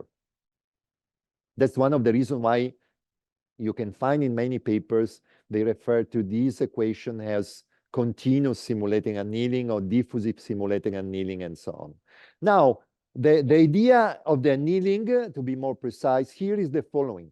You still have that by the Laplace principle, when the temperature goes to 0, you have that the concentration over the minimum occurs. You see here in this just a plot of the Boltzmann-Gibbs measure in the case of the Ewelina function that we have seen before, and you see some various values of the temperature, starting from a temperature of 3 up to a temperature of 1. Of course, I'm not taking smaller temperature because otherwise you will have a concentration is too strong, so you don't appreciate the differences. And you see how it works, basically. That's you have the steady state, which concentrates more and more towards the value 0, where you have the global minimum. So far, so good. Now, the big issue, however, is that the time to reach equilibrium increases exponentially with 1 over t, which means that if we think that this is a nice algorithm and what we have to do is simply to take smaller values of the temperature, then it doesn't work. Because if the temperature is small, then it never converges. Okay, but it really never converges. You can do some numerical experiment. You will see that the time is really exponential. If the function especially is difficult to minimize, instead of using the Ewelina function, you use the Rust region one-dimensional function, is going to take forever. Already for a temperature t equal 1/2. Okay, forever, I mean really forever. So the idea is the following. Well, we want to have small values of the temperature because we want the method to concentrate, but at the same time, we want that the solution converge toward the steady state rather fast. So the idea is then what you have to do is that you have to start with a temperature, which is not small, so that the dynamic is going to drive the system toward the equilibrium state. And then you have to slowly decrease the temperature in such a way that the dynamic doesn't jump away from the equilibrium state. And at the same time, it starts to concentrate. This, of course, is very delicate. And there are many results for simulated annealing. You have many papers which study this kind of dynamic. And what you can see is that if the temperature decays like 1 over the logarithm, essentially, you can prove that it converges weakly to the set of global minima. So what's not fully satisfactory with this picture, the first thing is that, okay, this is nice, but it requires the gradient evaluation, which in contrast with the gradient-free nature of the simulated annealing algorithm, and closely connected to this, or another way to say the same thing, is that this diffusive process, how is related to the original simulated annealing algorithm. And apparently, there are no derivation in the literature on that. So one way to tackle this is by describing the simulated annealing process in terms of probability. This is really essentially the Kolmogorov forward evolution of the probability density with the invariant measure of this dynamic is the Gibbs measure. And you can directly write in a rather standard way the evolution for the probability density as two things, the usual gain and loss part, which depends on essentially this kernel BF, which produces the selection. So if we accept the move essentially or not. Let me just say that here I'm using a notation which you may find particular, but that's quite standard. I use wedges to denote the expectation with respect to the selection probability. Okay, so the selection probability is the one that appears here, and these wedges that you see here and here is just the expectation. So there's an additional integral with respect to P of C dxc here, just to have a compact notation. You see that this B of F is the probability to accept. It's the same as before. In fact, before it was 1 if the new position is better, and the ratio of the Gibbs measure if the new position is worse. You can write everything in compact form, like the minimum between 1 and the ratio of the Gibbs measure in the new position over the Gibbs measure in the previous position. Well, just by direct substitution, you see that the Gibbs distribution is an invariant measure for the equation, and you can write the weak form for a symmetric selection probability. I will reduce my analysis to symmetric selection probability, and for those which are familiar with the Boltzmann equation, you can rewrite everything as a classical linear Boltzmann equation, where you have the appearance of the equilibrium states here, which is, let's say, the Maxwellian equilibrium state of the system. And so it's with now the kernel, which in this new formulation is symmetric because it's different. Basically, you have to take out the value of the equilibrium state in the new estimated position, the post-interacting position x prime. So it's really a classical linear Boltzmann equation. And so for this kind of equation, you can use somehow the toolbox of kinetic theory for what concern entropies. And you can show basically that you have a families of convex function, which are entropies, which decays along the solution. You can even evaluate the entropy production. In particular, if the function phi that you take here is log x minus x plus 1, then you have the classical Shannon-Boltzmann entropy, the logarithmic entropy, for which essentially if you have a modified logarithmic Sobolev inequality of this type, you have the exponential decay of the entropy to 0, which thanks to the Fisar-Kullback inequality is going to imply the L1 convergence of the solution towards the equilibrium. Of course, all these in the case of a constant temperature, okay? So what happens if the temperature is time dependent? If the temperature is time dependent, you have to be careful because yet when you compute the derivative here, basically you have to consider the fact that your temperature T now is an independent variable. So you have also to compute the derivative of the temperature. So now if we measure the variation of the entropy, we get the usual entropy dissipation as before, plus this blue term, which is the term which tells you that you have in front of this, you have the ratio between the derivative of the temperature and the square of the temperature. So, and you want this, that as the temperature, essentially as the temperature goes to 0, you want to control this term. So, for example, and we want to the temperature to decay. If you take a decay which is too strong, like 1/T, what happens is that this term here is equal to 1, essentially. It's an order 1 quantity. So you're not able to control this. This remains, and it's gonna essentially it's gonna make the convergence to equilibrium essentially not possible. Whereas if you take the logarithm, then this ratio here is exactly equal to 1/T, and then you can bound the quantity, so you can get an estimate for the entropy, where you have the usual entropy dissipation part as before, plus this term here, where you just take out the L infinity norm of your function f and L1 norm of the distance from equilibrium. And you see now that as time goes to infinity, this quantity here essentially goes to 0. And so if the time is large enough, we still have the decay of the entropy. And then it means that we have that convergence toward equilibrium. Now, since we have convergence toward the equilibrium of the solution, at the same time, we have that the temperature goes to 0. And so we have that the function, not only the global minima, the steady state concentrate on the global minima, but also the solution concentrate on the global minima, again, by application of the Caesar-Kullback inequality to this thing here. Okay, so far so good. So we have convergence. It's I mean, this is quite interesting in the sense it's an explicit computation that tells you, rather, it's an easy computation which tells you that actually 1 the logarithm works. That's exactly how you get it at the discrete level.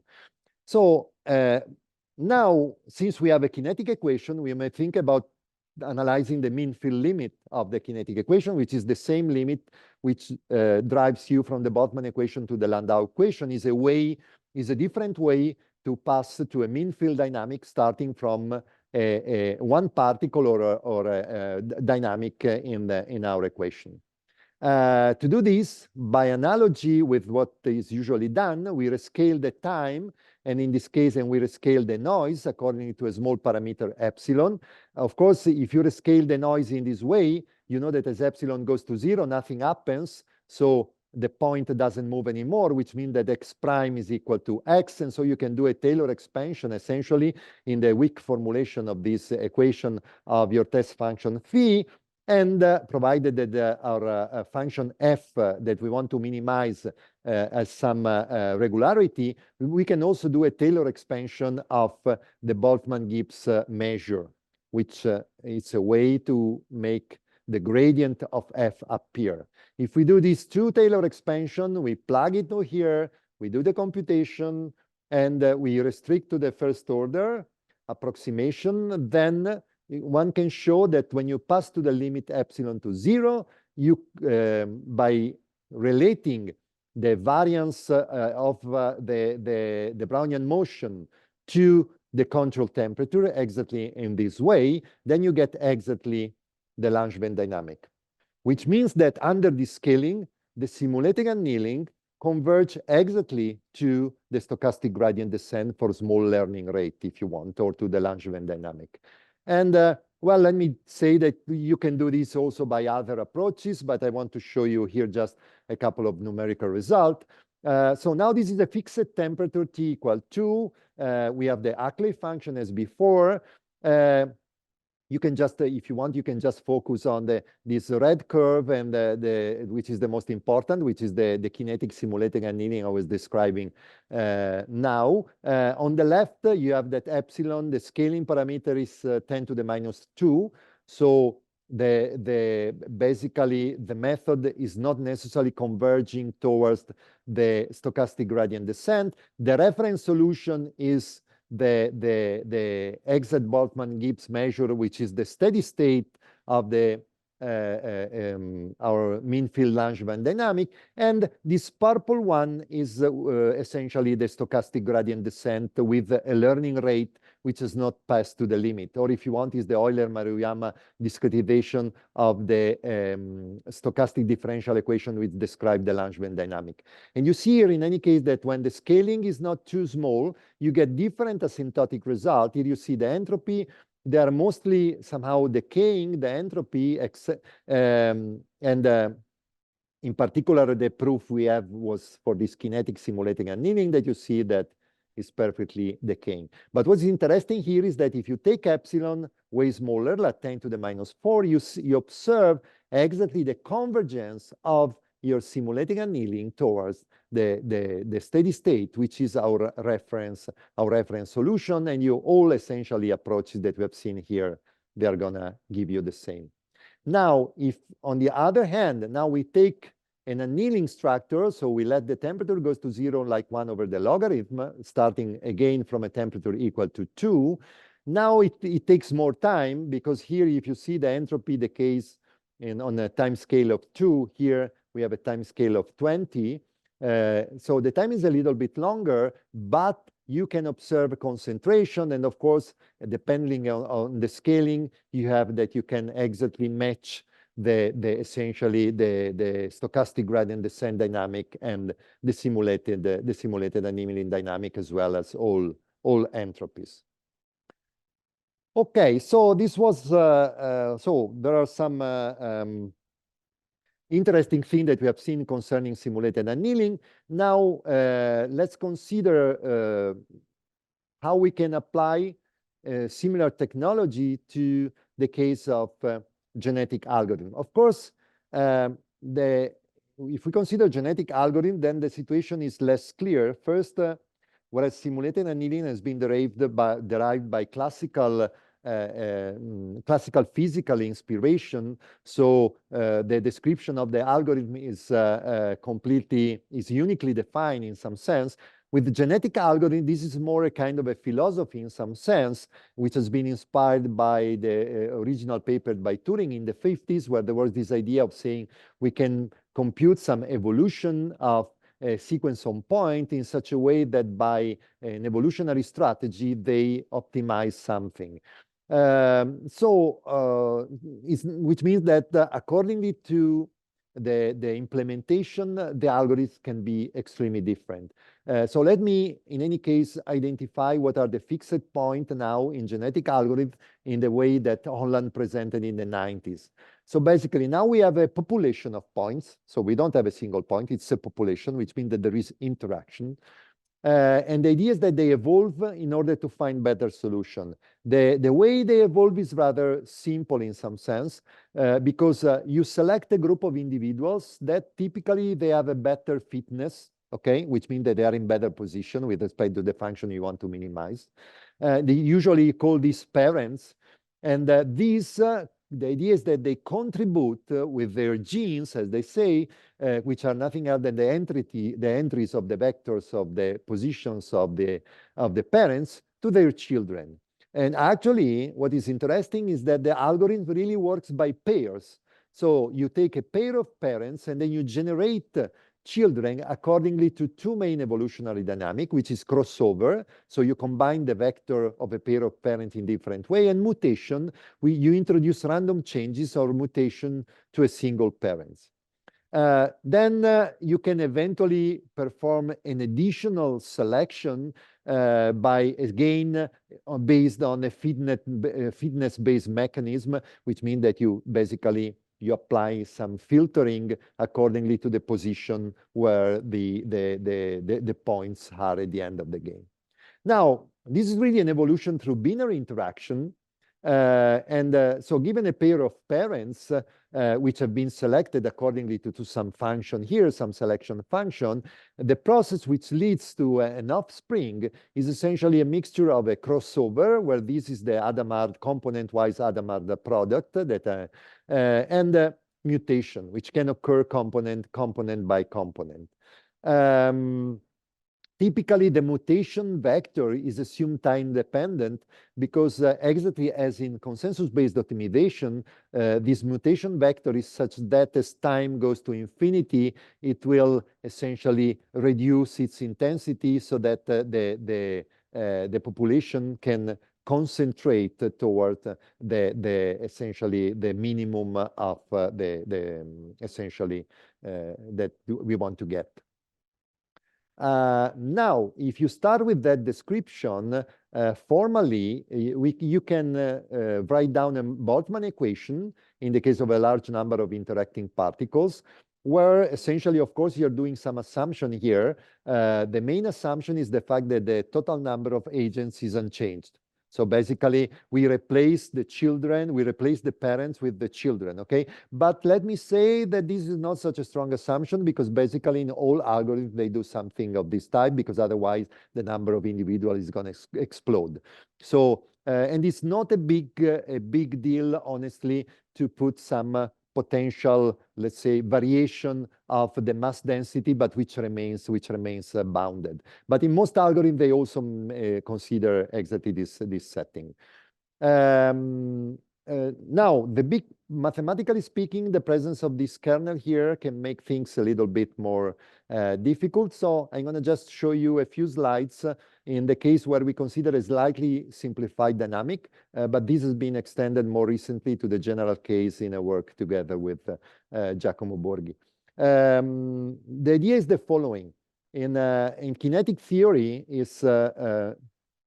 you have two ways to perform essentially a selection of points during a dynamic. One way is to have a kernel of this type, which acts as a filter in the choice of the particle that will interact. So basically, if the particle has certain characteristics, then they're going to interact, otherwise they don't interact. But you can write down a simplified model where all particles interact, and you modulate the strength, so the intensity of the interaction, accordingly to the same function that you have here, okay? Typically, these two processes, if you do the mean field scaling that we have seen before, they're going to converge on the same mean field limit. But of course, at the kinetic level, at the Boltzmann level, they are completely different. So if we do this, then let me just say that it is possible to write down, let's say, a genetic type algorithm where the selection probability is given again by the Boltzmann-Gibbs measure. It's one of the many choices that they use, but of course the Boltzmann-Gibbs measure for us was particularly interesting because it's the same which has been used in CBO as well as in simulated annealing. So if you do this, now I'm not going to enter in the detail because as usual with the Boltzmann equation, it's rather complicated. Let me just say that you can write down the binary interaction, and then you can, what you do is that you look at the evolution of the expected position of the mean and the variance. And under some assumption, boundedness assumption over the function that you want to optimize, you can prove that the variance essentially decays to zero, provided in this case you need to have that the noise has to satisfy a bound with respect to the intensity of the alignment. So this more or less follow the same path of the proof introduced by José Antonio, and basically, so you can show that the variance goes to zero, which means that the solution concentrates over a Dirac delta. Then the point is that this Dirac delta, which is concentrated in X tilde, then the next step you need to show that this X tilde is the global minimum of the function. But to do this, then you need to make some regularity assumption over your function f. These are technical assumptions. I mean, the method, of course, works. It's an heuristic, so it works even for discontinuous solution. But if you want to prove something, that you need to make some smoothness assumption on the function. And if essentially the value of here it's called beta, which was the one that before was called alpha, and which is anyway is the proportional to the inverse of the temperature. If this is large enough, then you can show that provided that the local minimum was initially in the support of your initial data, then it's going to concentrate on that. Just a remark, there is a different approach to this kind of problem, which has been introduced by Massimo Fornasiere and collaborators, and that has been used also later for this same problem together with Giacomo, is that instead of considering the variance, you consider directly this energy functional, which is related to the variance, but instead of measuring essentially the distance with respect to the mean, you measure it directly, the distance with respect to the global minima. If you do this, the situation is somehow simpler because this you can use the tools from the essentially the Wasserstein matrix, and once you're able to prove that this goes to 0, then simultaneously you have both consensus formation and convergence towards the Dirac delta concentrated in the global minimum. Numerically, in general, what you can really show is that if you compute numerically these, then this typically is a functional which decays always in time, whereas if you look at the variance, this is in general not the case. The variance decays only if initially we are close enough to the global minima. Imagine we have the global minima here, no? We start with the data here. Then the particle, they have to move, they need to go there. Then the variance has to increase initially, then they reach the point, and then they concentrate, okay? So it's hopeless unless the global minima is already contained in the support of the function initially, that we have some decay of the variance. Okay. Now, just one remark. Are there any relation between genetic algorithm and consensus-based optimization? Yes, it's possible to derive consensus-based optimization as the mean field limit of a almost genetic algorithm, to be honest, because you see there's no more real any binary dynamic here, because it's really an interaction between the point and the estimated average among all other points. Okay. Good. So I'm skipping to the last part, which is this the case of particle swarm optimization. So particle swarm optimization, it's well, this is somehow probably among the algorithms the most famous because of its close connection with the notion of swarm intelligence. So the idea that you have a swarm that evolves in order to do some specific activity. And actually, you see that you have this is a kind of a second order model, and you see that you have two main processes in particle swarm optimization, which are two social processes, okay? Because the processes you see, they are driven by the constant C1 and C2. Here I've done already some sort of splitting of the process in such a way to emphasize the analogy with what I've discussed up to now, but really you have the alignment is made by two different dynamics. One is an individual alignment. You align according to your personal way of thinking. So you have some memory of the best position, and you have the tendency to align toward the best place that you have visited. And then there is a second alignment, which is basically you can communicate with all the other, and you have the tendency to go to the best place. Okay, it's a little bit the fight between you have to go to a restaurant and you want to follow the suggestion of your friends, or you want to go where you like. This is the idea. In fact, I mean, it's the two people that wrote this paper. One is a sociologist and the other is an engineer. So they have completely different viewpoint. And then there is a noise. But you see that the weight, C1 and C2 in particle swarm optimization, they really split between individual and collective. There's no any separation between real alignment and exploration. So there's no way in the particle swarm optimization that I can increase the noise without changing also the strength of the alignment. They are connected. The difficult part here of the story is the memory, because this particle have memory. So if you want to try to write down some continuous formulation of this, it's not immediate. But finally, we manage it by taking inspiration from the consensus-based optimization work. And we wrote everything as a generalized time discrete formalism, as you can see here. And even we add one additional differential equation, which essentially at the discrete level is exactly a memory type of equation. But when you pass, of course, to the continuous approximation, it becomes some approximation of a memory effect. Then you pass to the limit, and you get a stochastic differential formulation of particle swarm optimization, which you have the additional memory effect here. And the other difference is that in general, you will have, again, that alignment and diffusion are in principle connected.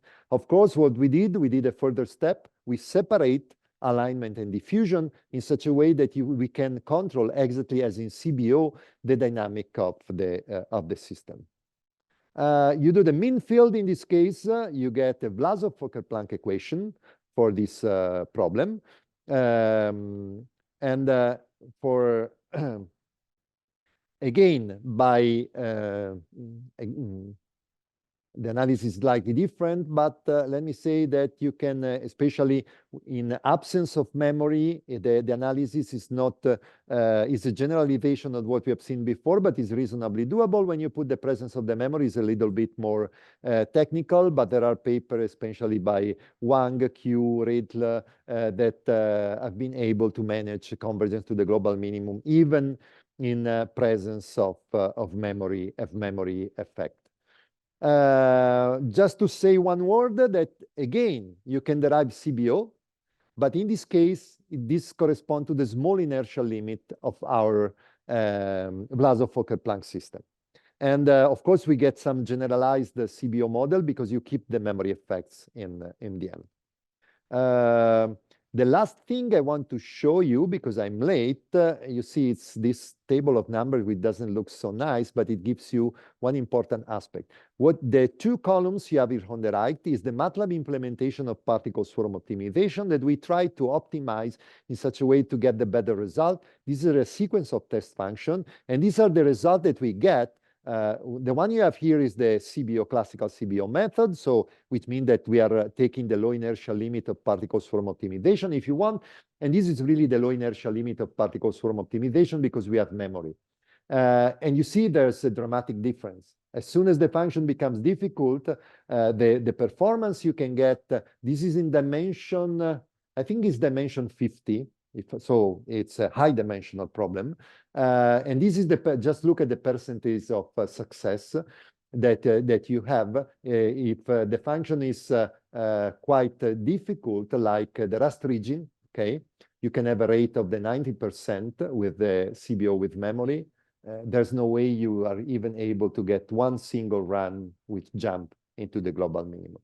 So the kind of algorithm you get are way better than the state of the art of the algorithm. And I'm pretty convinced about that. We didn't push too much this thing, but now we are collaborating with some engineers, even in Ferrara, and they're also realizing that this way of doing things is way better than the algorithm they have implemented before. Okay, so here are some remarks. Of course, I think the approach, I found it very interesting, both mathematically, but also in terms of potentially design new and more efficient algorithm. Of course, mathematically is very interesting because you jump into completely different model. They are inspired by nature. Actually, we have done a lot of work in describing physics by kinetic theory and with the tools of statistical physics. This is simply artificial physics, and you follow the same path. You just write down the PDE, which correspond to this artificial physics. Of course, This is not answering many problems because we are discussing the limit as n to infinity, so we are not really saying anything about the behavior for a finite number of particles.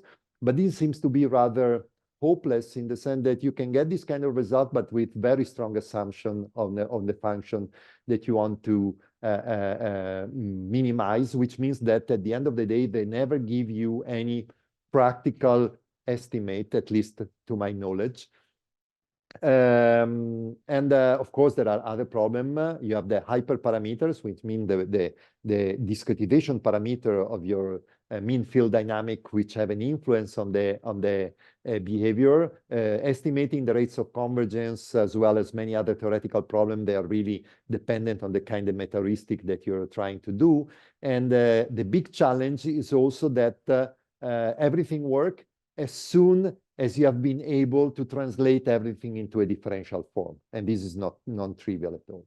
The last remark is that this idea has some side effect in other fields, like more in general in social sciences, because you now, in some sense, you have a strategy to derive microscopic interaction rules in socioeconomic sciences, which are based on the notion of utility function.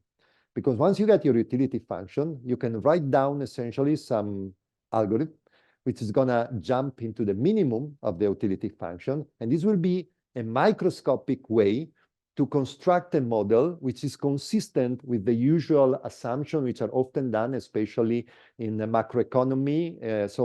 To build up a bridge between what is usually the modeling structure of economists and our approach. Let me thank, of course, all collaborators in this journey that have done most of the work. Thank you. Thank you.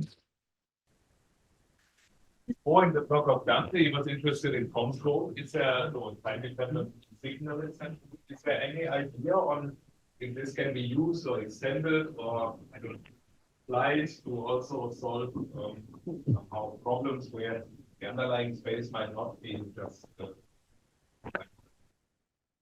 Yeah, well, there are, in principle, the ideas that can be translated also into that direction, but there are several difficulties because you have to find a way somehow to measure, consistent way to measure the distances in such a way that you have some alignment and to define even the notion of diffusion. So you have many more degrees of freedom. So there are probably too many ways potentially to do that, and you have to try to find a good way which gives you a good result. It may not be so easy, but it's one of the things we are started to work recently.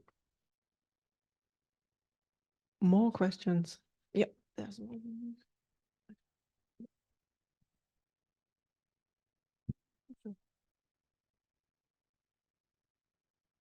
So in the simulated annealing part, there was a gradient of f, the cost function, okay?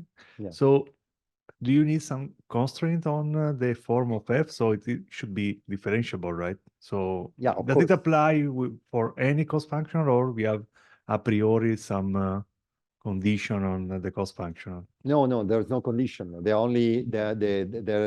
The cost function, you have some boundedness condition, of course, because you have to be able to compute either the minimum or the maximum. In that case, it has to be differentiable because otherwise you don't have the expansion. And then it has to be probably a little bit more than simply differentiable because you have a Taylor expansion, and we need to be able within the integral to bound the remainder. Okay, the derivation that I've done has been formal just by imagining that we can bound the remainder. But if you want to work technically on that, then you certainly need to have a little bit more regularity. So like a boundedness of the second order derivative property.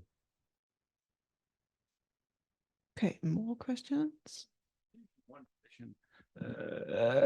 And if the function f is very complicated to compute, it's given by a Navier-Stokes code. do you know which method will use the less times to compute this function? Yeah. Is there any? Yeah, what I can say that's one of the reasons why quite often they prefer to use a method which is based on a single point, okay? Because these approaches are very robust, which means that whatever you do, they give you some answer. And of course, the worst case scenario is that your single point, instead of being able to jump into the global minima, is going to jump into a local minima, okay? Then it's up to you practically, it's a sort of trade-off. If I'm paying a very low price, but most likely I'm going to jump in a local minima, which is not optimal, but maybe reasonable for my application, or I'm going to pay a higher price because I really need to go into the global minima. And in the second case, then it's better to use a collection of samples, because if they can communicate, then the convergence is definitely faster. So if you really want to go to the global minima, definitely the method like genetic algorithm or particle swarm optimization or consensus-based optimization, they do a better job than simulating annealing.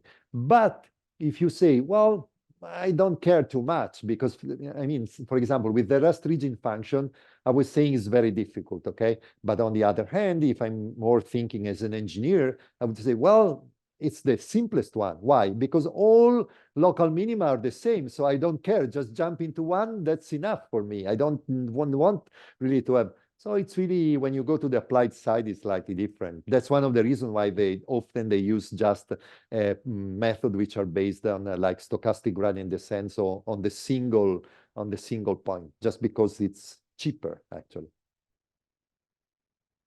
Okay, more questions? Then maybe one comment. You already said that some of the heuristics are implemented in MATLAB. So if you want to play around with CBO or variants of it, there is a GitHub repository with Python code, and there will be Julia soon. So if you're interested or want, then also CBO is available. Yeah, great. That's a very good thing. And yeah, other than that, thank you again. And thank all the speakers of today.